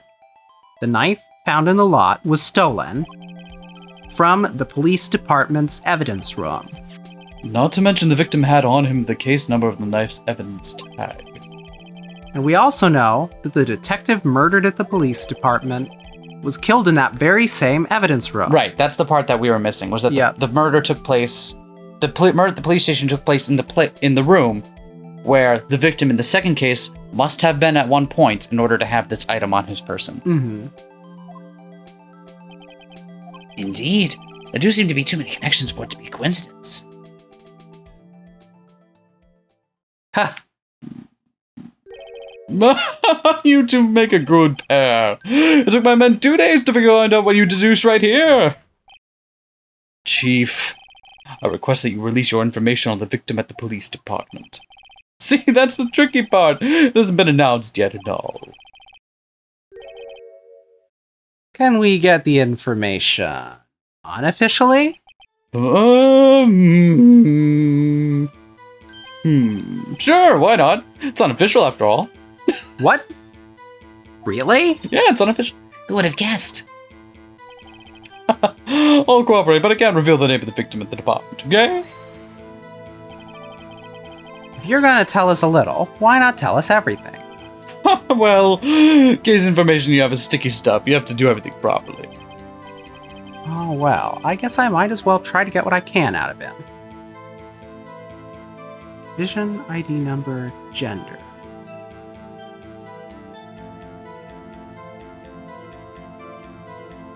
I think this is another one of those ones where we can come back and try other answers if we don't get what we want. Let's try division. Okay, well, what division was the victim stationed in? Oh, you want to know that, do you? Criminal Affairs, Division 1. The detectives responsible for homicide cases. Interesting, I had suspected that. Homicide, that would be the same division as Detective Gumshoe. Oh, Chief! Oh. Detective Goodman, it was killed in the underground parking lot, was a homicide too. Yes, it was a homicide. That typically is what it is when people are murdered. You're kind of a dick, you know that? Sometimes, yes, It's almost like a serial killer was after homicide detectives. So the serial killing happened simultaneously, scientifically speaking. I suppose then it's a parallel killing, isn't it? Well, I sure hope Detective Gumshoe isn't next on the list. Hey, pal, don't jinx it, okay? Oh, fuck. 2 detectives were killed at 5:15. This is the... Okay, yeah. Yeah, the thing that happens every time we get to the end of... Okay, so... What else might we want to know? So let's press him on it. What do you want to know? How about the victim's gender? Okay. How about the gender of the victim? You want to know that? Okay, here's a hint. Well, you know what? I don't know if they were out of the closet about that, but publicly speaking, for saying the gender that's not female. That doesn't narrow it down at all. Oof. You know what? You're right. I'm so sorry. I had sensitivity classes for this, and I've completely blown it. I want to apologize to all of you here and now, sincerely. Anyway, he was a guy. Yes, that was what I was poorly getting at. What did I tell you? The boy is sharp. Stop goofing around, Mr. Wright. This is serious business. Sorry, Your Honor. Hey, tell that to the chief of police. No. 2 detectives were killed. Okay, so I guess we gotta ask the bad ID? That's the last thing we can ask about, yeah. Let's try it.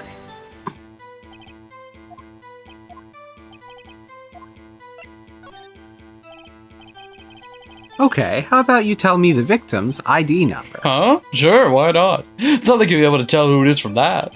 Of course not. You won't tell me their name after all. We keep a tight lid on ID numbers, so don't go getting your hopes up. The number is 107151129. Ah, No, the number is 584-2189. fuck, we've heard that. 584-2189. Well, that's quite long. And we have to remember these. It drives me nuts. 8, 2, get to it. You didn't even get the first number right. Now, Mr. Wright, does it tell you anything? The ID number of the victim at the police department. 584-2189. Where have we seen this? We've seen this. We've seen this. We've seen this. We have seen this. God. Do you want to look at the court record? Yeah, let's look at the court record. Let's look at the court record. Let's look at the ID. Oh! Yeah, it tells us something. Same guy. Same murder. Same murder. Same murder. Same murder. Actually, it does, Your Honor. It does. I think. Meaning? It has to be what I think it is. But what does this mean? Well, let's hear what the defense has to say. Say the ID number of the detective who was murdered at the police department. Tells you something? What does it tell you? Present the ID. Witness. There, that's me. I'm so happy to be here. What is it, Mr. Wright? You're grinning like a schoolgirl on prom night. No, I got confused. And this is news. Huh? Just come out with both guns blazing, like you always do. Why isn't that it? It is. Oh, it is. The police department, the prosecutor's office. 2 places, 2 detectives murdered at one time. Actually, I happen to have a police ID number right here. Oh, is it yours? No, Your Honor. I'm a defense attorney. Remember? Oh, I always get you confused. This is the ID number of our victim, Detective Goodman. Shame on you, Righto. Personnel IDs are top secret. Detective Goodman's ID number is 584-2189.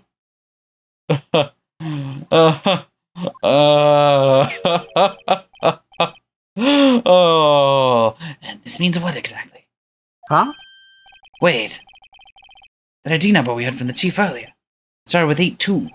Ah, I've forgotten. You didn't even get the first number right, again. The number the chief of police gave us was 584-2189. Wait a second, right? What does this mean? That's what I want to know. The 2 ID numbers are identical. In other words, the detective killed in the police department's evidence room was Bruce Goodman. What does our witness think about that? Oh, sharp as attack, Righto, sharp as attack. Wait, Detective Goodman is our victim. He was killed at 5:15 in the underground parking lot. Yet, a detective Bruce Goodman was also killed at the police department. In the evidence room, at the exact same time. That's impossible. So what we're saying is, the same person was killed at the same time, and in a completely different location? Order! Chief, what does this mean? No. What I want to know is, why didn't I hear about this? Yes, it's top secret, fine, but I'm the prosecutor in charge of the case. No, just a second, Worthy. No need to get all flustered. Your Honor, the police department has made a grave error in this case. Wait. I said wait. Oh, didn't you hear me? Oh, we're having a good time here. The oversight, the grave error. Mr. Edgeworth, they're yours. What? How? How dare you? We informed you yesterday. I believe it was our officer Meekins who brought you the news. Officer Meekins? Oh my god, I'm starting to sound like Wright. Piss. Mr. Wright, where have you heard that name before? Wait, oh no!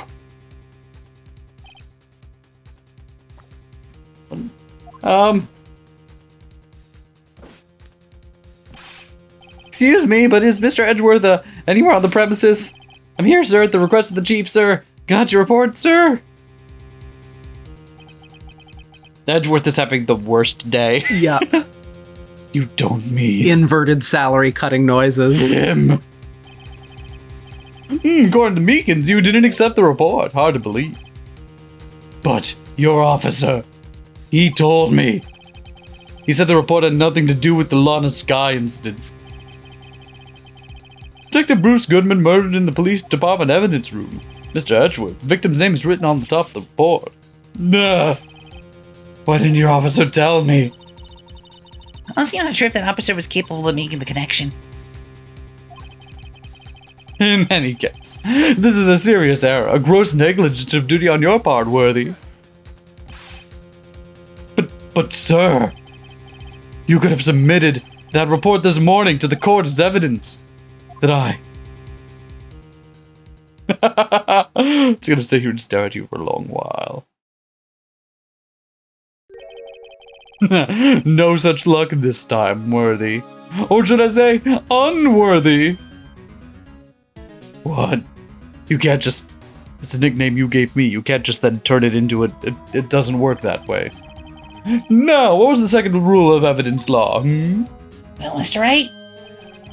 Huh? Oh, well, it's, Rule number 2. Unregistered evidence presented must be relevant to the case on trial. And how is this rule relevant? Normally, you would submit a list of evidence to be used in the court before the trial. This report wasn't on that list. So what does this mean? I couldn't submit this evidence until a connection was proven in court. I am going to murder you, then murder you again. The connection was just proven by Righto over here. Good job, Righto, my boy. huh? I was just doing my job. No. No!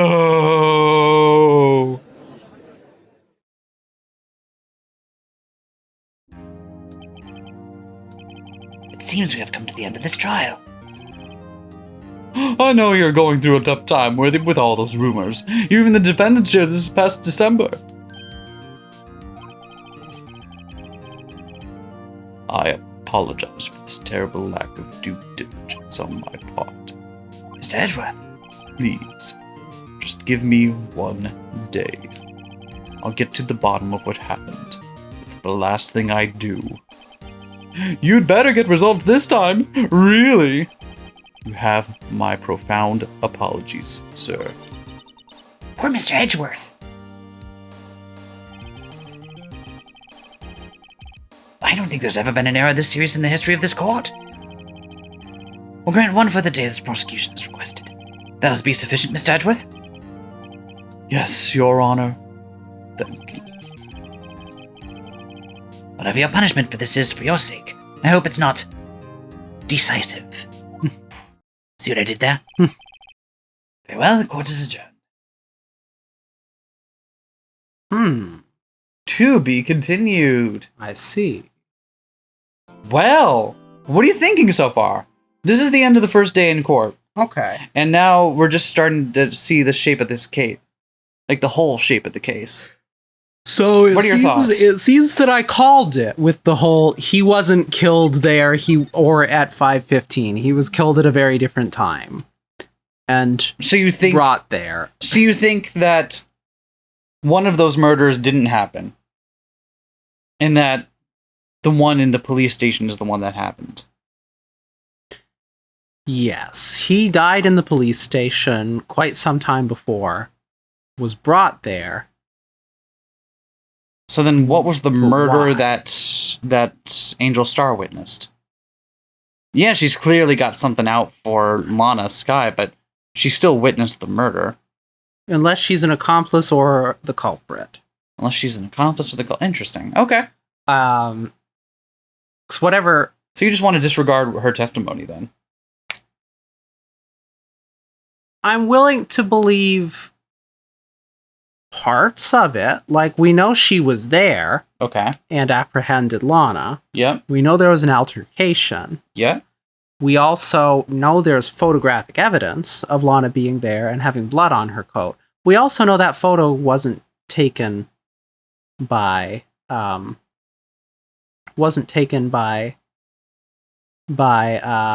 Angel, right? Because she wasn't looking at it from that angle. No, that she did, but remember there's the 5-minute gap before she got over to that side. So the Photo we actually saw was from 5 minutes later. Huh. interesting. Well, I'll be curious to see what you think of this case as it goes on. Yeah.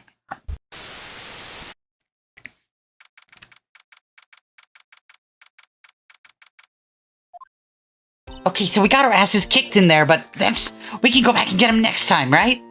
Right, Mr. Wright? Hope so. So, what's going on with the case anyway? Yeah, indeed. I'm a little confused. Huh? Well, let's see. What is going on? There is a lot more going on in this case than any of the other cases we've had so far. Yeah. The victim, Detective Bruce Goodman, was stabbed to death after 5 p.m. on the 21st. He died in the prosecutor's parking lot and the police department's evidence room. What's this and the evidence room part? The prosecutor's office and the police department are 30 minutes apart by car. We remarked on that when we took the taxi over. Yeah. Remember that? It was very important. It was. Well, that's what we're gonna find out, or try to at I least. feel like maybe I'm the only one taking this seriously. All right, let's get to it.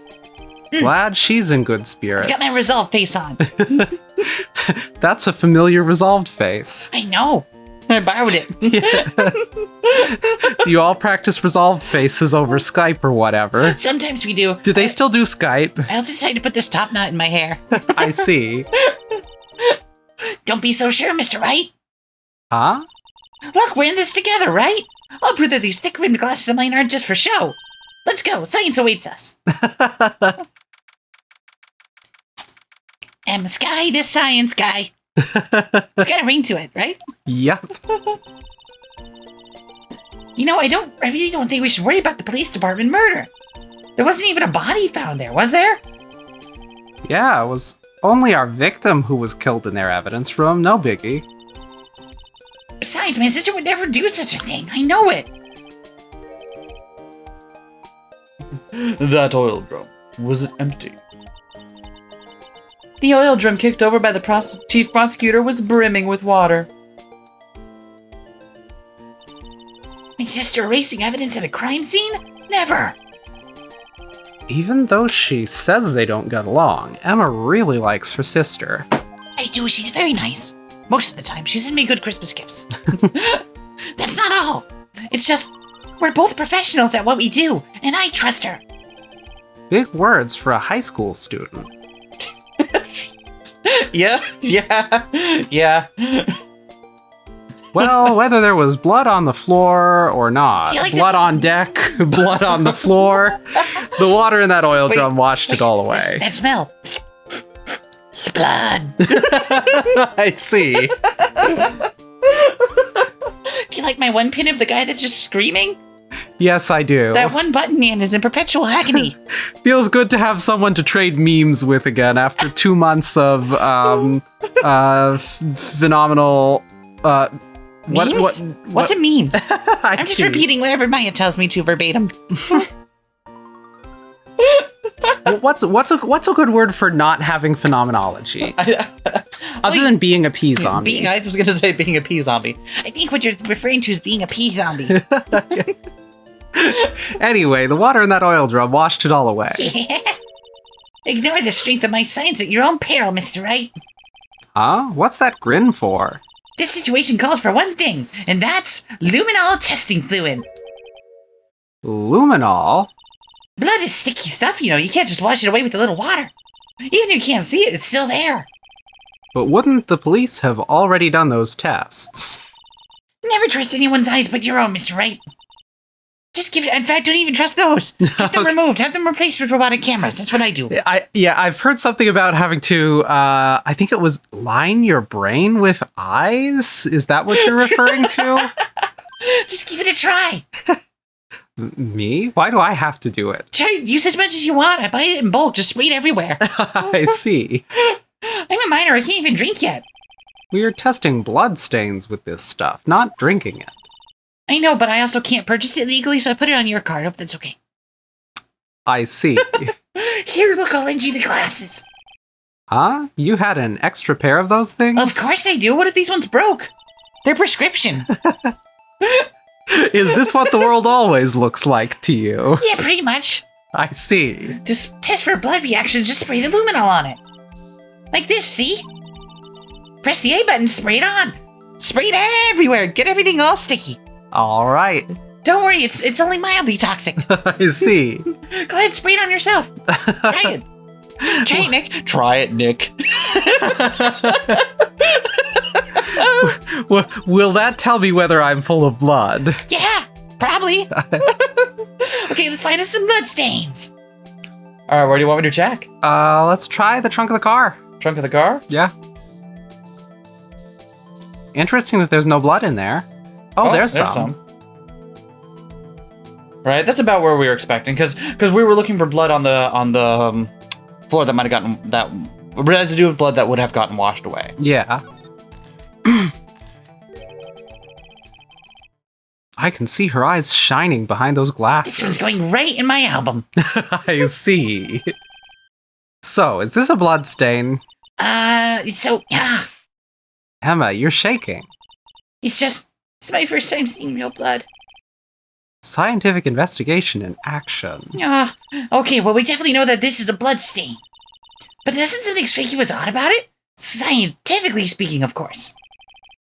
What's odd about this, scientifically? I mean, both of those are odd to me. Well, I don't think the location is supposed to be odd, because we were like, there's probably residue from the blood that she tried to wash away on the ground. Okay. We sprayed the ground and found blood. That's not surprising. Okay. You know what I mean? Yeah.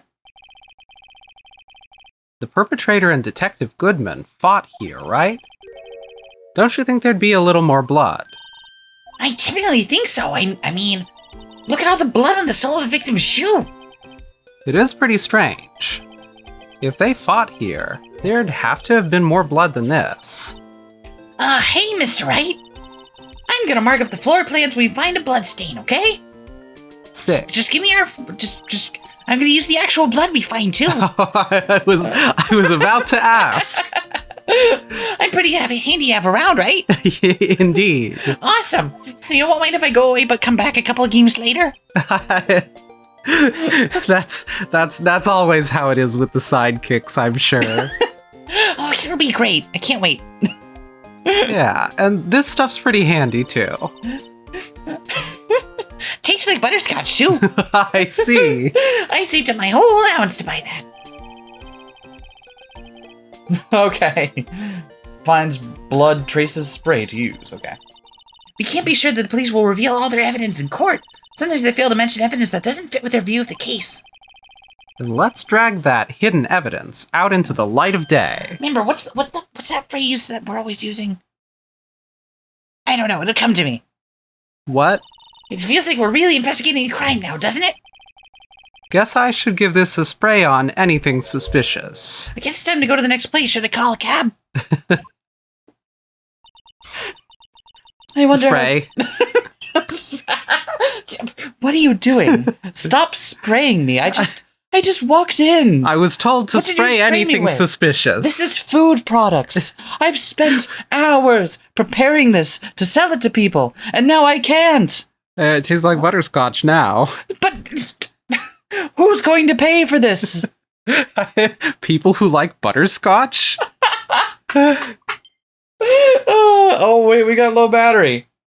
Oh, it'll be fine. I wonder how that fluid of yours would react to a nice deli box. Miss Starr! You only trust your own eyes, huh? Not bad, you two. This day-old deli box is on the house. Sorry, it's just that kind of lead-in doesn't really get my mouth watering. Wandering? Wandering? My mouth wandering. Sometimes it just goes off on its own. Can we just You know spray how this it anywhere? is. We can just spray it anywhere we want to. But not on her. No. Thing is, like, it'll tell us specifically when it wants us to be spraying stuff. But we can spray it But we anyway. can spray it anywhere. I mean, don't... my whole allowance. We've only got the one bottle. Why would... No, don't chug it. Alright, let's see what's up. You certainly put me in a tight spot today. My apologies, Miss Starr, but... No, it's okay. It was my fault. Oh, we know. You did it, didn't you? I witnessed everything from that security room right there. But I was afraid that I wouldn't sound convincing enough, you see. I was wrong to think that. I'm sorry. Sorry, you lied on the witness stand. That's unforgivable. You know what's more unforgivable than that? Literal murder that your sister did. Just throwing that out there. Time for the evil hair flip. Yep. Little girl, don't you forget what's important here. Even if the place I witnessed the events from was different, I still saw what I saw.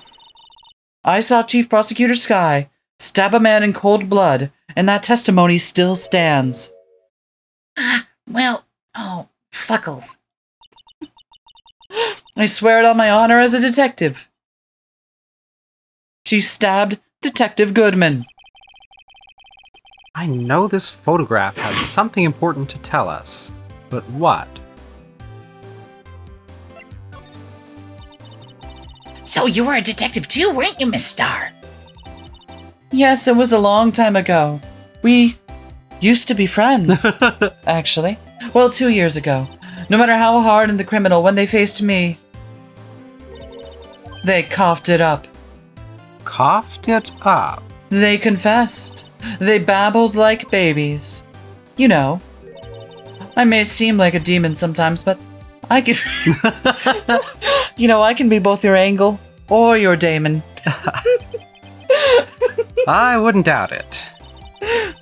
Every day I dragged the dirt out of the mouths of the suspect after suspect. And before long, they called me the cough-up queen. Oh, and here I thought someone had gotten food poisoning from your lunches.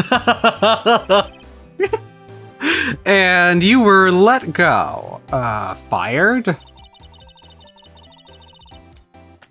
I felt that I had found my dream job when I became an investigator. And if these prim and proper prosecutors hadn't let me go, I'd still be one today.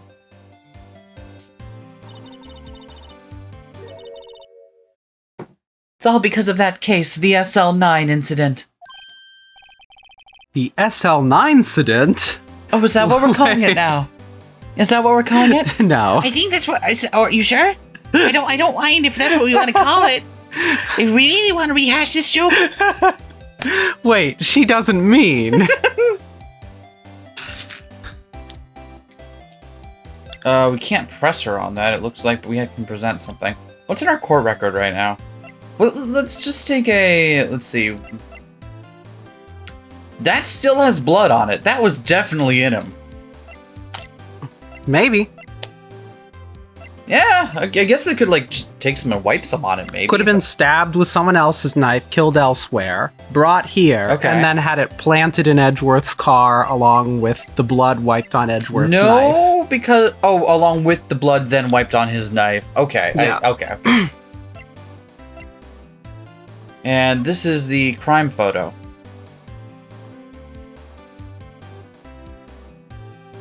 It's a whole lot of blood she got on her. Why is there only one barrel behind her? I don't think the barrel is the thing, but maybe I don't think it is though. Let's see if she'll have anything to say about the. A knife. I want to represent the photo to her first, Okay. and then we'll do the knife.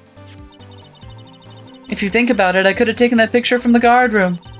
But even I get flustered sometimes. So, you went straight to the scene of the crime. I rushed towards the chain link fence in an effort to stop the murder. That's when I took this photo, yes. In other words, 5 minutes after the crime? Those 5 minutes are the whole problem. The hole in my testimony, as it were. 5 minutes weren't the problem, Miss Starr. You lying was the problem. Listen, little girl, I've had my testimony disregarded before, and I wasn't going to have it disregarded again. Just like that time. That time? Yes, that time. I've already told you about it. But, okay, so now we can. Actually, does he have anything to say about the shoe? Huh. Oh, okay, okay. This is. They penalize you for showing unimportant evidence by making you sit through. Yeah. All right. What do you think about this? The SL9 incident. It's written on that knife. And on that note. Goodman. Goodman was the head detective on that case, you know. Really? That knife was evidence from that case, the murder weapon. It was due for transferal the very day that Goodman was killed. As I suspected, SL9 isn't over, not yet. Do you think you could tell us more about the SL9 incident? Yeah, there we go. That incident really opened my eyes to the truth. They're out there, you know. The Greys.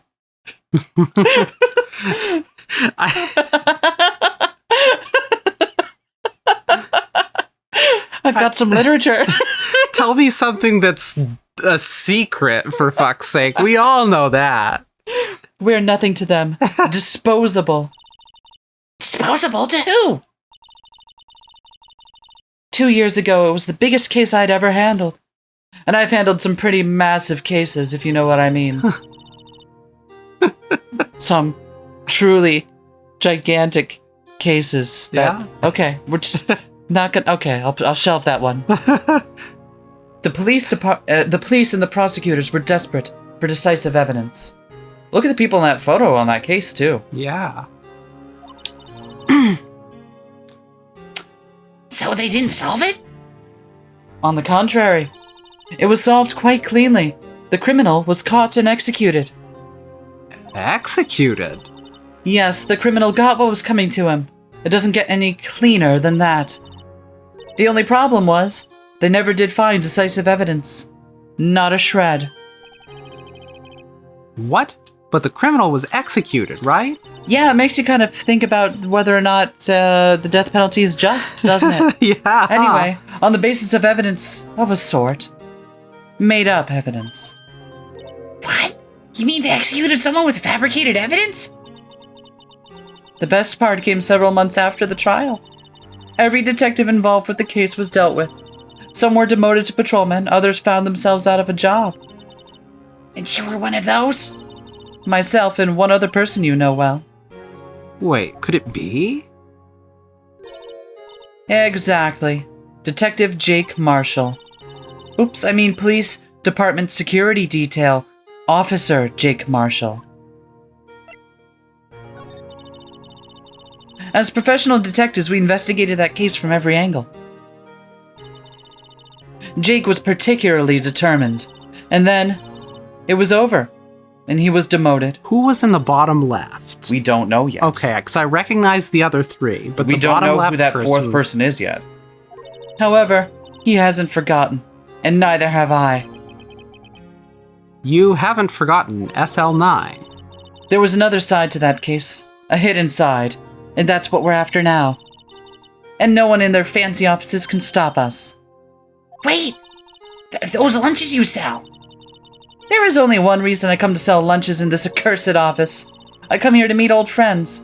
Boyfriends that can help me investigate. Ms. Starr's old boyfriends. How many does she have? Get off your anyway? high horse, it's 2016.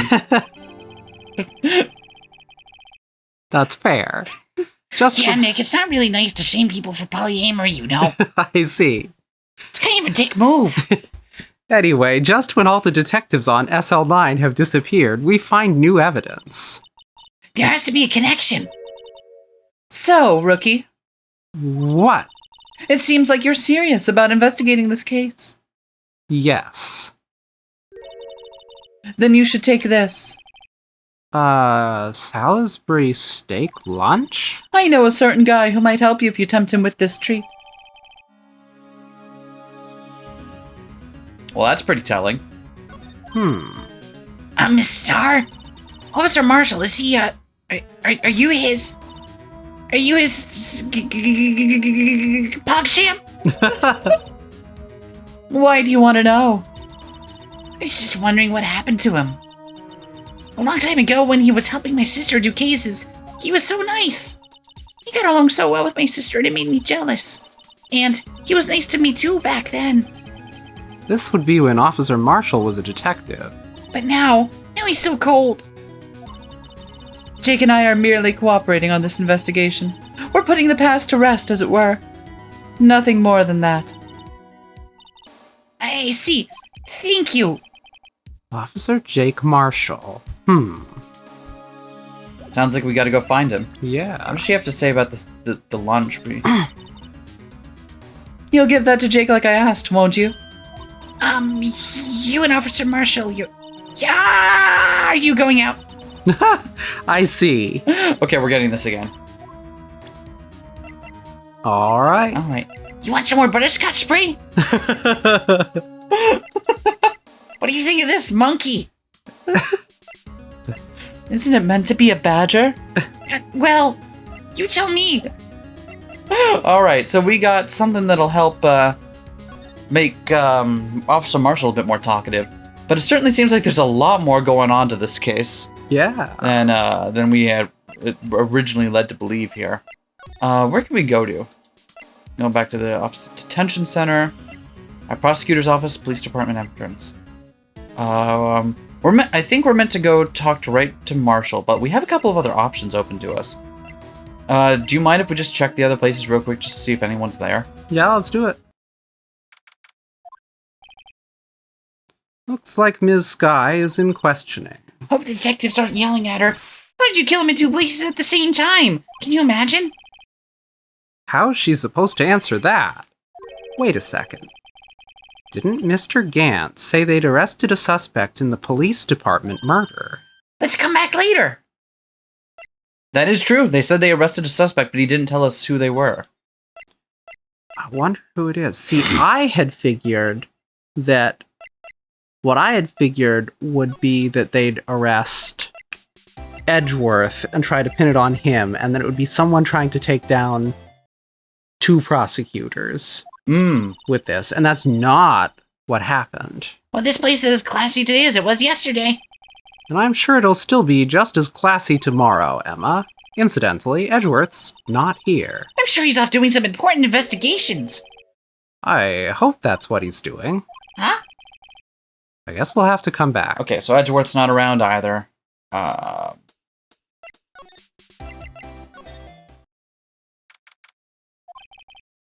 It's even busier here today than it was yesterday.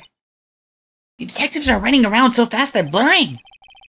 I suppose it makes sense. A detective did get killed here after all. So the evidence room, the scene of the crime. According to the pamphlet we got at the front desk. Here it is. She's like a kid at an amusement park. I am a kid. That's true. Oh, Although real this is crime not scene. an amusement park. Let's go take a look. Okay, so... Ah... I see. I guess you can tell where we're meant to go next. Yep. So let's check out criminal affairs first, then we'll go to the guard station. Wow, everyone looks deadly serious here. Well, there was a vicious murder of a detective down at the police department. Yes, but the same detective was also killed at the same time in the prosecutor's lodge. Gasp! Yuck, makes my head hurt. Well, first things first, let's go check out the police department crime scene. You sound dead set on investigating. But don't mess up or we could wind up dead. I doubt anyone wants more mysteries or dead bodies That was a good around pun. here right now. Yeah, that was really funny. Mine wasn't a pun, though. But it doesn't look like anyone's going to help us much either. Well, I mean, you're just... Well, let's... They let him keep his liquor at work on top of the CCTVs, huh? Yeah, I guess that's just their way of saying they The don't fucking give cow a shit. print cowboy hat. It's- Oh my god. It's a lot, isn't it? It's Oh just my so God. much. What's with the decor in this place? It's very eccentric. According to the pamphlet, this is the guard station for the evidence room. So beyond that door is the evidence room, the scene of the crime. It sure seems that way. Oh, What's wrong? it's those cacti. They're so prickly and so imposing. It's hard to think straight. If you can't handle the cacti, stay out of the desert. What I want to know is, if this is a guard station, where's the guard? I have a feeling I know who he is already. Yeah, my favorite. Do you know what my favorite detail in this whole thing is? The lasso? The lasso. Yeah. That's just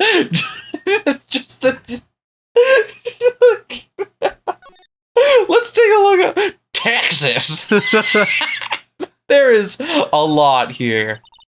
Look at the floor at Lasso. Looks like it's set up to trap something. A trap? Wait, I know. Maybe someone was trying to catch a wild bull in here, but the lasso missed. You sure have an active imagination. I have an active a lot of things. Alright. The evidence room is beyond that door. Let's just walk in. You won't open. You thought it'd be open. I think we'd need someone's permission to go in there first. Won't open. Won't open. Oh, I thought the keypad was a separate thing from the... Nope. Let's take a look. There's a security guard uniform hanging there. It looks more like a costume than a uniform, honestly. A leather jacket, leather pants, a leather... What is this called again? a punchy, a paunchy, a pinchy? Oh, I know, it's a poochie. Maybe that wasn't it. It's a poncho, but I think I'll keep that information to myself for the time being. Wait, if you know, why wouldn't you tell me? That's so mean. I don't have to. You could read my thoughts. It looks like there's a video feed from the evidence room here. There's a light blinking below the monitor. It says recording. But we could use this computer to check on who went in and out of there. Interesting. Yeah, you see, it sure must be prickly. There must be the real deal. I would think just one big one would be sufficient. These cacti are a lot like my sister, actually. How so? Hold on, let me put on the mellow music. Okay. Encased in a cold, rigid shell, with spines pointing in every direction, just like her. I'm not so sure I see the resemblance. Oh, come on. It's metaphorical spines. It's more of an attitude thing than a physical similarity. I like how they played the music too. Like it's gonna, like, oh, it's time for a do do do. The swinging door makes the place look like some kind of saloon. But look, it's nailed shut. You can't get in that way. Of course not. If you went in through here, the cactus would fall over. Ow! I'd say it'd be more of a, yeah, myself. Yeah, you would. I think that's all we have to see here. Huh, that's interesting.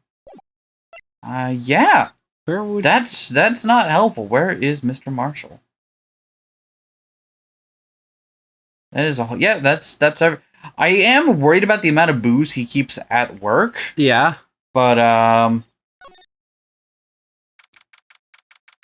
oh, we got a new scene, so we're Okay. still doing okay. Yeah. This place is charged with frantic energy, as always. Booze. Huh? Wasn't that... One steak lunch, please. Oh, it's you. Detective Gumshoe. Hey, pal. Now's no time for chit-chat. I'm a busy man. What I really need is a steak lunch from Lunchland. Oh, you mean one of these? Actually, it's not for sale. Meh. I think I just heard the sound of his heart breaking. Now's no time for despair. We caught our criminal. Now we just need evidence. The criminal? You mean... You heard about the stabbing in the police department evidence room, right, pal? They arrested Marshall, huh? You think? Maybe. On the same day that a detective was killed in the prosecutor's parking lot. Another detective was killed at the police department? And the perpetrator? Do you have a suspect? Well, there was a suspect, just arrested them, in fact. It's the biggest scandal to hit the station in ages. Everything's topsy-turvy. But Detective Gumshoe, who was it? So hard to do his eyebrow thing. Yeah. Ugh. You didn't watch me try to do it. What? I was trying to do it for a little. I was also trying to do it. I'm sorry. Listen, pal, all I know is I need me a steak lunch pronto. Sitting around here talking isn't gonna fill my belly. Wait, don't leave. You wanna know more? Head on down to the detention center, pal. Questioning should be over, so I figure he's down there having a good cry. Later. He ran off to the evidence room. Well, this investigation is off to a running start. Interesting. So he told us to go to the detention center. Can we follow him to the evidence room? I wonder. It's the guard station, right? Yeah. No. Okay. It was worth a thought. Nah, like as you can imagine, there's a way that they want you to go around. Yeah. It'd be rough if it was an open world thing and you could just get sidetracked like that. Still, I do feel better about things. Little.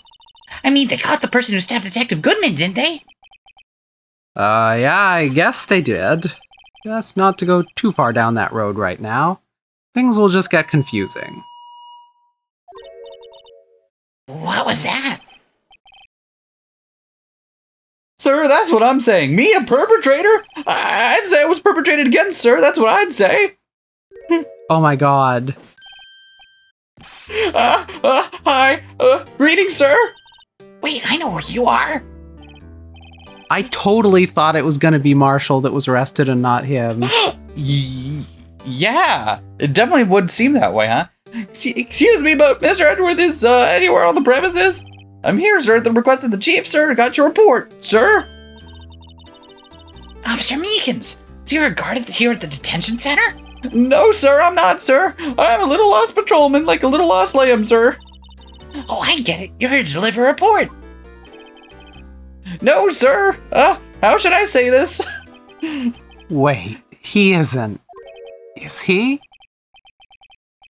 You, Officer Meekins, you didn't. Did you? Perpetrator Officer Meekins reporting, sir. What? They let you have that thing in there? Now, this is an unexpected turn of events. Oh my god, I love that his ID has him in the exact same pose as this. It's portrait. very cute. It's very cute. Let's talk. Sir, I am patrolman with General Affairs, sir. Ow, I can hear you fine, Officer Meekins. Oh, he's holding a thing to ward off curses. Yup. Oh, okay. I had some business that day, sir, so I went to the evidence room, sir. The guard station in front of the room was empty, though, sir. So normally there's a guard at the evidence room? That's right, sir. Because the evidence is kept in the evidence room, sir. Now the security officer was none other than Officer Marshall. Marshall? Then, sir, I happened to glance at the security room monitor. That's when I saw him, sir. A suspicious person in the evidence room. A suspicious person, sir. A suspicious person. Ow! He was handcuffed to his own neck? What? Meekins is a little bit of a... What do you call a human train wreck? What the heck is this guy doing? So what happened then? After that, sir, everything went white. I saw red, I blacked out. And when I came to, I was here in the detention center. How long were you out? Days? Might I ask, what happened to your right hand? Your left hand? Not your right hand, your hand looks fine. Sir, there was no one to bandage me, sir. So I did what I could to wrap it up, sir. A bandage on his handage. Just like Ms. Skye. Didge? No? That one doesn't rhyme. Well, yet another similarity between this case and the one at the prosecutor's office. First things first, tell us how you hurt your hand. I don't mean to pry, but you are the perpetrator, correct? You killed Detective Bruce Goodman in the evidence room, right? Sir, please don't like me with those sad puppy dog eyes, sir. If you had to label me as a perpetrator of the victim, sir, then label me as the victim. I would, but you happen to be in detention. And alive and well at that. Yeah, well, that's true, sir. I suppose you could say that. Did you know the victim, Detective Goodman? Well, sir, if I had to label him as a stranger or a total stranger, then I'd say he leans heavily on the total stranger side. So, you didn't know him? Sir, I work in a tiny department devoid of light or other creature comforts. I don't know any detectives. So if he was a total stranger, why did you stab him? Sir, I had no intention of killing him, sir. None. Nor do I have any intention of recollection of killing him, sir. At least someone around here is more confused than I am. About your hand. Meekins is like... It just feels like he's a walking Jenga game. Of all the characters in this series, he's really got like the short end of the stick, which is anyway. About your hand, did that happen during the course of the crime? Well, you see, sir, Don't you think you should just confess? but sir, there was nothing I could do, sir. Nothing you could do. Sir, to tell the truth, when it happened, when the detective pointed that knife at me, I hollered, sir. Next thing I knew, I was unconscious. The next thing you knew, you were... Huh? Then when I opened my eyes, I was alone in the evidence room, sir, all alone. Alone because Detective Goodman had disappeared. What? Then when I looked down, I was gushing blood from my hand, sir.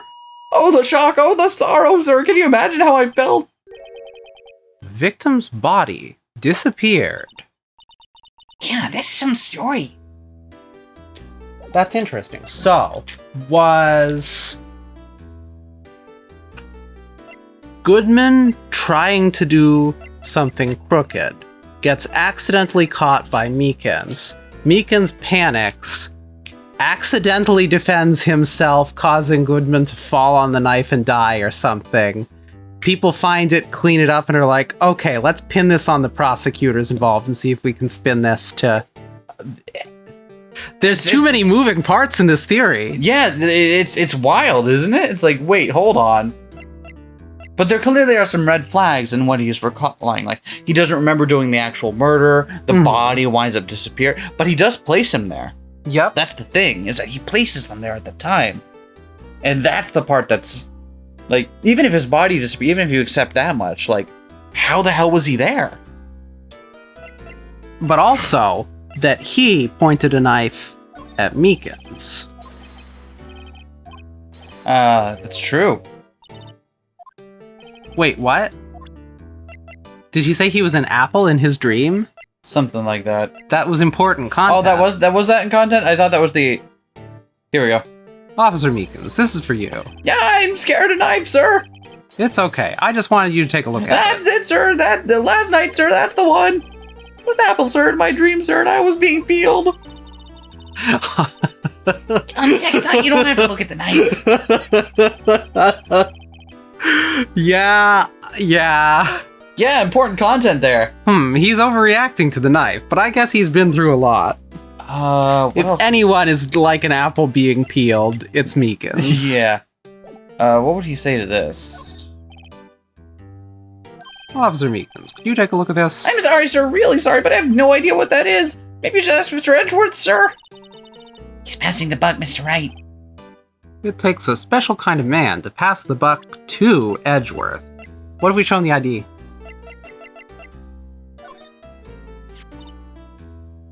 Do you think you could take a look at this? Hey! That's it, sir. That's it. That's what? My head was a blank until this very moment. But, sir, now I remember, sir. You mean you remember what happened? Corral! Why do I keep doing that? The card was the cause of it all. This ID card? Exactly, sir. That's exactly it. Nothing could be more exact, sir. Nothing. I'd better pry into this one a little deeper. Oh, good. I can't wait for more Meekins.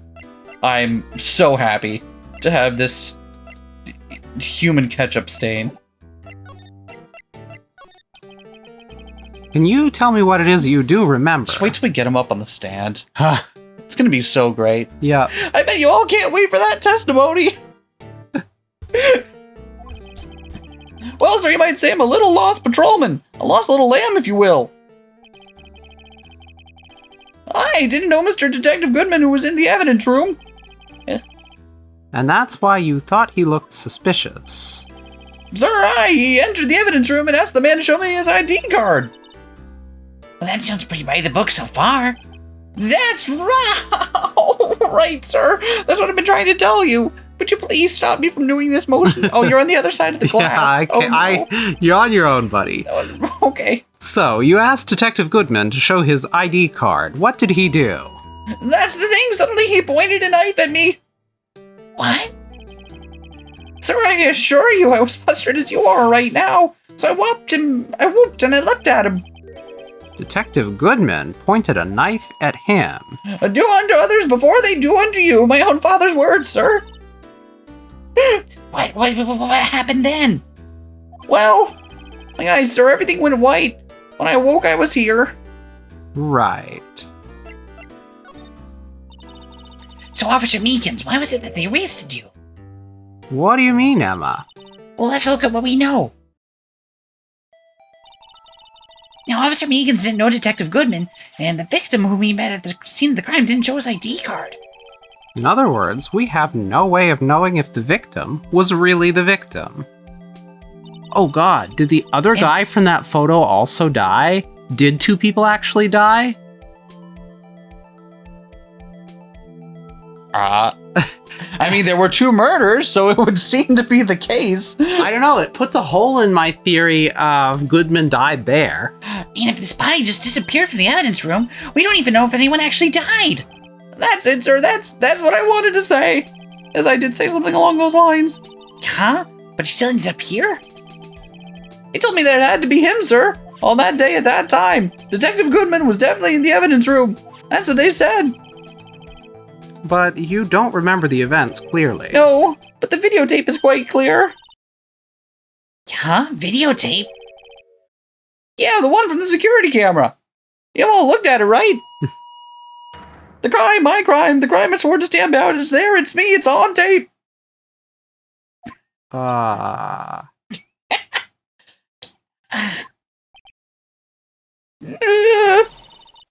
you waited until now to tell us this? I am so sorry, sir. I am just trying to get by a moment at a time. I'll hand over my badge. I don't deserve it. No thanks, I have my own. Would you like to take a look at it, by the way? My badge. Yes, please. Yeah, I generally show it to everyone when I first meet them. Okay, I'll be waiting here for you to present it to me using the court record menu. Then press the X button to present a piece of evidence to get a reaction from people. In any case, guess we'd better go check out the crime scene.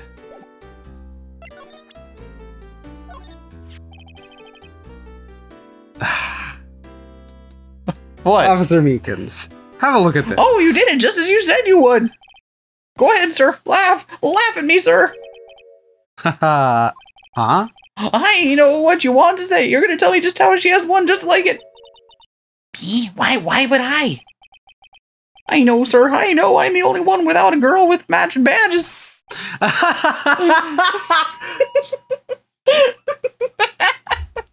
Nowhere. I'm alone. All alone. Is that so wrong? Life isn't about high school sweethearts and youthful romance, sir. Is he talking about those badges on her coat?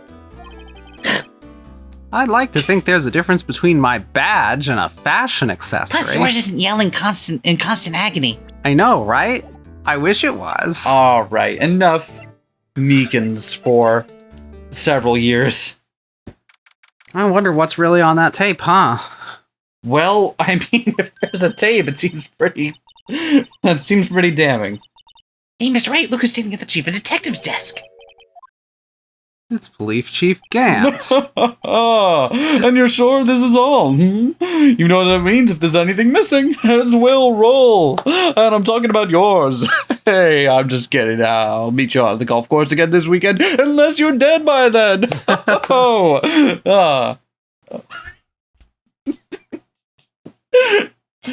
Sir, I'm sure it's most likely totally perfect. We checked all of his drawers, lockers, garbage cans, under his seat cushion, behind his computer monitor, inside his personal coffee machine.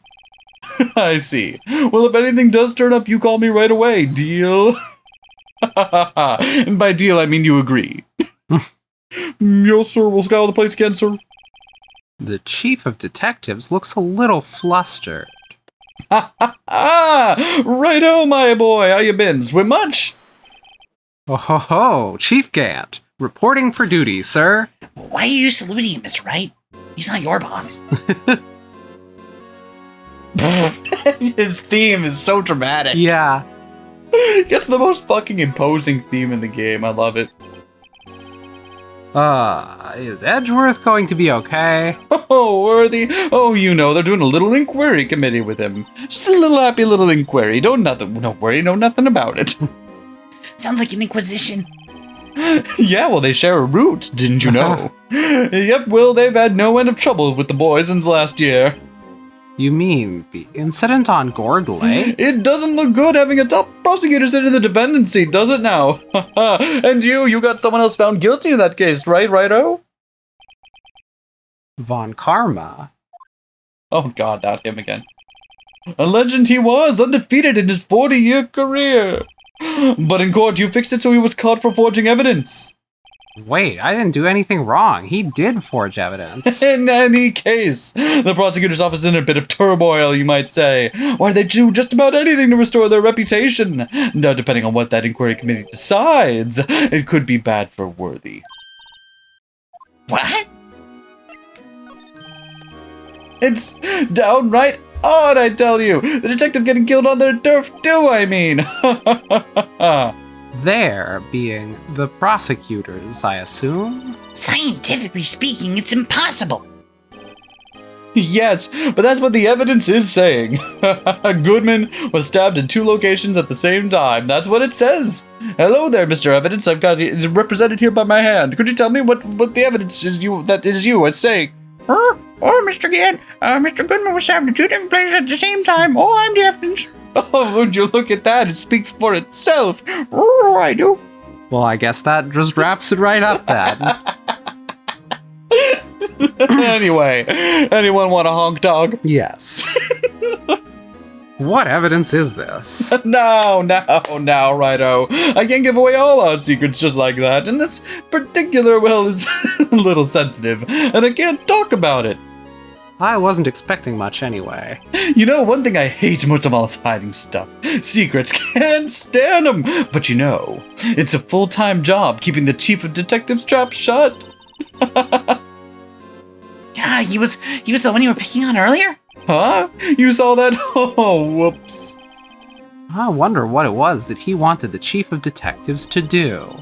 Let's see if we can kind of discreetly ask him.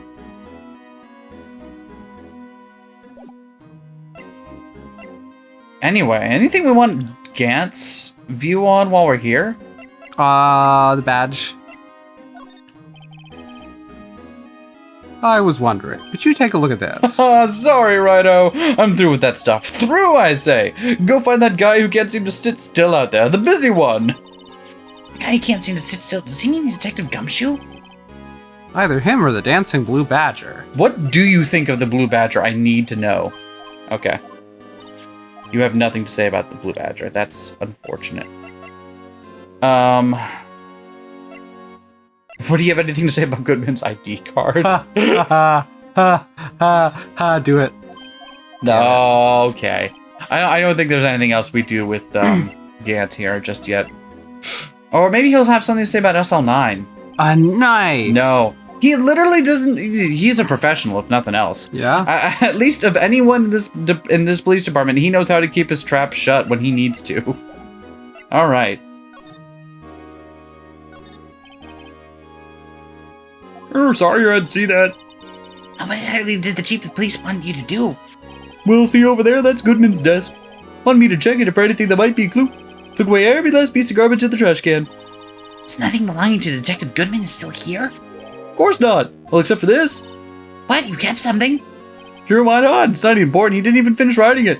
It's a lost item report, but it's only half complete. Last item. Did Detective Goodman lose something? The date on it is February 21st. Better make a note of that just in case. Goodman's lost item report. Half-written document dated 2/21 can only be submitted to the chief of police. I should really get back to investigating the police department crime scene. Okay. Let's take a look at that in the court record. Yeah.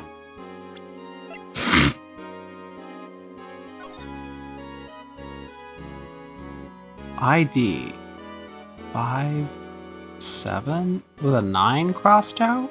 It looks like he started writing something, then kind of looks like a 9. He started writing 5-9, and then crossed it. Oh, his is 5-8. Interesting. Yeah.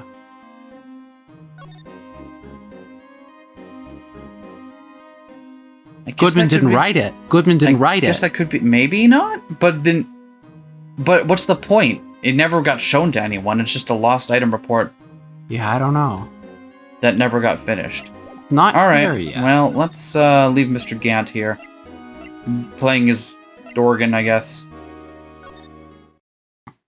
That made it sound dirty. I didn't mean to make it sound dirty. What? What? What? Ah! What did she tell us to do? To get back to investigating the police department crime scene.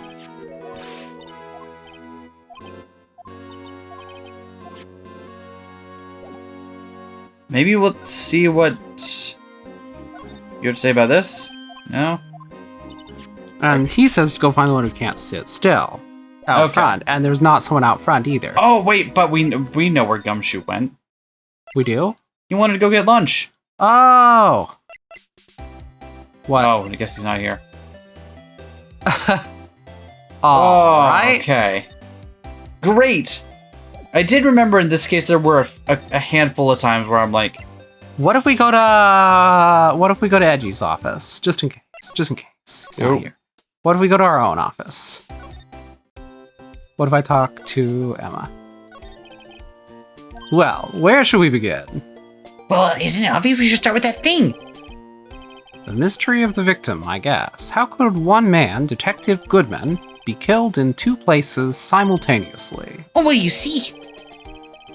We should go to the police department. The evidence room, was it? I'm not being very useful here, am I? No, you're being very helpful. Any ideas? Or Mr. Edgeworth?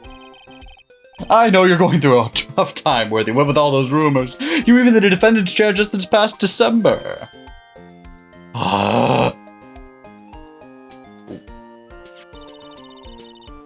There was that business with him not reading that officer's report.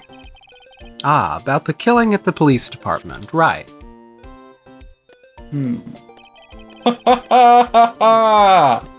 The chief of police was right about that. But I can't help but think. Someone at the police department doesn't like Edgeworth.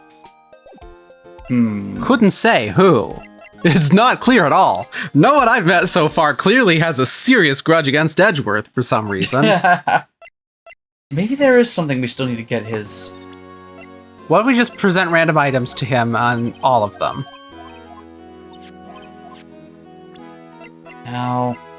No, I don't think this is it. Maybe. Oh, will you tell us about SL9? No. Anything else in here we can look at? Oh, we haven't looked at some of these things. These are the detective's desk. There are computers and files on each one. Funny, they're a lot tidier than I'd expect. I guess the detectives don't spend a lot of time See, at but their that's the same desks. thing it is every time. What if we still check it out? Oh, what if we talk to him? What if we present him the thing we just found?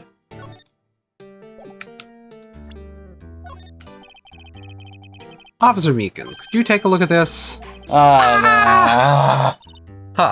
I am going. There's got to be something that we're missing. We've been to all the places, so it has to be an interaction queue. We only have 3 interactable people. What if we have to show the thing to Ms. Starr? I guess we could. You go see if. It'd be weird if that was what it was, but it's the only thing I can think of. Yeah. Let me hold on. Can do. I'm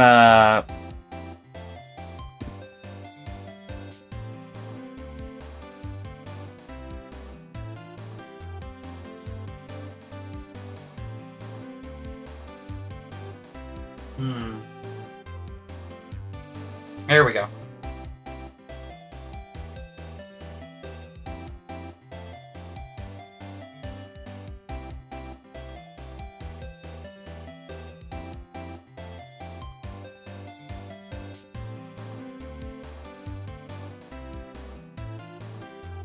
Oh, I got it.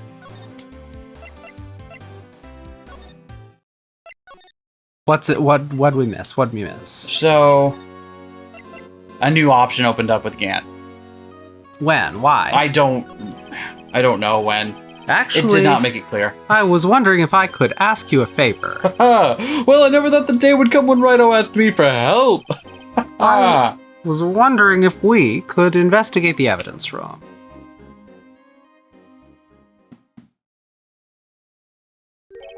Oh, now, Righto. Actually, I'm sorry. I don't need to investigate after Righto, all. please. Do I look like a selfish man? Huh? Heck, if anyone asked me, sir, can I borrow $50? I'd give them $50, no problem. So go ahead, investigate that room to your heart's content, knock yourself out. Guess it goes to show you'll never know until you ask. And for you here, you can borrow this. Hey, it's a detective's ID card, isn't it? That's a special card for guests, so don't lose it. Yes, sir, it's an honor. You just run along and do your best now, okay? Later, folks. Get out. I see. Looks pretty cool, my lapel, doesn't it? Just think, a real ID. You seem happy. Yeah, it's really edifying for some reason. Yeah, sir, because, sir, we have to go to the evidence room now, sir. I think this place is a bad influence on the girl. Alright. Can we investigate that ID? Is it in our court record? Yeah, let's check out our court record. It's not. That's We unfortunate. were just given okay. Oh, you know what we haven't examined? That's been in our court record for a while now. We haven't. Oh yeah, look at it from all sides. Oh yeah. Well, my mouth is watering. I can almost hear the sound of the steak frying on the grill. No doubt it's all cold and tough by now. No, I'm sure it's delicious. Miss Starr poured her heart into making this. As long as she didn't put any other organs in there. Well, Oh. Let's see. Ingredients. Meat. she must mean beef. She probably just wrote it generically. Yeah, let's hope so. Of course, as a scientist, I have to check what additives she used. Go to town. Han says here, hours of sweat and labor. So that's why the sauce is so salty. I don't like that implication. You know what else we didn't check out?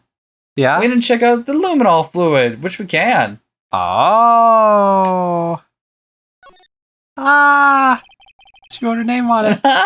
Someone used a marker to write their name on this. Lana Skye. Don't tell me you bring this with you everywhere you go. Well, you never know where something might go down. Just what kind of a world do you think we live? Actually?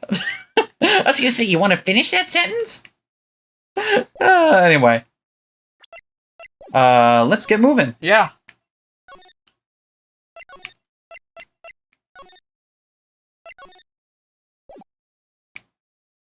I think we examined this Sorry? Okay.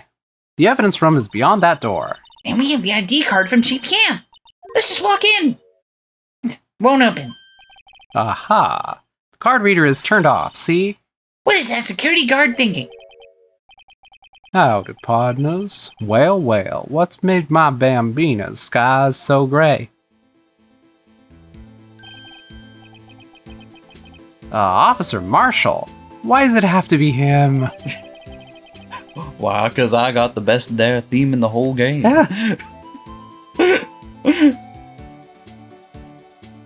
What's that? Why does it have to be him? Look for. Is he that readable to everyone? Yeah. As you may have surmised, this here's my saloon. We came here to investigate the crime scene. Yeehaw, that card you got there on your chest. That's better than a sheriff's badge in these parts. Yeehaw. Well, I see. Yeehaw indeed. Yeehaw. Well, what you standing there for? Get along, little doggies. The crime scene's awaiting. Looks like the card reader's on again. While we're here, I was wondering if we could ask you some questions. Sorry, cowboy, but I got no mind to tangle with you, hombres. You're busy then?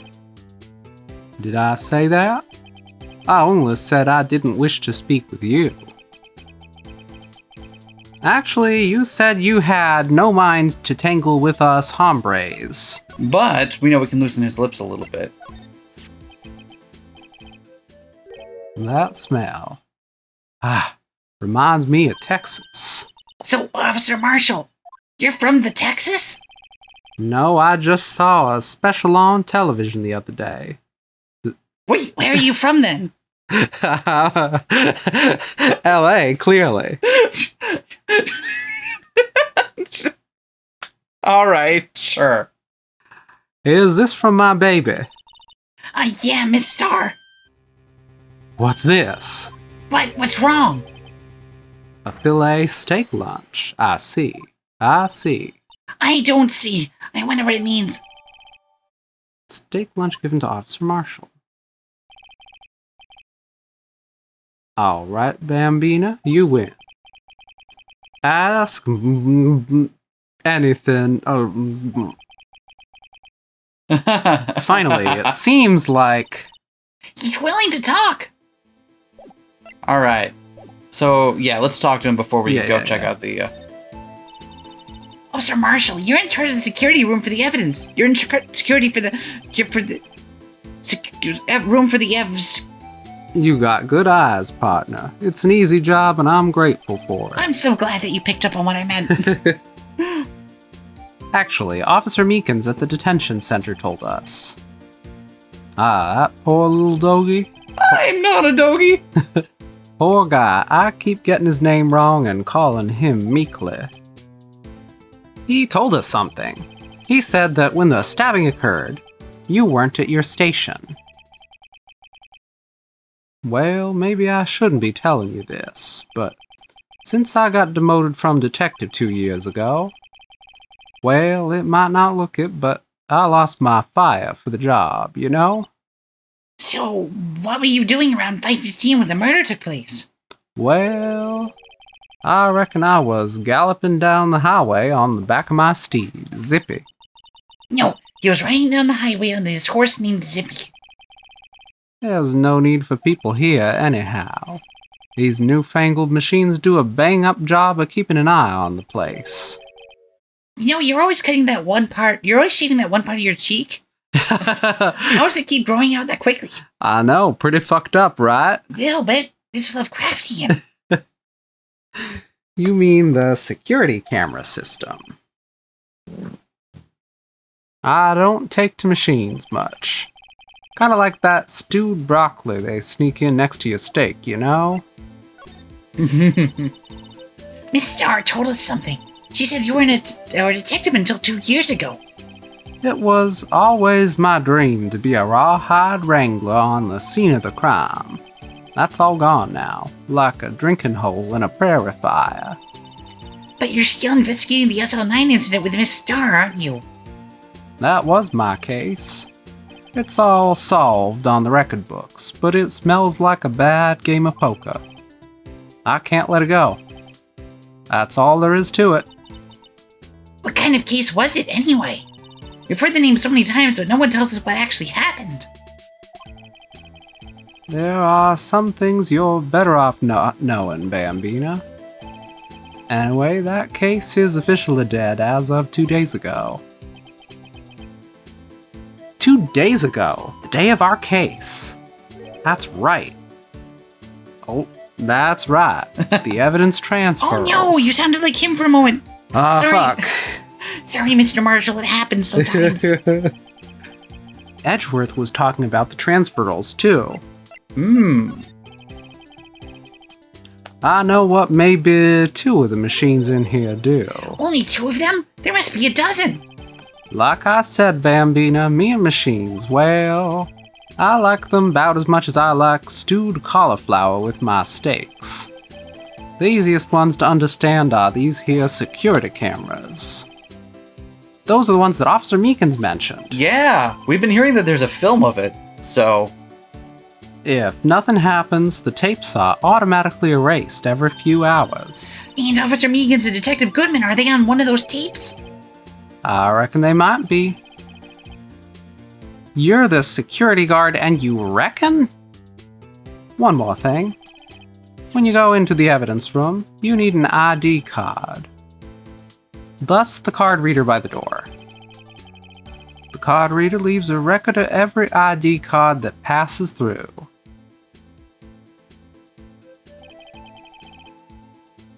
This is the ID card record. Hey, I've seen that somewhere before.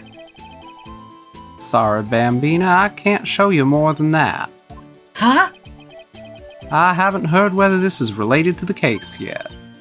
Mr. Wright, I saw a number on that record just now. I've seen that number before. Goodman's. Maybe there's some way I can prove that record is tied to the stabbing. Interesting. So we'll probably want to present Goodman's card to him. Yep. Sorry, but could you explain what this whole transferal thing is about?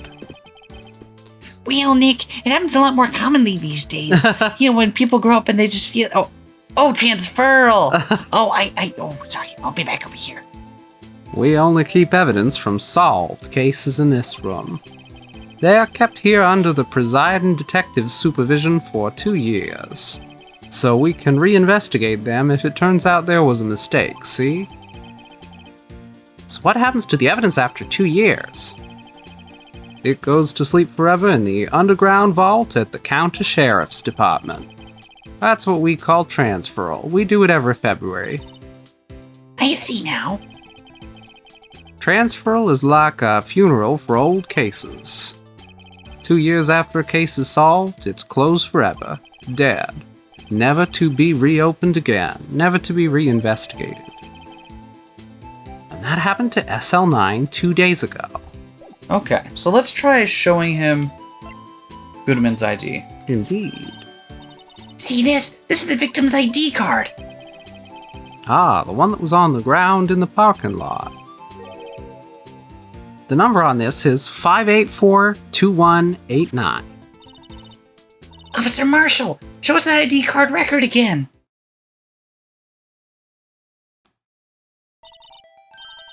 Look, the fourth number, it's a perfect match. It was used at 5:14, right before the stabbing. That's screwy. So the card was physically here at 5:14, and physically there Yep. within minutes. How? And you can probably dupe cards somehow. Maybe. Oh. What's more, there's only one of them cards in the world. So when the incident occurred, Detective Goodman was in the evidence room. But wait, what did Officer Meekins say? Sir, I entered the evidence room and asked the man to display his ID card. So you asked Detective Goodman to show his ID card. What did he do? That's the thing, suddenly he pointed a knife at me. If he had his ID card then, why would he have pointed a knife at Officer Meekins? Alright, compadre, you win. I guess I can give you this ID card record. Alright, let's check that out again. I've got an idea. Maybe I should show this list to other people with IDs here. And I believe what that does is that will help us fill this in Yeah. as we learn. Because I think we can figure out who one of these are pretty quickly. Because the last one's probably Meekins. Right, so Meekins probably came in then and also at 450, I guess.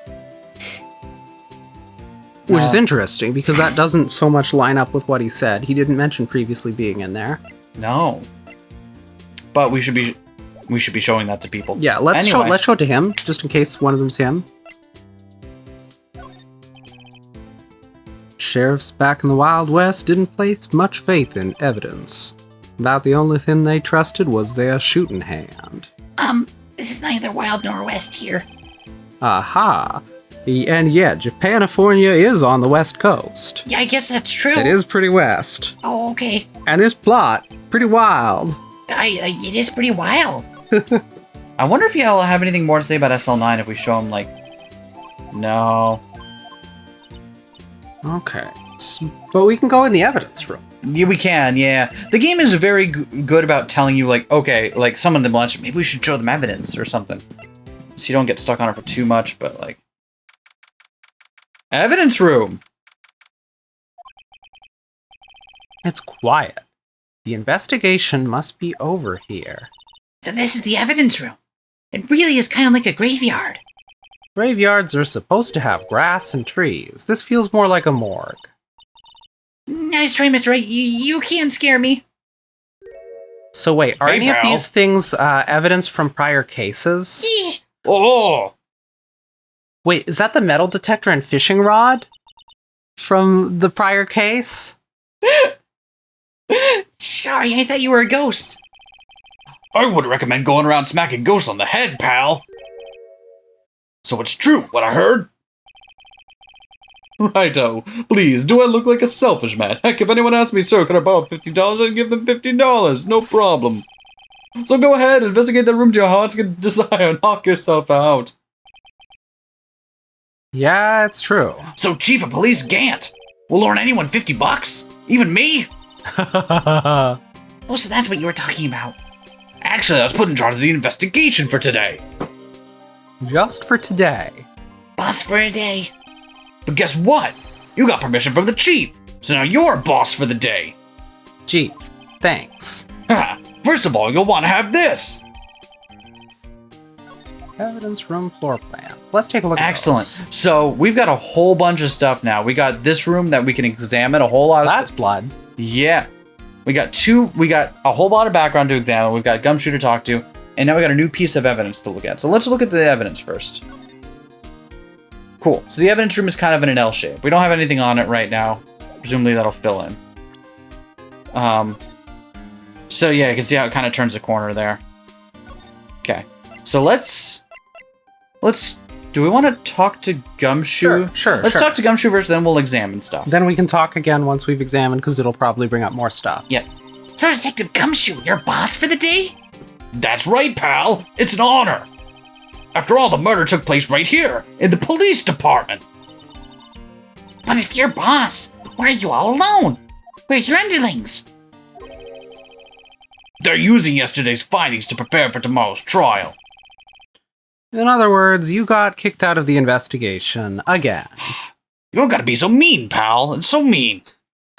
I'm adamant, though. I'm gonna take control and put this case to rest. In my own evidence locker, pal. You have a locker in here too, Detective Gumshoe? Ha ha ha. Of course I do. I'm a detective after all. They gave me a locker that only I can open, pal. Only you can open. Interesting. I'll always believe in Mr. Edgeworth no matter what happens. So, Mr. Edgeworth is the inquiry committee right now, right? They're trying to figure out who's responsible for the mess up in court today. I see. I guess this is what you call fate. Mr. Edgeworth just can't get away from that case. That case. Yeah, that case. The SO9 incident, of course. That was the beginning of the end for Mr. Edgeworth. Maybe we can get him to tell us more about the case. Interesting. So, we should also present him the timesheet. Yeah. This place is more high-tech than you might think. Every locker is fixed that only one detective can open it. Using their ID card. Well, that's the thing, pal. ID cards can be lost. Why, I'm on my third card since entering the force already. That sounds like a lot. Oh, I almost sounded like Phoenix for a moment. Yeah, but even I can't lose my own right hand. Right hand? Oh, you mean your fingerprint. Exactly, pal. The lock for each finger... the lock for each finger. Each finger has a lock. The lock for each locker is coated with a fingerprint. So the only locker we can open is our own. Funny, they look like normal lockers. These are the latest model. There's a trick to the handles, see? The handles?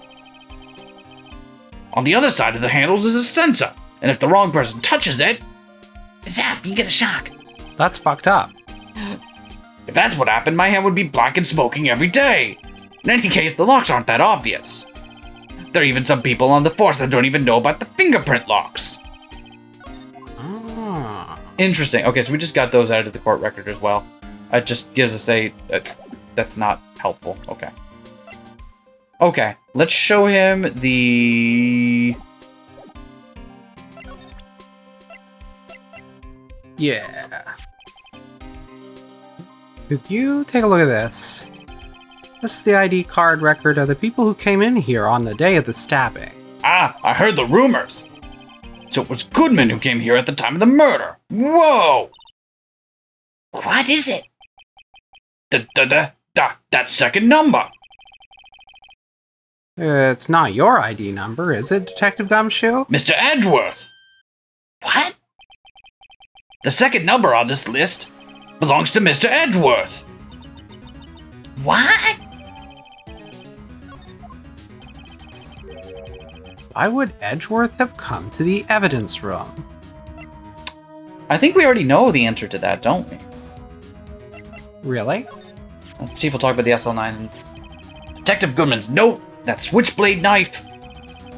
I bet Edgeworth was the most surprised of anyone. Because of the SL9 connection?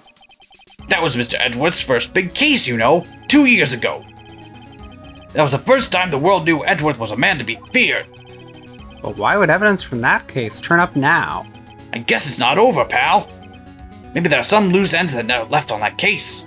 Right, he was here for the transfer of evidence, right? Yeah, he did mention that there was an evidence that he was Yeah, transferring some evidence back. that makes sense.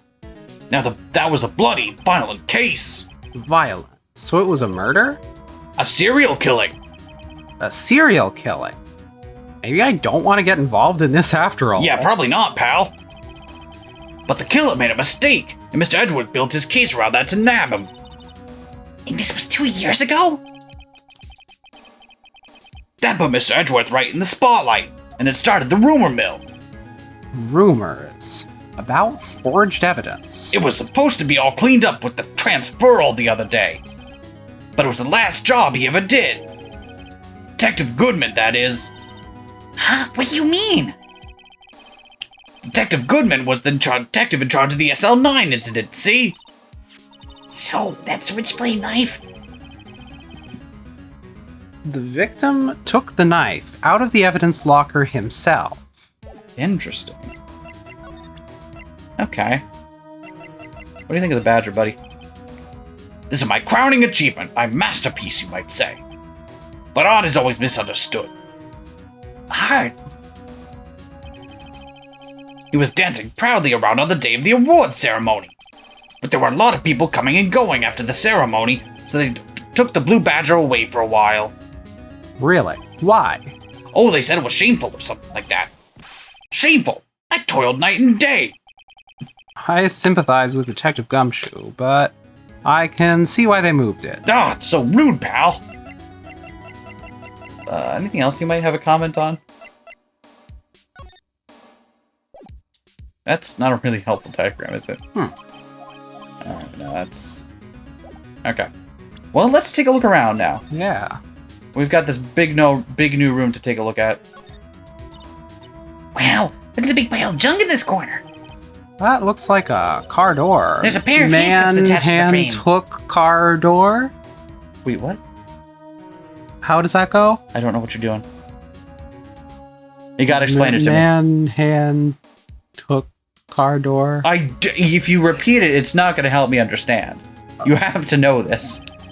Maybe they caught up with some sort of escape artist and got away. Hey, that's one of those human profiles for range testing. He's been shot square in the forehead. Better hidden than us. Man door, hand hook, car door. I don't... Man and girl go out to drive under moonlight. They stop at a side of road. He turned to his girl and say, "Baby, I love you very much. What is it, honey? Our car is broken down. I think the engine is broken. I'll walk and get some more fuel. Okay, I'll stay here and look after our stereo. There have been news reports of stereos being stolen. Good idea. Keep the doors locked, no matter what. I love you, sweaty." So the guy left to get full for the car. After 2 hours, the girls say, "Where is my baby? He was supposed to be back by now."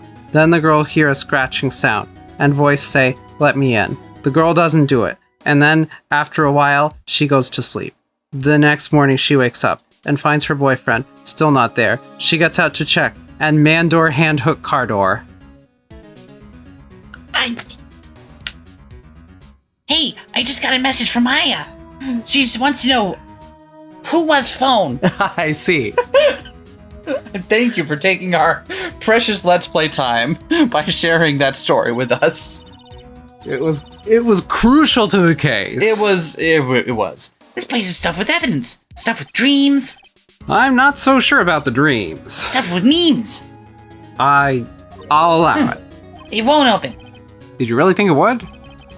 Hey, pal. Our security is high-tech around here.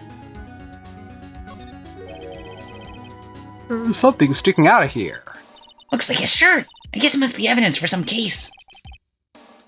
Wonder if Detective Gumshoe put this here. There you go, pal.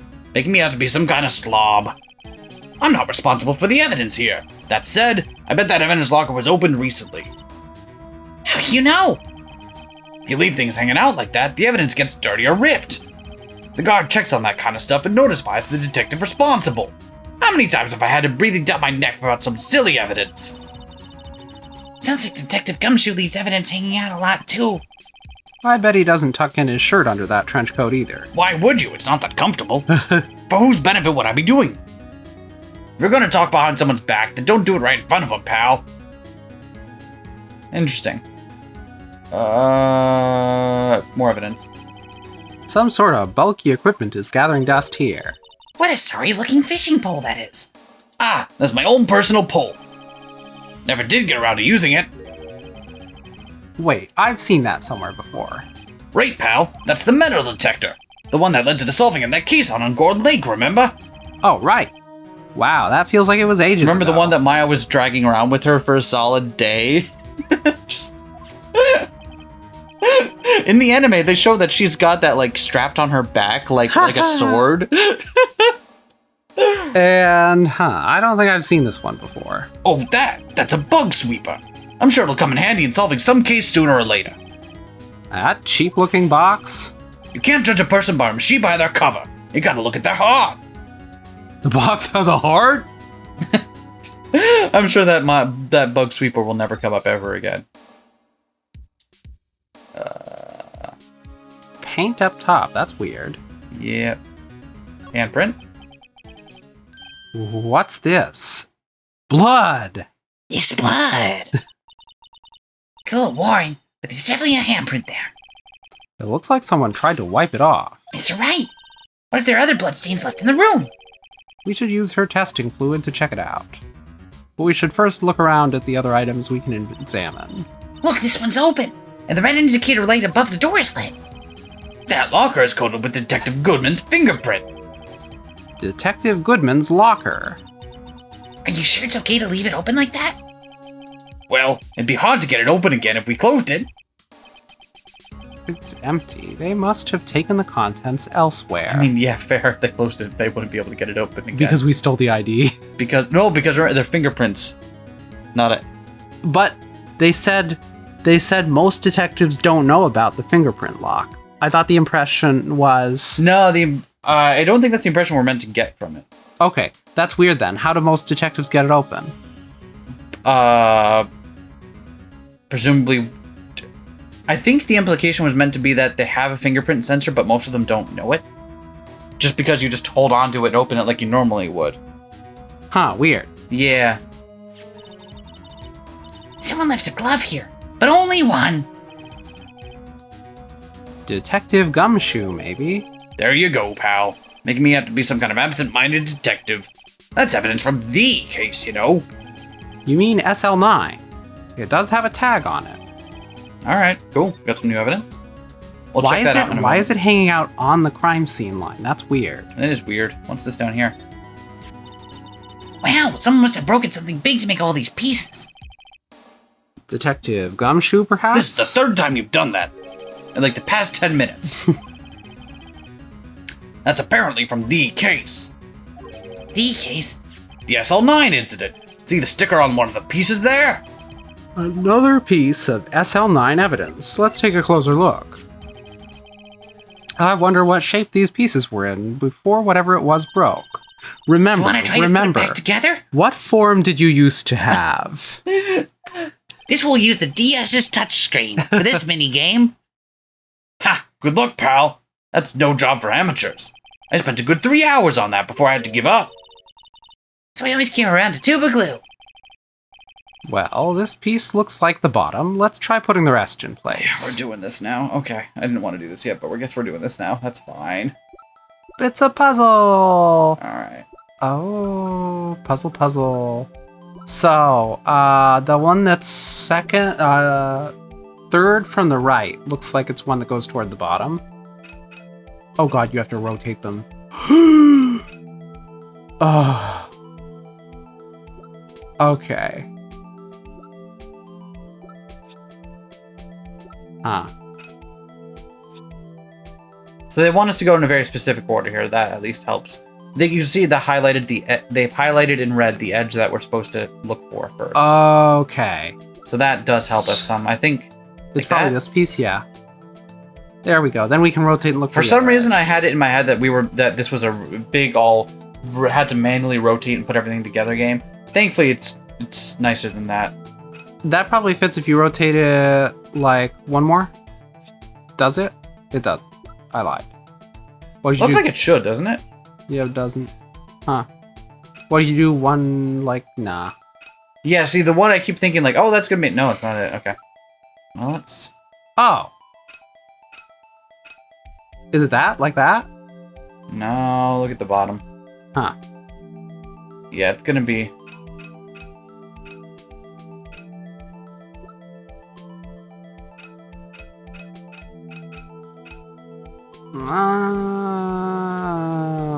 Huh.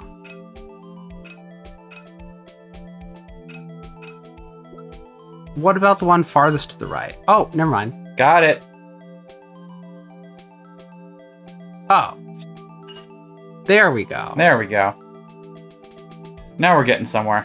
And now the bit with the little divot. Over here. Yeah. No, the other one. The first one, I think? They all have little divots. Yeah, but if you turn that one. Oh, there you go. Yeah, you're right. So we want something that's going across the top here. That? Probably. Yeah, there we go. And then the second, third from the right. There we go. God, one of us has good spatial reasoning. And then that one clearly goes on top. But probably wants to put that in there first or something. That one was awkward because it doesn't really look like it fits the way it does. Yeah. Let's turn it further. Interesting. Still missing some pieces. Oh, it says Ami? I don't get it yet. Well, I think we did it, but some of the pieces are still missing. Yeah, I got that far in 2 minutes myself. The problem is finishing it. Were some pieces stolen? I bet they were missing to begin with. Still, doesn't look like the most stable kind of jar. Kind of understand how it got broken. Interesting. Let's keep examining stuff. Let's examine that again. We can re-examine this. If you put these pieces together, it makes a jar. There are two things that bother me. One, why are some of the pieces missing? Two, doesn't it seem like a little unstable? No wonder it broke. I'll make sure to remember that next time I make a jar. Well, stop standing with your mouth ajar. Yeah, get it? Got him. Got him. What is Saw and Paint doing here? Since the dawn of time, Chuan has always been Ha ha ha! Chuan has always been a war against depression. You aren't. There's blue and yellow paint here. Perhaps we're witnessing the birthplace of the Blue Badger. Well, you might say this is my studio. Here, in the evidence room? All right. Let's spray around, let's spray All right. on- We needed to spray stuff. Yeah, it'll be the left side, the locker that's got the thing hanging out, I bet. Let's check out these things before we. 'Cause we got some new evidence still. Oh, yeah. The tag says SL911. I guess this is another piece of evidence from that case. You know, I never did care for the word tag. It's confusing. Huh? What's so confusing about that? Do you know how many other words sounded like it? Bag, gag, nag, glag, zag. Zag? Is that a word? Do you challenge me? I have the most up-to-date Scrabble dictionary. Are we playing a word game now?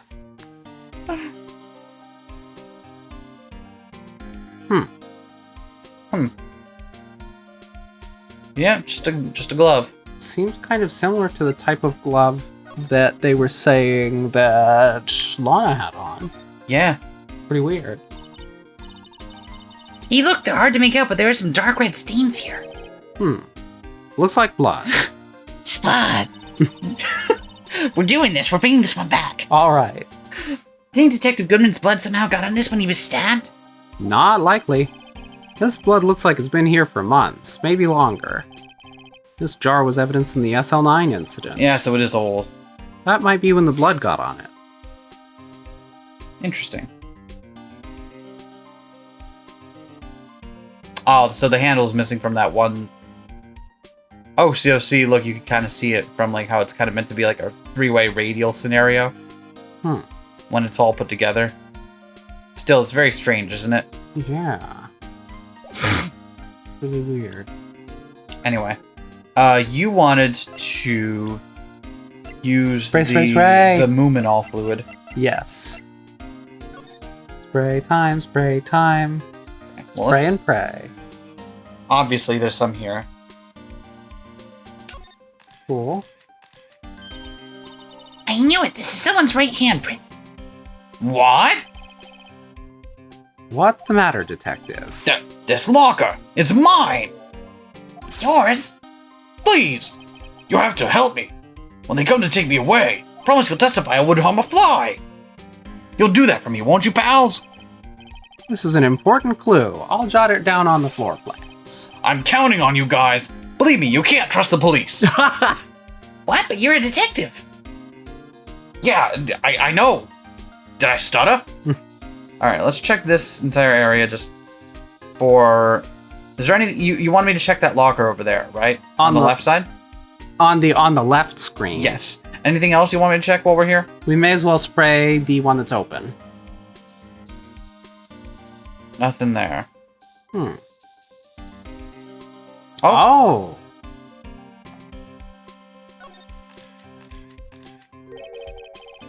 That must have been one massive pool of blood. Never seen anything like it. I'm not a professional. What's your opinion, detective? Huh. Pale blue blood. Maybe Detective Goodman was actually one of the Greys. This proves that something really happened in front of this locker. I'll make a note of it on the floor plans. Hey, if you didn't want my opinion, you shouldn't have asked. Duly noted. Alright. I don't think... Just gonna spray everything. You know, that is my only bottle. And yet, it seems to be bottomless. Alright, so you wanted me to check Yep. this locker. Yep. Ah, there we go. Why am I getting a reaction here? There's no reason for the murderer to touch this spot if he fled out the door. This just might be something significant. Hey, that's some pretty amazing stuff you got there, pal. What, this? I literally got it off Amazon. You buy it yourself. It's called Luminol Testing. Where'd you get your hands on that? Huh? I'd like to get some too. I'll just borrow $50 from the chief. Where do you get this, Emma? I always buy it by mail order. Well, I'd better jot this down on the floor plans. Hey, pal, look at the time. Was there something you needed to be going to? It's just that Mr. Edgeworth's inquiry committee should be getting out soon. I'm gonna go give them my report for the day. Doesn't look like a report. That's that's also a call forward. That's a call forward. He doesn't give a report and instead gives them a menu or some shit. There's a restaurant we'll visit in a later case. Okay. It might help, you know. Report? You mean the note written on the back of that flyer? The one that says nothing but no problems. Hey, it's Mr. Edgeworth we're talking about. I'm sure he can use a report like this. I believe in him. Who needs enemies when you've got friends like Detective Gumshoe? I'm off, pal. Later. I should probably see what Edgeworth has to say, too. Cool. So that's our little indication that we can move on now. All right. I think we've done everything we want to do here. Yeah? Let's see if we can get... Did we present it to him already? Yeah. We did. Okay. Oh yeah, he handed it to us. Of course we did. Did we, Did we what? Are any of the other new things relevant to him, I wonder? What do we have? What do we have? Any of the new stuff. He didn't say much about the other evidence we showed him, but, jar, glove, locker. Yeah, I guess not. Oh, let's check the floor plans. Cool, so that shows us where all the blood is. 2 Neat. lockers.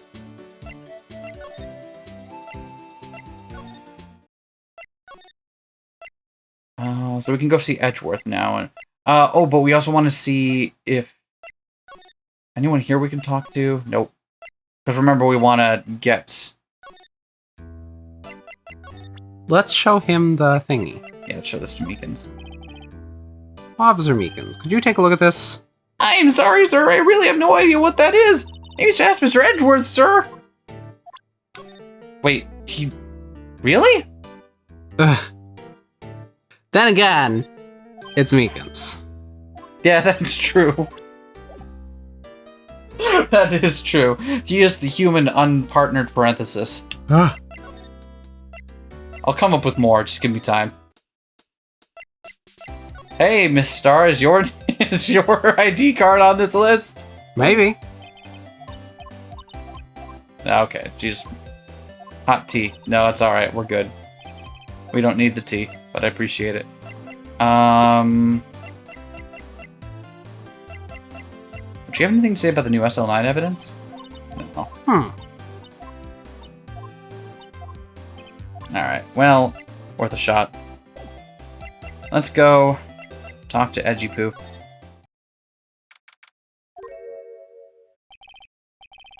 Oh, guess my... Shit, I didn't realize... I didn't remember he showed up in this one, too. My apologies. Ah. Have we met somewhere? Huh? Mr. Edgeworth, I beg your leave. So long. Is Edgeworth here? There, standing by the window, a teacup in his hand. Right.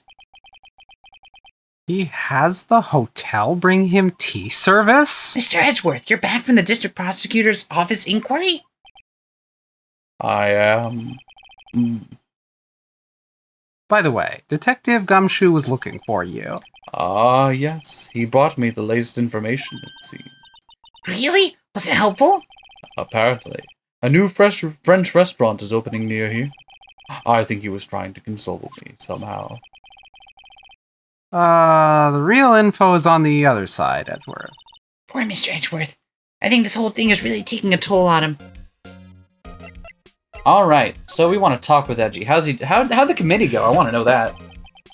So, how did the inquiry committee go? Actually, they decided to treat this not as a case of concealing evidence, but as a communications error during the investigation. Concealing evidence? Yes. Apparently there are some who believe that I concealed evidence. They gave me a warning. You were lucky this time. Again. Again? I've heard them say that so many times.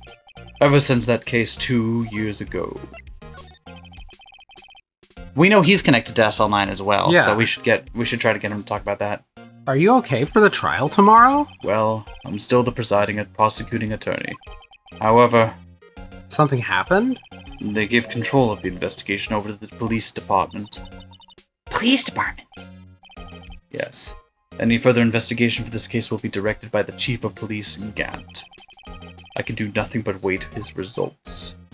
I see. Why? I ask you why? All along I've done only what I believe is right. I have nothing to be ashamed of. But still. Wow, I've never seen him this out of sorts. Damn, Edge. Alright, well, let's see what...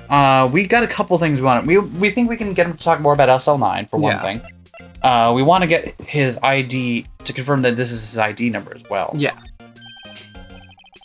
Oh, right. I'd better check this now. As I was saying, What is this? Record of ID card usage? Edgeworth, you went into the evidence room that day, didn't you? Just before the incident occurred, no less. Yes, that's true. Why, Mr. Edgeworth? Please don't look at me like that. I was asked to go. By Chief Gaunt, no less. Chief, please. He wanted evidence for a case that wrapped up half a year ago. He told me he wanted to keep it here in the prosecutor's office. Oh, interesting. But it was solved, right? It would have to be if the evidence was already filed. The chief is never one to explain himself. In any case, on the day of the stabbings, I brought this back here. Can I ask what kind of case it was? I can't say. It really has nothing to do with the current case. Now I'm curious about this other case. I'd better make a note of it. Unrelated evidence. Screwdriver added to the courtroom. That's interesting. Evidence from a past case of Edgeworth brought back to his office by Gant's request. I wonder if this screwdriver was used to stab someone. Stubborn as always. I told you this has nothing to do with the current case. Yeah, but now we got his name on there. That's good. Cool. Let's see. We want to talk about SL9, right? Yeah. Oh, also, let's check this out. Look at it. We got it. The tag says AI 16. What's that got to do with anything? Nothing, apparently. At least that's what Edgeworth said. Huh, that makes it seem all the more suspicious. Who knows, this might turn out to be the clue that breaks the case. Wouldn't that be nice?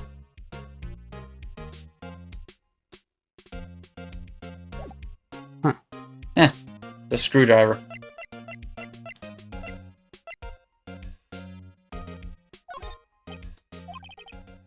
I know you. You've probably got a hold of some information already, right? It all has to do with that case you were on, the SL9 incident. And some dark suspicion you were wrapped up in. You are the man who revived the worst memory of my life. I figured I'd be telling you about this sooner or later. He must be talking about his father's murder in that elevator. Okay, Edgeworth, why don't you tell me about it? Tell me the truth. Alright. Well, that's a leading title. The SL9 incident was a heinous serial killing case. The head of the investigation was the deputy chief of police at the time, Damon Gant. Ah, wacky old guy was involved in the case 2 years ago too, then. I'm just such a card! He was the top officer. It was my first time working with him. I was nervous. Wow, you get nervous too, Mr. Edgeworth? What I want to know is why was a deputy chief of police on the investigation? In truth, I use slightly more extreme methods than normal. Like doing skateboard tricks or BMXing into the court? I have done an ollie in court once, but that was not related.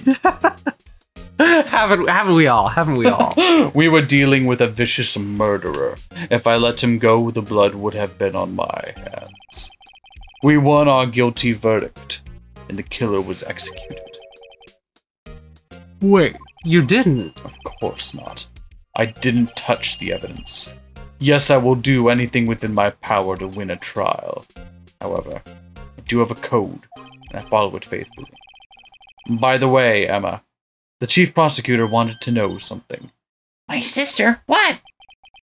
If you were still studying forensic science. Huh? Yes, of course. Why, just today Mr. Wright and I were using this. Luminol testing fluid.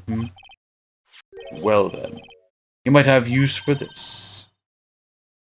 Aluminum powder for taking fingerprints. It's been chemically treated for better adhesion. For me? Are you sure? We are the enemy, you know. I have no say in today's investigation. Do as you will.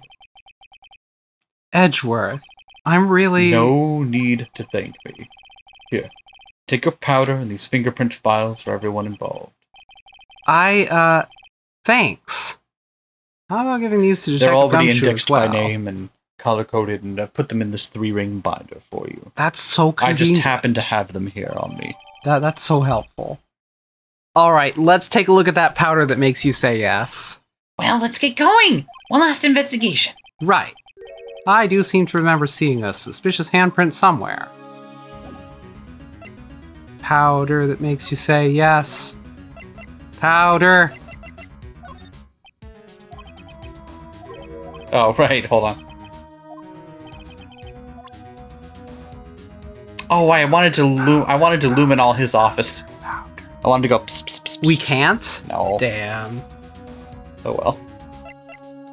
Anyway, thank you, Edgeworth. Look, but can we examine the powder? Yes, let's examine the powder.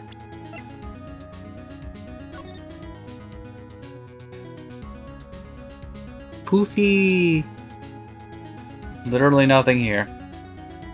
Powder that makes you get arrested. I'm arrested.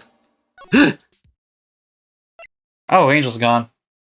All right. Well, we saw some handprints at the police place. We did. We saw one on... Can we put one on, what's it thingy? Because there's a handprint on there. Can we dust that for prints?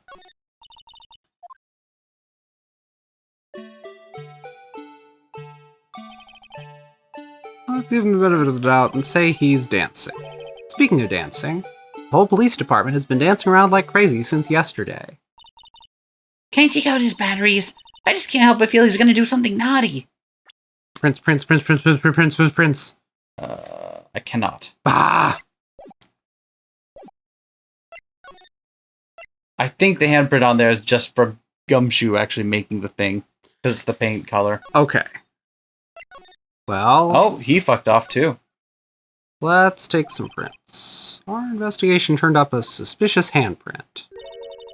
Here, in this blood on the evidence, in the detective's evidence locker. Let's use the secret weapon we just borrowed. Right, let's get started. First, choose a finger. A finger. Each finger leaves behind a slightly different imprint. So let's choose the finger that will have left behind the clearest print. I really can't tell the difference at a glance. Quit procrastinating and choose a finger. Sure looks like the thumb. Okay, now it's time to check for prints. Wish you how it's done. Emma's starting to get that sparkle in her eyes. First, we sprinkle aluminum powder around. Huh? How do you do that? With the A button, see? Ah, the A button. I didn't even think of pressing that. Well, I mean, if you had just thought of it sooner. It looks like that did the trick. How do you think you're advancing our conversations? The aluminum powder adheres completely to the print. Once the powder is well spread, just blow away the excess. Huh? Can I just... No! A little? No, don't. I don't know how that works. Okay.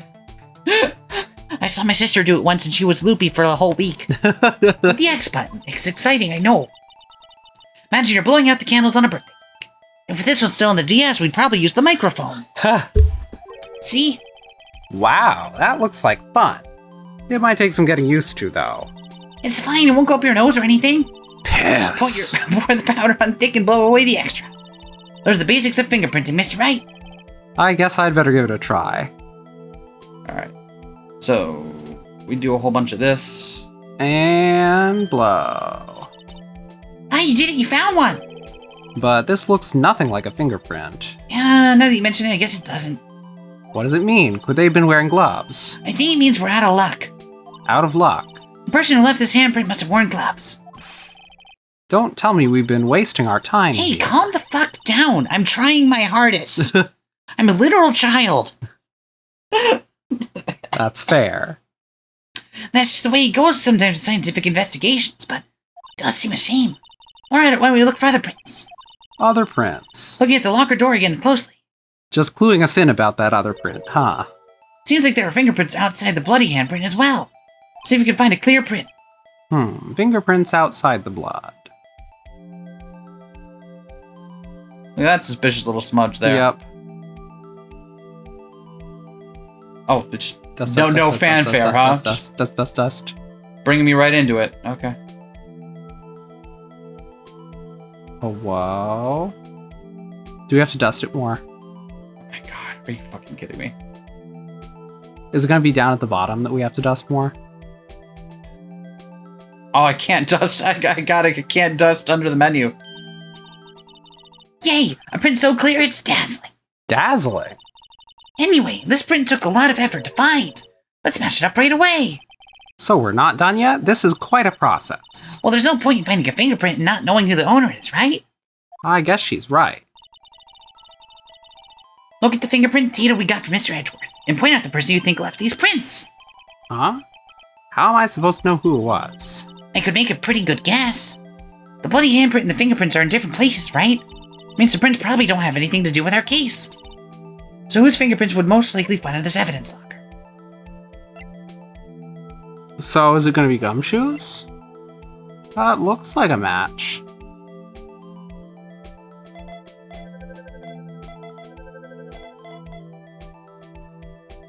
Yep. There you go. Wow, what a fun minigame! Aha! These prints belong to Detective Gumshoe. Something wrong, Miss Wright? You gave me this so what look.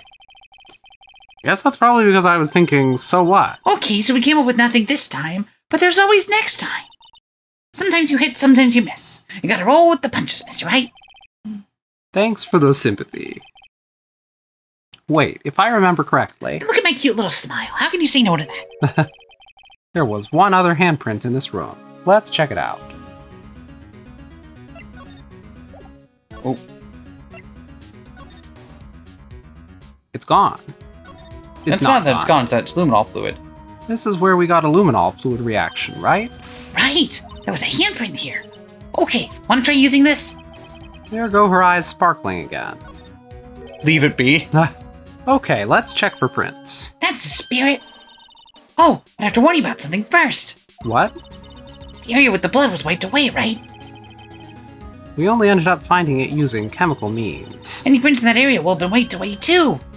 Oh, right. So that means no prints. Would you say the probability of your hypothesis is high? Don't ask me. Anyway, we must try to find prints that weren't wiped away. Prints other than the ones left by the bloody hand.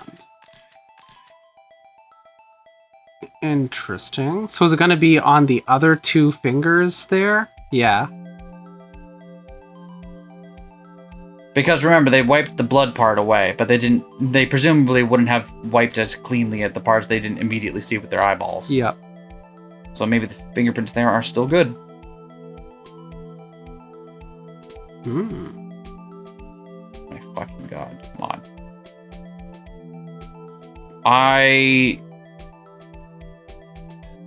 It's so much fun, isn't it, Mr. Wright? Yeah, I love powder. I love blow too. Alright, so whose fingerprint is it? It's a Damon's? Doesn't look quite like Doesn't look ants. like Is it Damon. Meekins? Meekins? No. It's not Meekins. Oh, Jake Marshall. Oh, Huh. shit. That was fast. That's Jake? interesting. Well, let's see. Yeah, that seems pretty conclusive.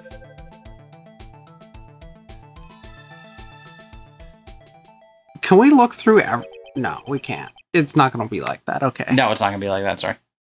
Hey, these fingerprints, Whose are they? Whose? Is it someone I know? It's Officer Marshall. Huh? Officer Jake Marshall. Huh. That's gotta be coincidence. He's not involved in the crime. Emma. This is decidedly different from Detective Gumshoe's prints. The luminol reaction, the blood and the fingerprints are in the same place. Oh! So, we have Jake Marshall's fingerprints on a wiped blood stain. In before he just got a shaving cut from his stupid knife shaving. That is a bad habit of his. But why would Officer Marshall? It looks like our investigation is finally turning up some results. Oh, I guess this is what you'd call decisive evidence. I don't believe it. Interesting. Interesting. Yeah, we're making some headway in this We case. are. Oh, and there's still a lot left to come, so I hope you're enjoying it so far. I am. Yeah.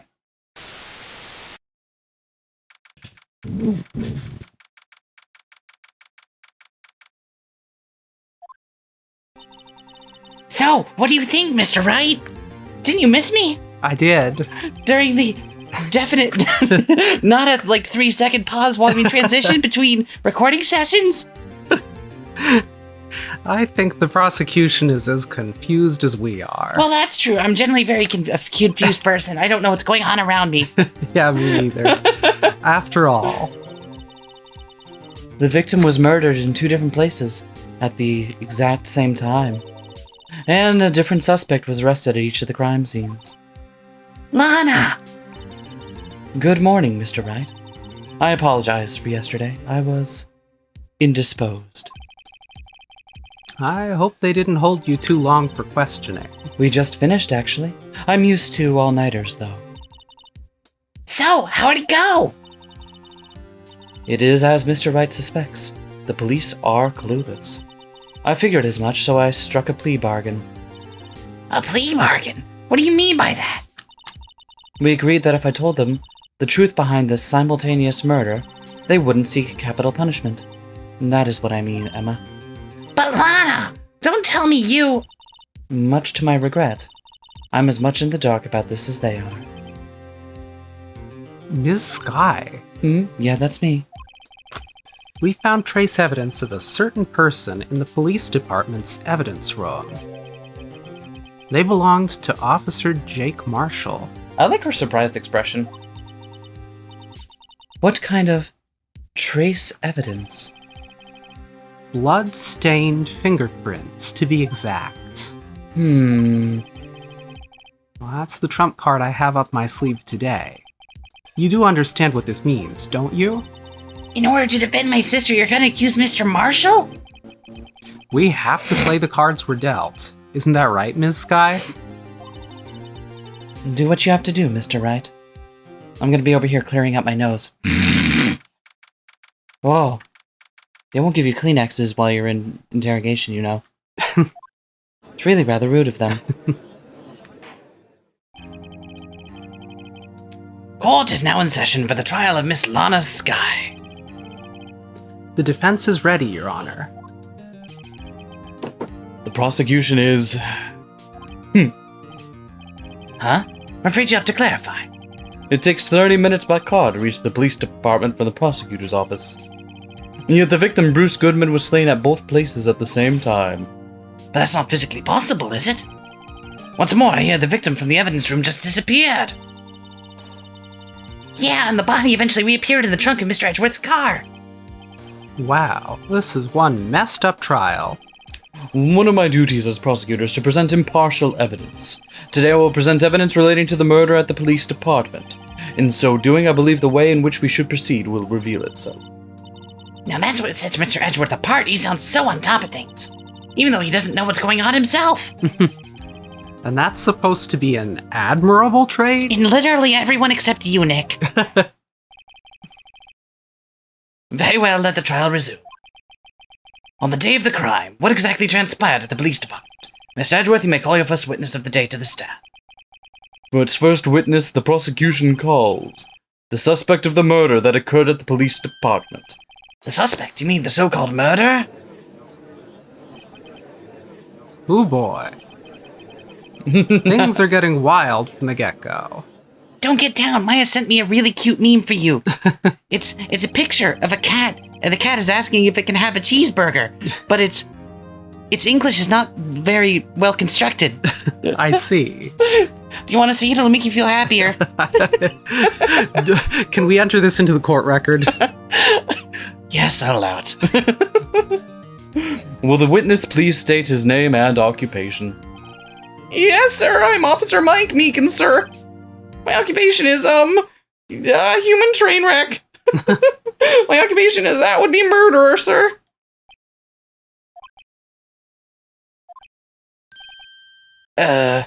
So you're telling us you're a professional killer? No, sir. That's in the second game. It was me, sir. I'm the one who did it. I'll never kill anyone again, sir. You gotta believe me, sir. Actually, what we'd like to hear from you is, sir, I'm what you would call part of the younger generation, sir. A person whose actions adults can't possibly comprehend. Please, Miss Edgeworth, help, sir. Help me out, sir. Officer Meekins, Yes, sir. give us your report of the crime. Consider that in order. Yes, sir, as you wish. After all, I'm part of the generation that must be told what to do, sir. Well, you can't fault him for lack of enthusiasm. Me and millennials sure are weird. Although it's not my normal duty, I was assigned to guard the evidence room that day. I spotted a suspicious man on the security screen and rushed into the room. I was only doing what I was trained to do, sir. I was suddenly attacked. I fought for my life. And then I did it. And I passed out until another officer smacked me awake. Really wish this thing worked. Huh. So the victim, Detective Goodman, attacked you? Do unto others before they do unto you. That's the Meekins family motto, sir. I see. Then you fainted. A colleague helped you regain consciousness. Yes, sir. He knocked me upside the head, sir. Right here. You can actually see the part where it's still a lot of pain. Very well. The defense may begin its cross-examination. What I need here is more info to work with. Don't we all? What if the blood is Officer Marshall's? I mean, we know it's his. The blood is? Oh, at least from the part that we, No, because that wasn't blood. That was just his handprint. Do we know whose blood was on there? Don't think we do. We don't know. No, we know the fingerprints, Mm-hmm. but we don't know whose blood it is. Hmm. Although one might assume, if one has blood in proximity to their hand, that it's probably theirs. Well, we were figuring, we're accusing Marshall of the murder, and the blood will be the victim's blood. What if it's Marshall's blood? Yeah. Marshall's handprint. Yep. He was posing as Goodman. Okay. Meekins saw him, Okay. got frightened, lightly injured him Okay. in the ensuing and then passes out. Okay. He covers up his injury, and then He covers. Okay. I was gonna say we've seen Marshall since then, and he does not look injured. And also, why would he be posing as Goodman? And how would that be sufficient enough to lead to them being like, oh yeah, an actual murder happened, and we can state for certain that a murder happened? I mean, clearly they are willing to state that on ridiculously flimsy evidence anyway, given that there is no body and the person they think was killed is somewhere else. Yeah, that's true. Mr. Meekins, you work in the General Affairs Department, do you not? For a very generous definition of work, sir. I'm in charge of hiring new recruits, sir. Yikes, now there's a scary thought. Evidence transfer was taking place on the day of the crime, which meant many officers were given special tasks not ordinarily performed. I was in charge of guarding the Blue Badger, sir. The Blue Badger? Yes, sir, the lovely police mascot created by the Chief of Detectives, sir. It still haunts my dreams. I was to ensure it wasn't broken during the transferal process. That was my sole mission for the day, sir. You know, now that I say it out loud, it kind of sounded like they were trying to get me out of the way of something. I see. Sounds like a very important mission. After the award ceremony finished that day, there were so many people running around that I relocated the Blue Badger to the evidence room. Oh, so that's why you went to the evidence room. Tell us, what did you see when you got there? That's 2 in a row you've missed. Oh my god, I am You're not getting on rusty. my A game. You are getting rusty. In order to enter the evidence room, you need an ID card, am I correct? Precisely, sir. I have one right here around my neck. So then, your ID number should be listed on here, right? So he wouldn't give it to us the other day. There it is. I found it. There's one right there. Could you please read us the number? Yes. Ow. Yes, sir, it's the one 4989596. That's my number, sir. I see. Huh? But the number 4989596 is shown as being used twice. Please explain, witness. It's no real mystery, sir. First time is when I relocated the Blue Badger to the evidence room. The second time is when I went to go get him after everything settled down. I see, so it was during that second time. Yes, sir, that's when I spotted the suspicious man on the security screen. Alright. Okay. So... Oh, hold on. Oh, we're looking at the thing? Yeah, since it just got updated. You can tap me again if you want, that's fine. You can keep pressing me, I don't mind. Okay, I mind a little bit. Okay. So... That's when, so he entered basically right after Bruce. Okay. Who came in at 420? Lucky number 7 there came in to smoke a J at 420 and was just hiding in the corner throughout the entire murder and is like, I am way too high for this right now. I cannot go to court. They're really harshing my Toke Tuesday. Oh, 3 in a row. Damn it. You're off your press game today. So you were attacked. Can you please tell us exactly what happened to you? Might you be depressed? No. Oh, it's okay. It was a knife, sir, a knife. Detective Goodman pulled a knife on you? What happened then? Well, with me charging in on him like that, he looked as surprised as I was. You aren't exactly the kind of person someone would want to run into. That's when I reacted, sir. I swung my arms like an octopus, struggling to detain him. That's how I got this gash on my hand. Maybe if you just kept your cool, your hand wouldn't be... When I saw the blood trickling down my arm, I panicked. I read it out. I can't be held responsible for what I've done then, right? I mean, we did establish that he whited out and read it out and blacked out. I did all 3. It was just a mess of color and no memory whatsoever. I grabbed the man by his collar. It's the United States of America. I have a right to defend myself, don't I? What exactly do you mean when you say you did it? Oh, wow, I hit that button totally on accident while I was moving the controller around and it happened to be the right one. I know I don't look like the type, but I'm really into kung fu films, sir. And let it start just for an instant, so I snatched his knife from him. Do you watch any martial artist films? I'm a big fan of Mr. Ja, and I like the Ip Man films. There's a lot of good ones. You took his knife. I spun him around to perform a disarming maneuver. I made sure to close my eyes like a man. I see. He must have been desperate. The next thing I knew, his white coat was drenched in the sea of my blood. And then, the next thing I knew... Yes? He punched me right in my face, sir. Oh, you got me. Yay, you did it. About what time did you regain consciousness? No offense, sir, but how am I supposed to know that? I was unconscious. Right. That seems like, why would you ask me that? That's really rude. According to the report from the officer that woke up the witness, it was about 5:30 p.m. He hit me right in the head, too. I woke up crying tears of pain. That's nice. I mean, it's nice that you recovered, that is. Head injury's nothing to shake a stick at. I gotta go to the doctor's office every couple months now. When I came around, though, I made sure to finish my mission, sir. Your mission? Yes, sir, the Blue Badger, sir.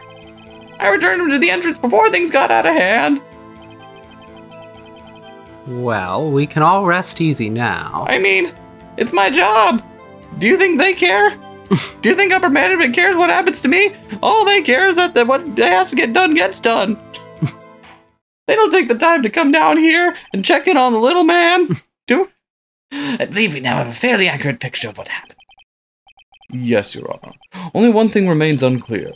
Was the man this officer murdered really the victim? He's got a point. Yes, Officer Meekins. With regard to that, sir, Take a look at this. It was sent to my jail cell. Chief Gant delivered it to me just this morning, sir. The chief. Delivered it. What is that? It's a videotape. Ow! Yes, sir, that absolutely right, sir. A videotape, sir. It contains footage from the security camera in the evidence room. I hope you're ready for a video analyzing minigame. This is gonna be great. What? What? But I specifically asked if there was such a tape. I was told it had been mistakenly erased. That's quite a mistake. I just do what I'm told, sir. It's the only thing I'm really good at. Looks like communication with the police department is as good as ever. Oh, don't you know it? It's been hours going over all the internal politics and... Well then, let's have a look. Show us the video of you murdering the victim. Oh, please stop using that word murder, sir. It scares me. A video of a real murder? Just what are we getting ourselves into? Yeah, so Ace Attorney actually is pretty graphic. All right, you ready? Yeah. Don't worry, we'll get to watch it again several times in case you missed some details. The badger already has the handprint, okay. Yeah, I keep telling you that's just from it being made. We can't see the face of this person. We can see they're quite tall. See the badger. Oh my god. Oh, what? Your god. The fucking flag covering the face Yeah. at just the right moment. Oh, here I come. I'm gonna get you.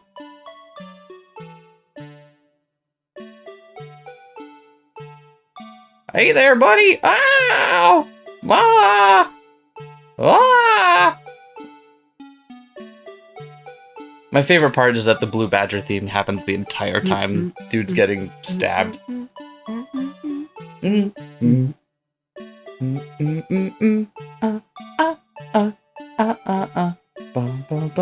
That's interesting.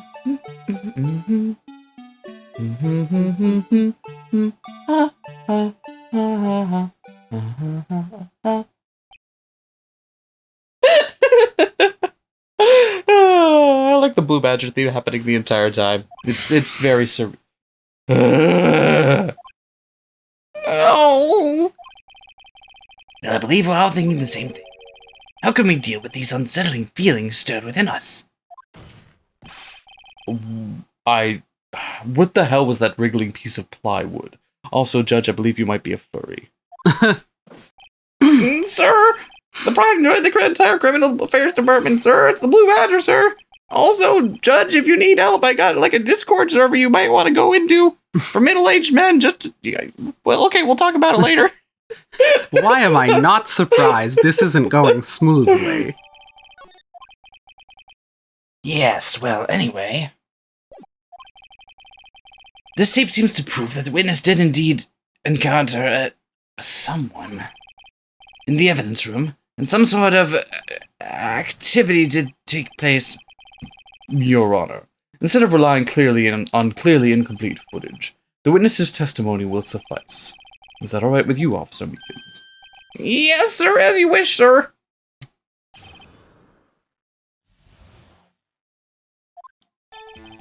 His face can't be clearly seen in the video, but there's no question the other person was Detective Goodman, sir.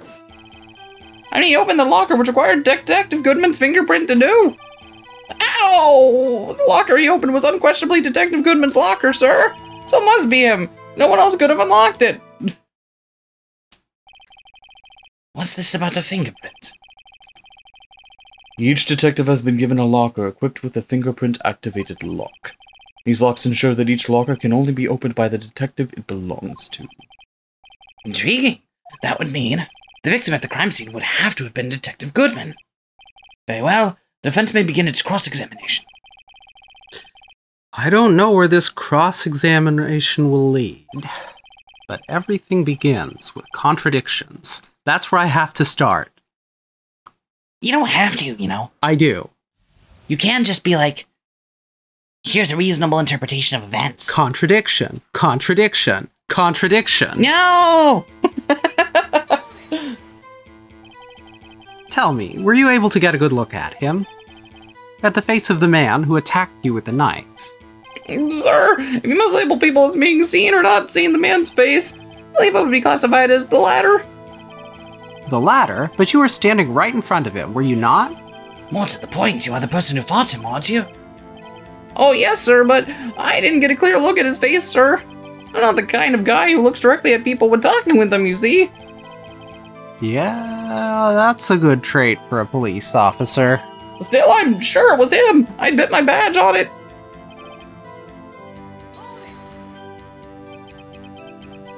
But you don't know that for sure, do you? You never actually saw Detective Goodman's face. Well, I suppose you might say that. That is, if you must label people as having seen or not seen it. I'm gonna run this joke into the ground, apparently.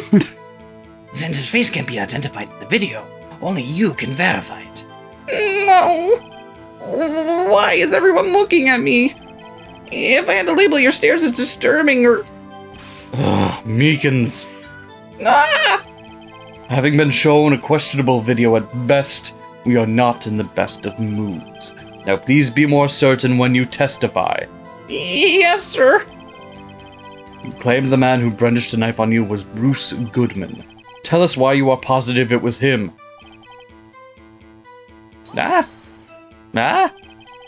About these lockers, is there no other way to open them?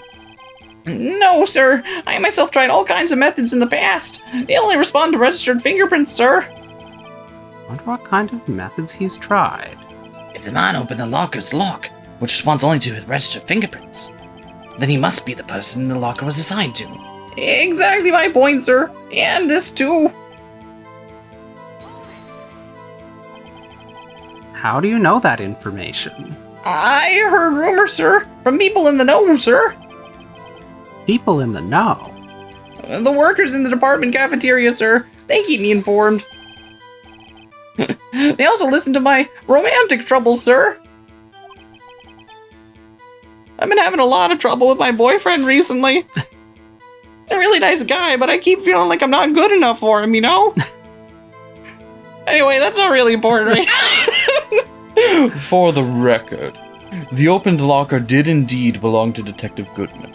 I verified this information through a more reliable source. Ah, so the victim opened the locker with his own fingerprint. Ah! However, the most important detail is not shown in this video, the man's face. Sir!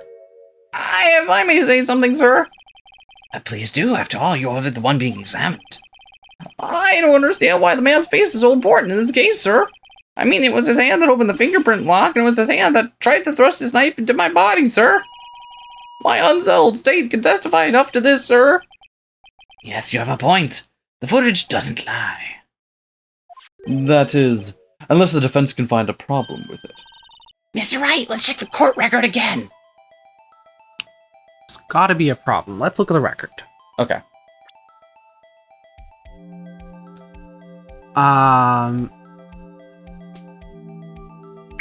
So, Have his ID. do you want to see the video again? Yes, I do. Okay. I'd like to see the video again. Oh, we don't have to listen to Blue Badger theme this time. Okay, so he's not there. We see him walk We in. pan back over. See him walk in. Yep. Pan back over. We don't see the face. He definitely opens the Something locker. falls out of the locker.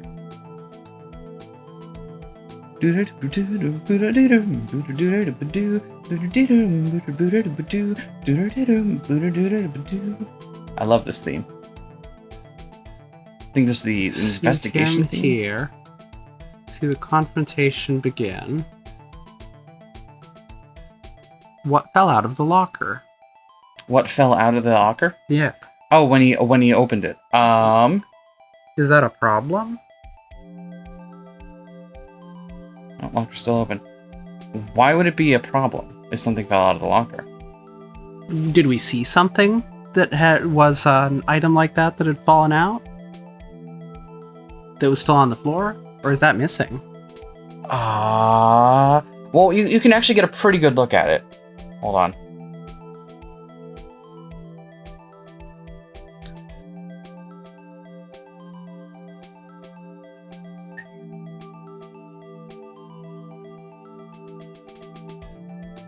So, you can see he goes to open it here, and It's a glove. It's a glove. Remember, we did find a glove like that at the crime scene. Okay.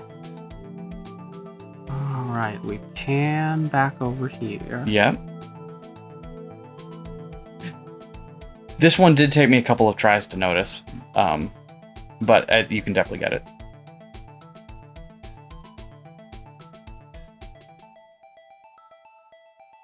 It's also a little bit weird because we don't know exactly what the question they want, like what suspicious thing about the video they want us to find. Where's the guy?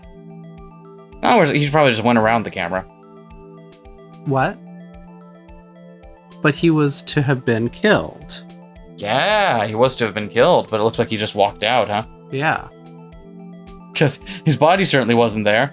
He didn't look like he'd fallen over. Yeah. Anyway. Is there a problem with the security video? I think so. Okay. Regarding the video contained on this tape, Let me just save the game real quick. think Just, for no reason. there is one thing in particular that seems rather strange. Strange? This contradiction leads to the possibility that the man may not have been Detective Goodman. What? This video contains such a contradiction? Also, do you like that we're using a VHS tape in the year 2016? I get that these are legacy systems, but still. Interesting. Your Honor, I have a proposal. Yes, Mr. Edgeworth? I propose we have the defense point out to us this alleged contradiction in the video. Are you ready for a spot? You ready for a mini game Indeed. of spot the contradiction? He would want me to point it out. Very well. Proposal accepted. Let us further inspect this piece of evidence. Okay. I will now play the security tape. Mr. Wright, please show us the contradiction you speak of. I have to point out a problem in the video? This is the first time I've ever had to do that. You can do it, Mr. Wright. It's set up so you can do fast forward, rewind, or pause the video. Aren't these... Hold on, we'll roll in the CRT on one of those wheelie things. You know, the ones that they bring into the classrooms? But take a good look and be sure to point out the right thing. Please don't play it too many times. I can't stand watching this video.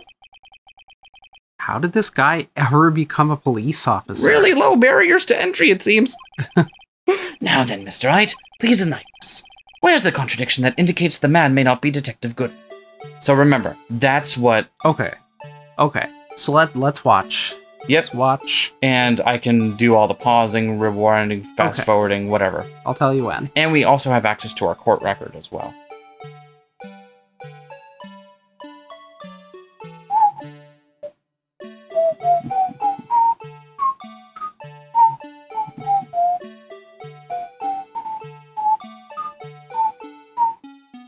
Did he use the fingerprint? Well, from what they describe, you have to use them in order to open them. But also they've said that most people don't even know that they're there because it just immediately checks it as you grip it naturally.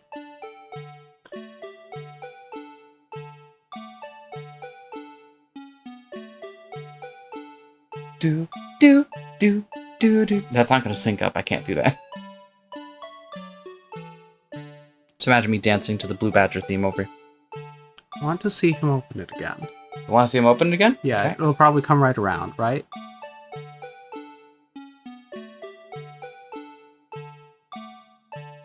Look at that. We can watch the whole thing in reverse. Okay. So you ready?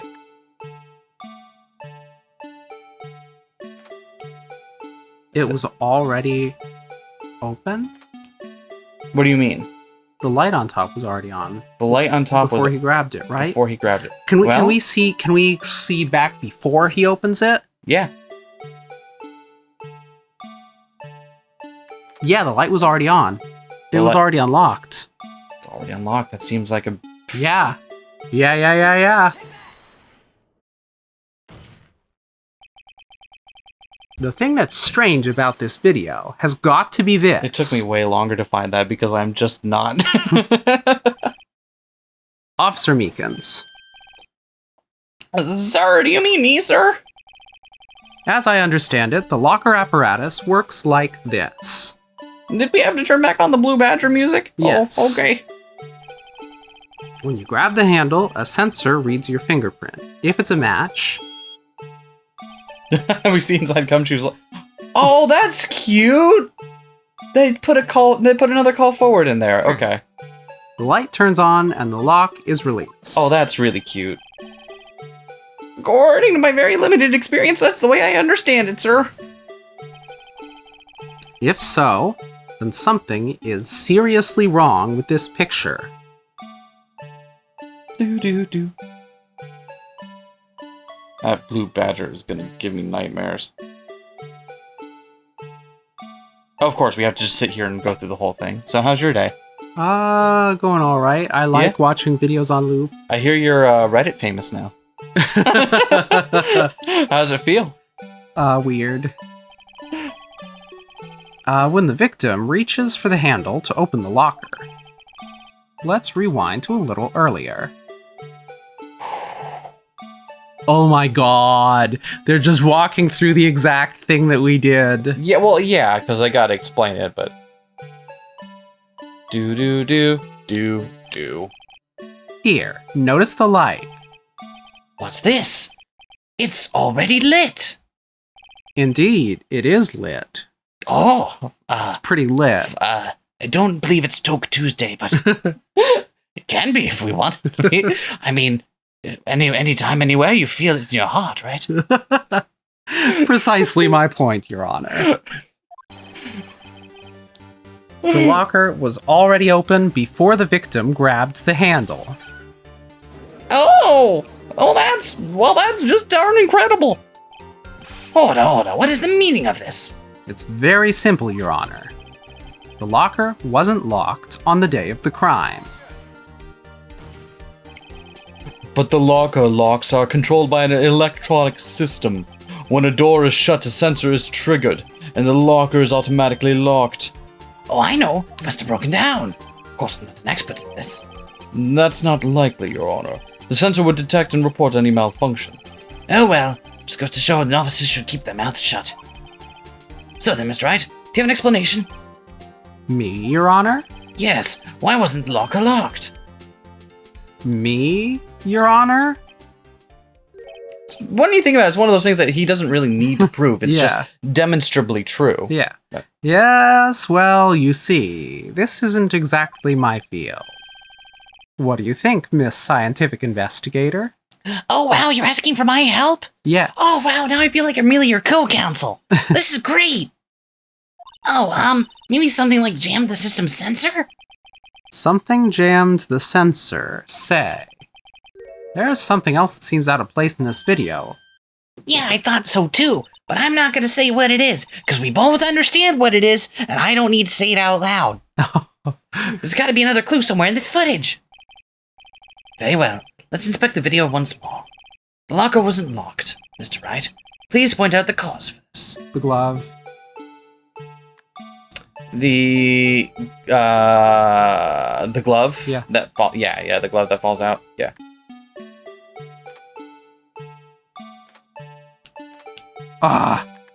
This is maddening. I want you to know that. There we go. Right, this guy. Yep. Yeah. Please watch closely. This is the continuation of the part I showed you earlier. Well, why don't we just play the whole thing up until that point, just to get us back to speed? Son of a bitch. I do like watching this film over and over with all of you. Makes me feel like I'm at one of those little video watching parties.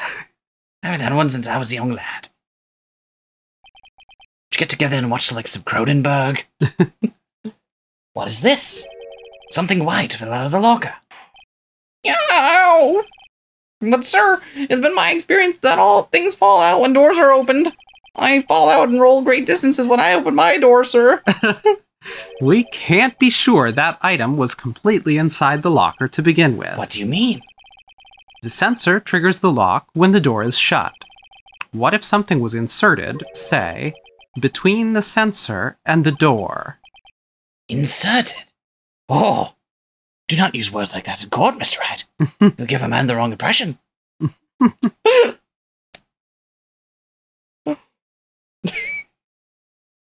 The Blue Badger's just vibing.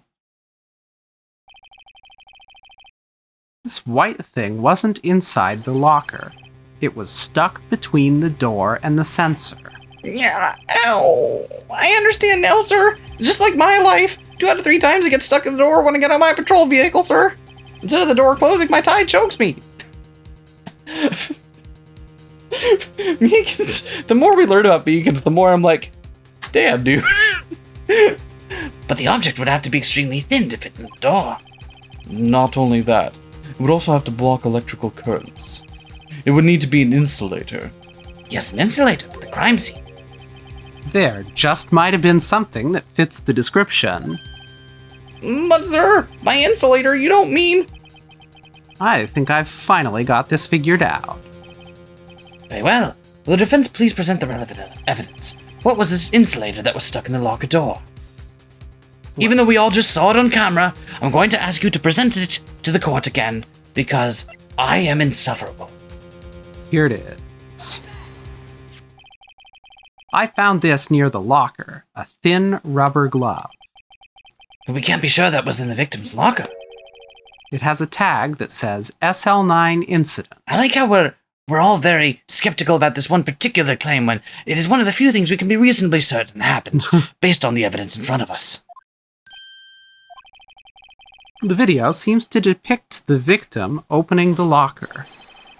But that isn't the case. The lit lamp attests to this. For the last time, it is not Toke Tuesday. Things cannot be lit if it is not Toke Tuesday. On the day of the crime, even I could have opened that locker. Is this not Did so, you? Officer Meekins? Okay, but did you? Murderous is what? I never stab and tell. Sir, it would appear so, sir. He handcuffed himself to his tie. What is this? Order, order, order! So we should believe then the victim, whom this witness stabbed in the evidence room, was not Detective Goodman. Do not be misled, Your Honor. What do you mean, Mr. Edgeworth? The defense has merely demonstrated that possibility and nothing more. The victim in the video was indeed Bruce Goodman. The prosecution will offer one more testimony to prove this. What? Officer Meekins, please testify about this. Sir? Me, sir? I'm not sure what you're referring to, sir. Ow! Oh, you mean that, sir? Of course, sir. Is this a joke? No, just my life. Very well, begin your testimony.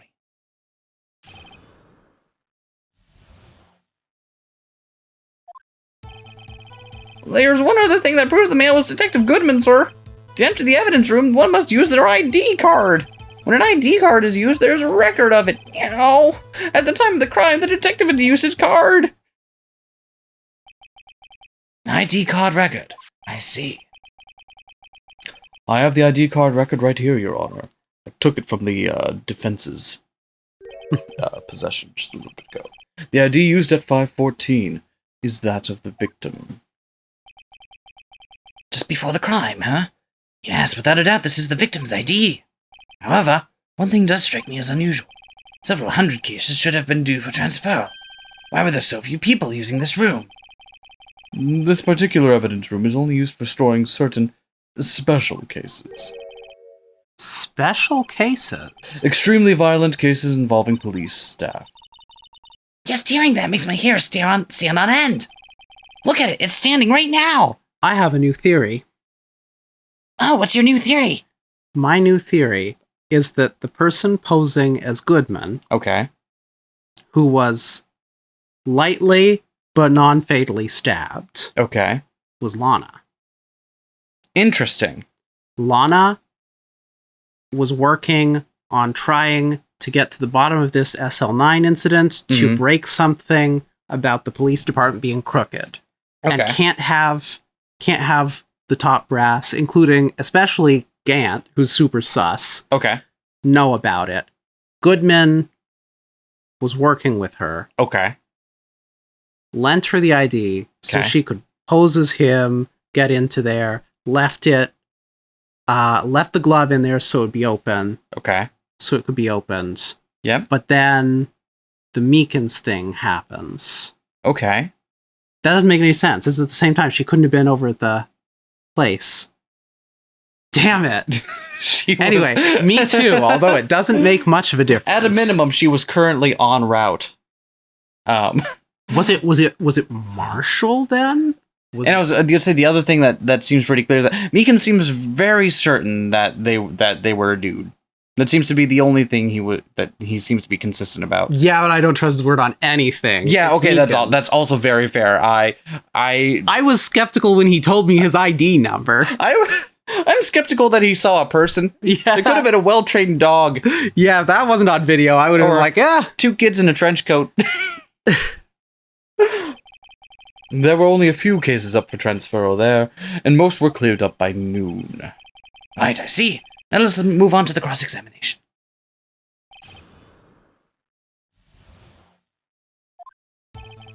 You were good on that time. You got me. So, unlike your earlier testimony, you believe this to be rock solid, do you?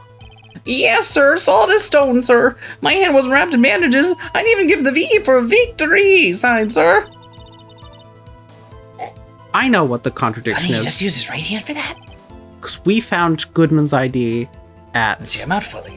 the other murder site. True. So if they happened at the same time, he couldn't have had whoever died at that site couldn't have But- had it. Crucially, we didn't find the ID on his body, Yeah, and we don't know when it was placed there.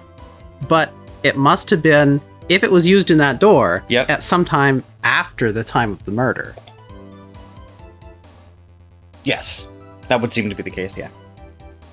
As we've seen, one never knows what he might say until the very last second.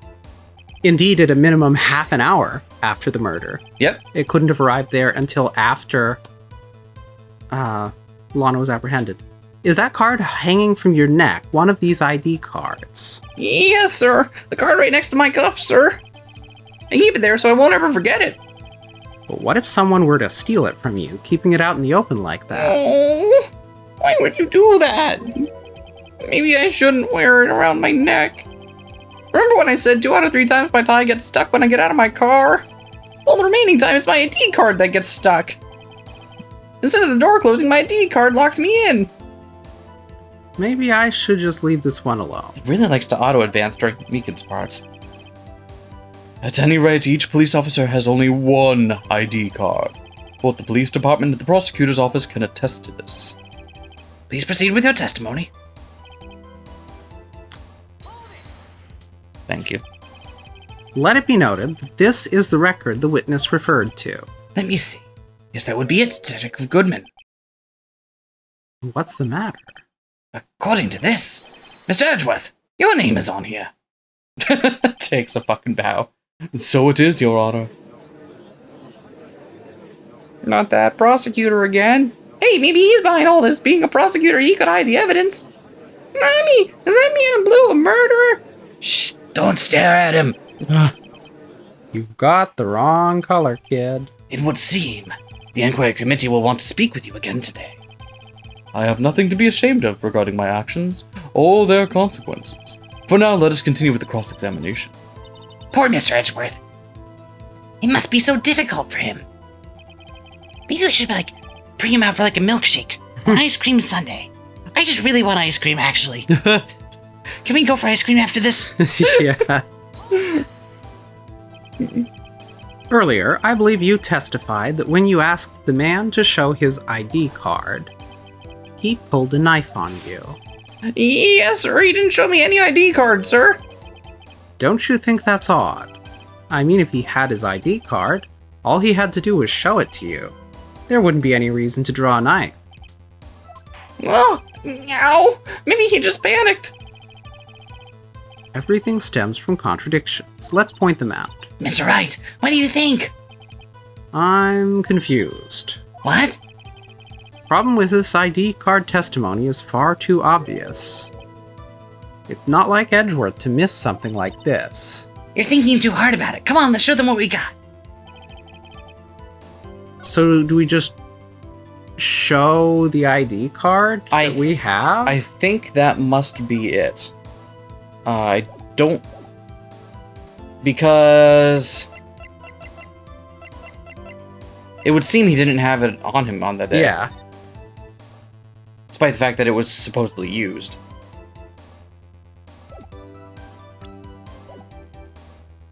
So let's try that. Frig.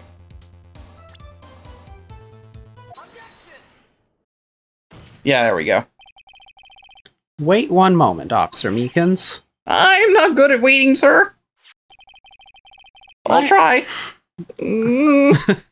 I have the victim's ID card right here. I found it at the crime scene. Still waiting. That makes sense. When I say crime scene, I'm not referring to the evidence room at the police department. I mean the other crime scene, the underground parking lot at the prosecutor's office. Your Honor, I have one more piece of evidence to present. Oh my god.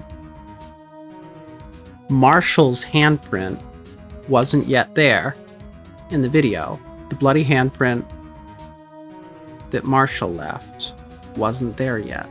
That's really interesting. So that comes after this time. So Marshall's getting into the locker. Mm-hmm. Someone's simultaneously trying to meet with Goodman at the parking garage. Okay. I don't know. Anyway. Don't worry. You're putting a lot of stuff together, so I wouldn't worry. It's a very important clue regarding the victim's ID card. Yeah, did you remember we had this in our Yes. Goodman's lost item report?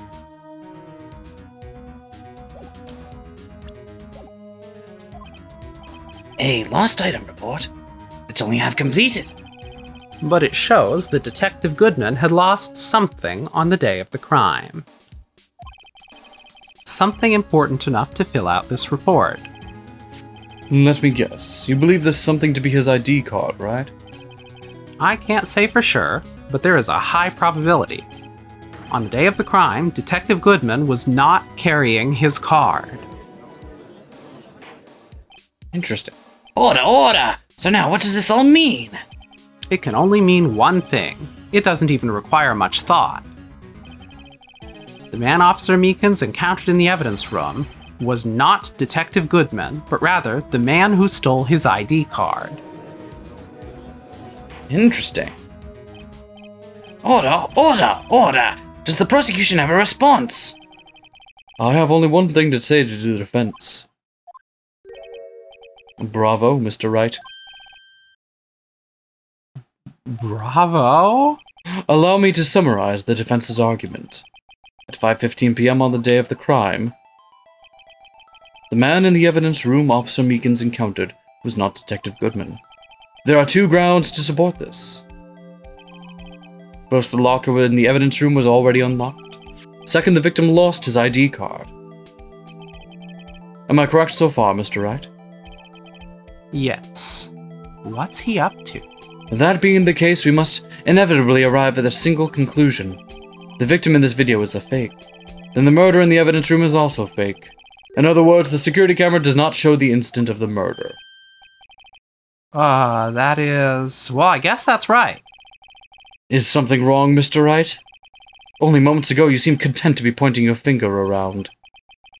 This isn't gonna end well. Tiska.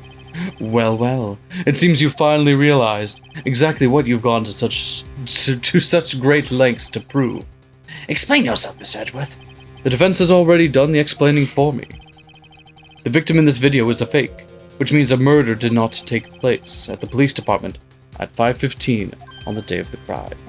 So the real crime could only take place at one location, the underground parking lot. At the prosecutor's office, the murder being Miss Lana Skye the defendant. Congratulations, you played yourself. The evidence is compelling. A trustworthy witness observed the moment the defendant used the murder weapon. Ah!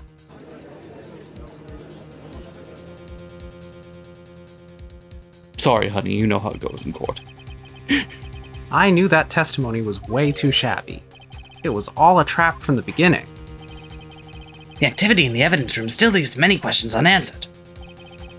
Who exactly is the victim that Officer Meekins encountered? And where did this person disappear to? However, this trial's purpose is to examine only the murder of Detective Goodman.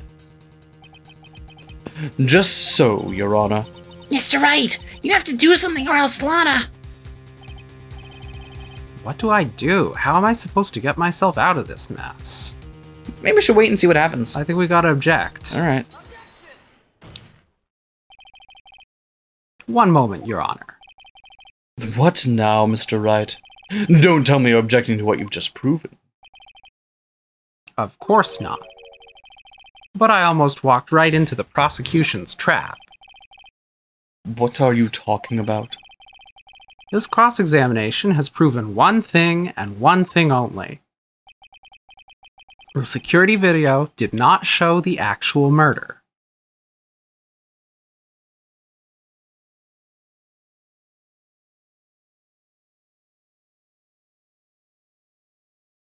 Does it pan back over to that locker? I believe it does. Is the handprint there? No. Wait, did that have a thing hanging out of it before? When we went to go see it in person, it still had the thing hanging out. Yeah, of it. but did it at the beginning of the video. We can check. However, it cannot be said that it is unrelated to the murder in the parking lot. Specifically, large amounts of blood traces were found in the evidence room. Oh, we wouldn't have seen it on the camera because it was luminol only. Yep. So what that means is that they had it there, but then wipes it away very quickly. Yep. The defense demands further examination into the truth of the matter. Mr. Edgeworth, Yes, Your Honor. if this court were to examine this further, other witnesses will be necessary. Is the prosecution prepared? I'm sorry, Your Honor. The prosecution considered the incident at the police department to be unrelated. We have not prepared any other witnesses for this incident. This just might be my chance. Time to call a certain Texas Ranger to the stand. Mr. Wright, do you mean? Your Honor, the defense would like to request a specific witness. Oh? Who do you have in mind? Someone we have reason to believe knows the truth. The truth behind the activities that took place in the evidence room. The prosecution requests to hear this person's name before deciding whether or not to comply. Very well then, Mr. Wright. This person whom you would have testify. What is his or her name? Who we haven't testify. Marsh. Meekins. Oh. This is actually something we'll do in later cases, in later games as well. Is we'll get the opportunity to not just present evidence, but profiles as well. So that way we don't have to have evidence. We can also just finger specific people. And Officer Jake Marshall. Why him? I can't let Edgeworth know everything just yet. He's in charge of the evidence room. I feel we should hear what he has to say. The prosecution agrees to start the defense's request. Since he was responsible for guarding the room, we should hear his testimony. Fortunately, he works in the police department. We shouldn't need longer than 20 minutes to prepare. Very well. The court will take a 30-minute recess while the witness is subpoenaed. Will the prosecution please prepare the witness during this time? We will, Your Honor. Court is now in recess. Yay! Yay! I'm going to go get lunch.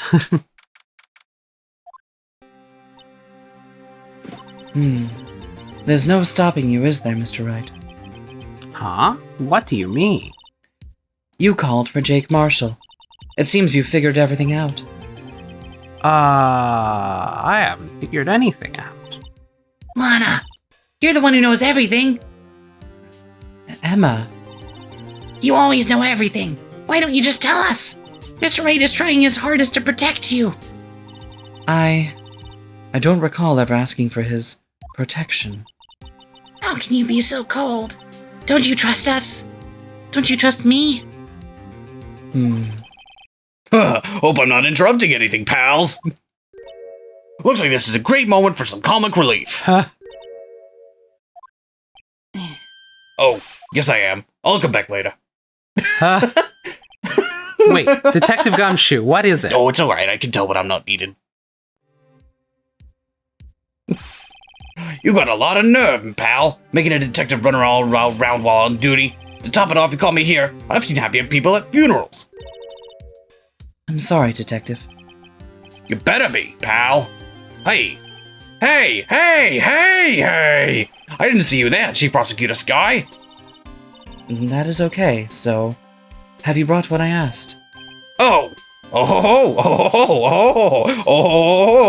You mean this, right? My apologies, Detective. Due to my present circumstances, I was forced to use Mr. Wright's name when I'm making my request. My name? Never in a million years would I thought it was you who asked me. Could I bother you to bring me the SL9 incident files? I'll need them by noon. Talk about crazy. The SL9 incident. But Lana, that's... I thought Mr. Wright might need them, so I had them brought here. Here, you might do well to read them. I can't believe you, the chief prosecutor, were a witness in that case. Ms. Skye was a witness? Files for the Joe Dark killing, solved 2 years ago. Take it from me, you don't want anything to do with serial murderers. Oh, what? Now that I brought you your stuff, you're just gonna ignore me? Emma, but why? Why is your name in here? What? My name is in there? I don't know. Unless... No, it couldn't be. Lana, this SL9 incident, is that... That is the classification number the police filed it under. 2 years ago, the rest of the world knew it as the Joe Dark killings. The Joe Dark... No, Lana! That's over with! No! Emma, wait! She ran away. You know what? I just remembered. I gotta be somewhere. Sorry, pal, but I'm out of here. I know when things get awkward. Gumshoe out. Jake Marshall, Angel Starr, Damon Gant, Miles Edgeworth. Not to mention Lana and Emma. Everyone involved in this case is connected to those killings 2 years ago. This can't be just a coincidence. Knowing you, you just might be able to figure it out. Time to get back to the trial, Mr. Wright. Best of luck. Do you want to take a look at those? Yeah, I do. I sure do. Incident SL9 closed. Perpetrator Joe Dark. Crime, serial murder, sentence, death. Victims: Edward Jones, Edith Kirby, Jeb Bates. Jason Knight, Rachel Moss, Neil Marshall. Marshall? Trial data: Head Prosecutor Miles Edgeworth. Witnesses: Lana Skye and Emma Skye. Investigation Task Force: Executive Investigators Damon Gant and Lana Skye. Head Investigator Bruce Goodman. Investigators Jake Marshall, Angel Starr. Interesting. Okay. Interesting. So it just gives us a bunch of the names of the people involved and how they're involved. Yep. But interesting. I'd better take a good look at this file. To be continued. Well, join us next time when we... Wait, why am I saying next time? This isn't... I'm signing off like it's a regular episode, and it's not... It's going to be one big compiled thing that you're all watching at once, or maybe in several goes, because it's a log thing. See you in like 3 seconds.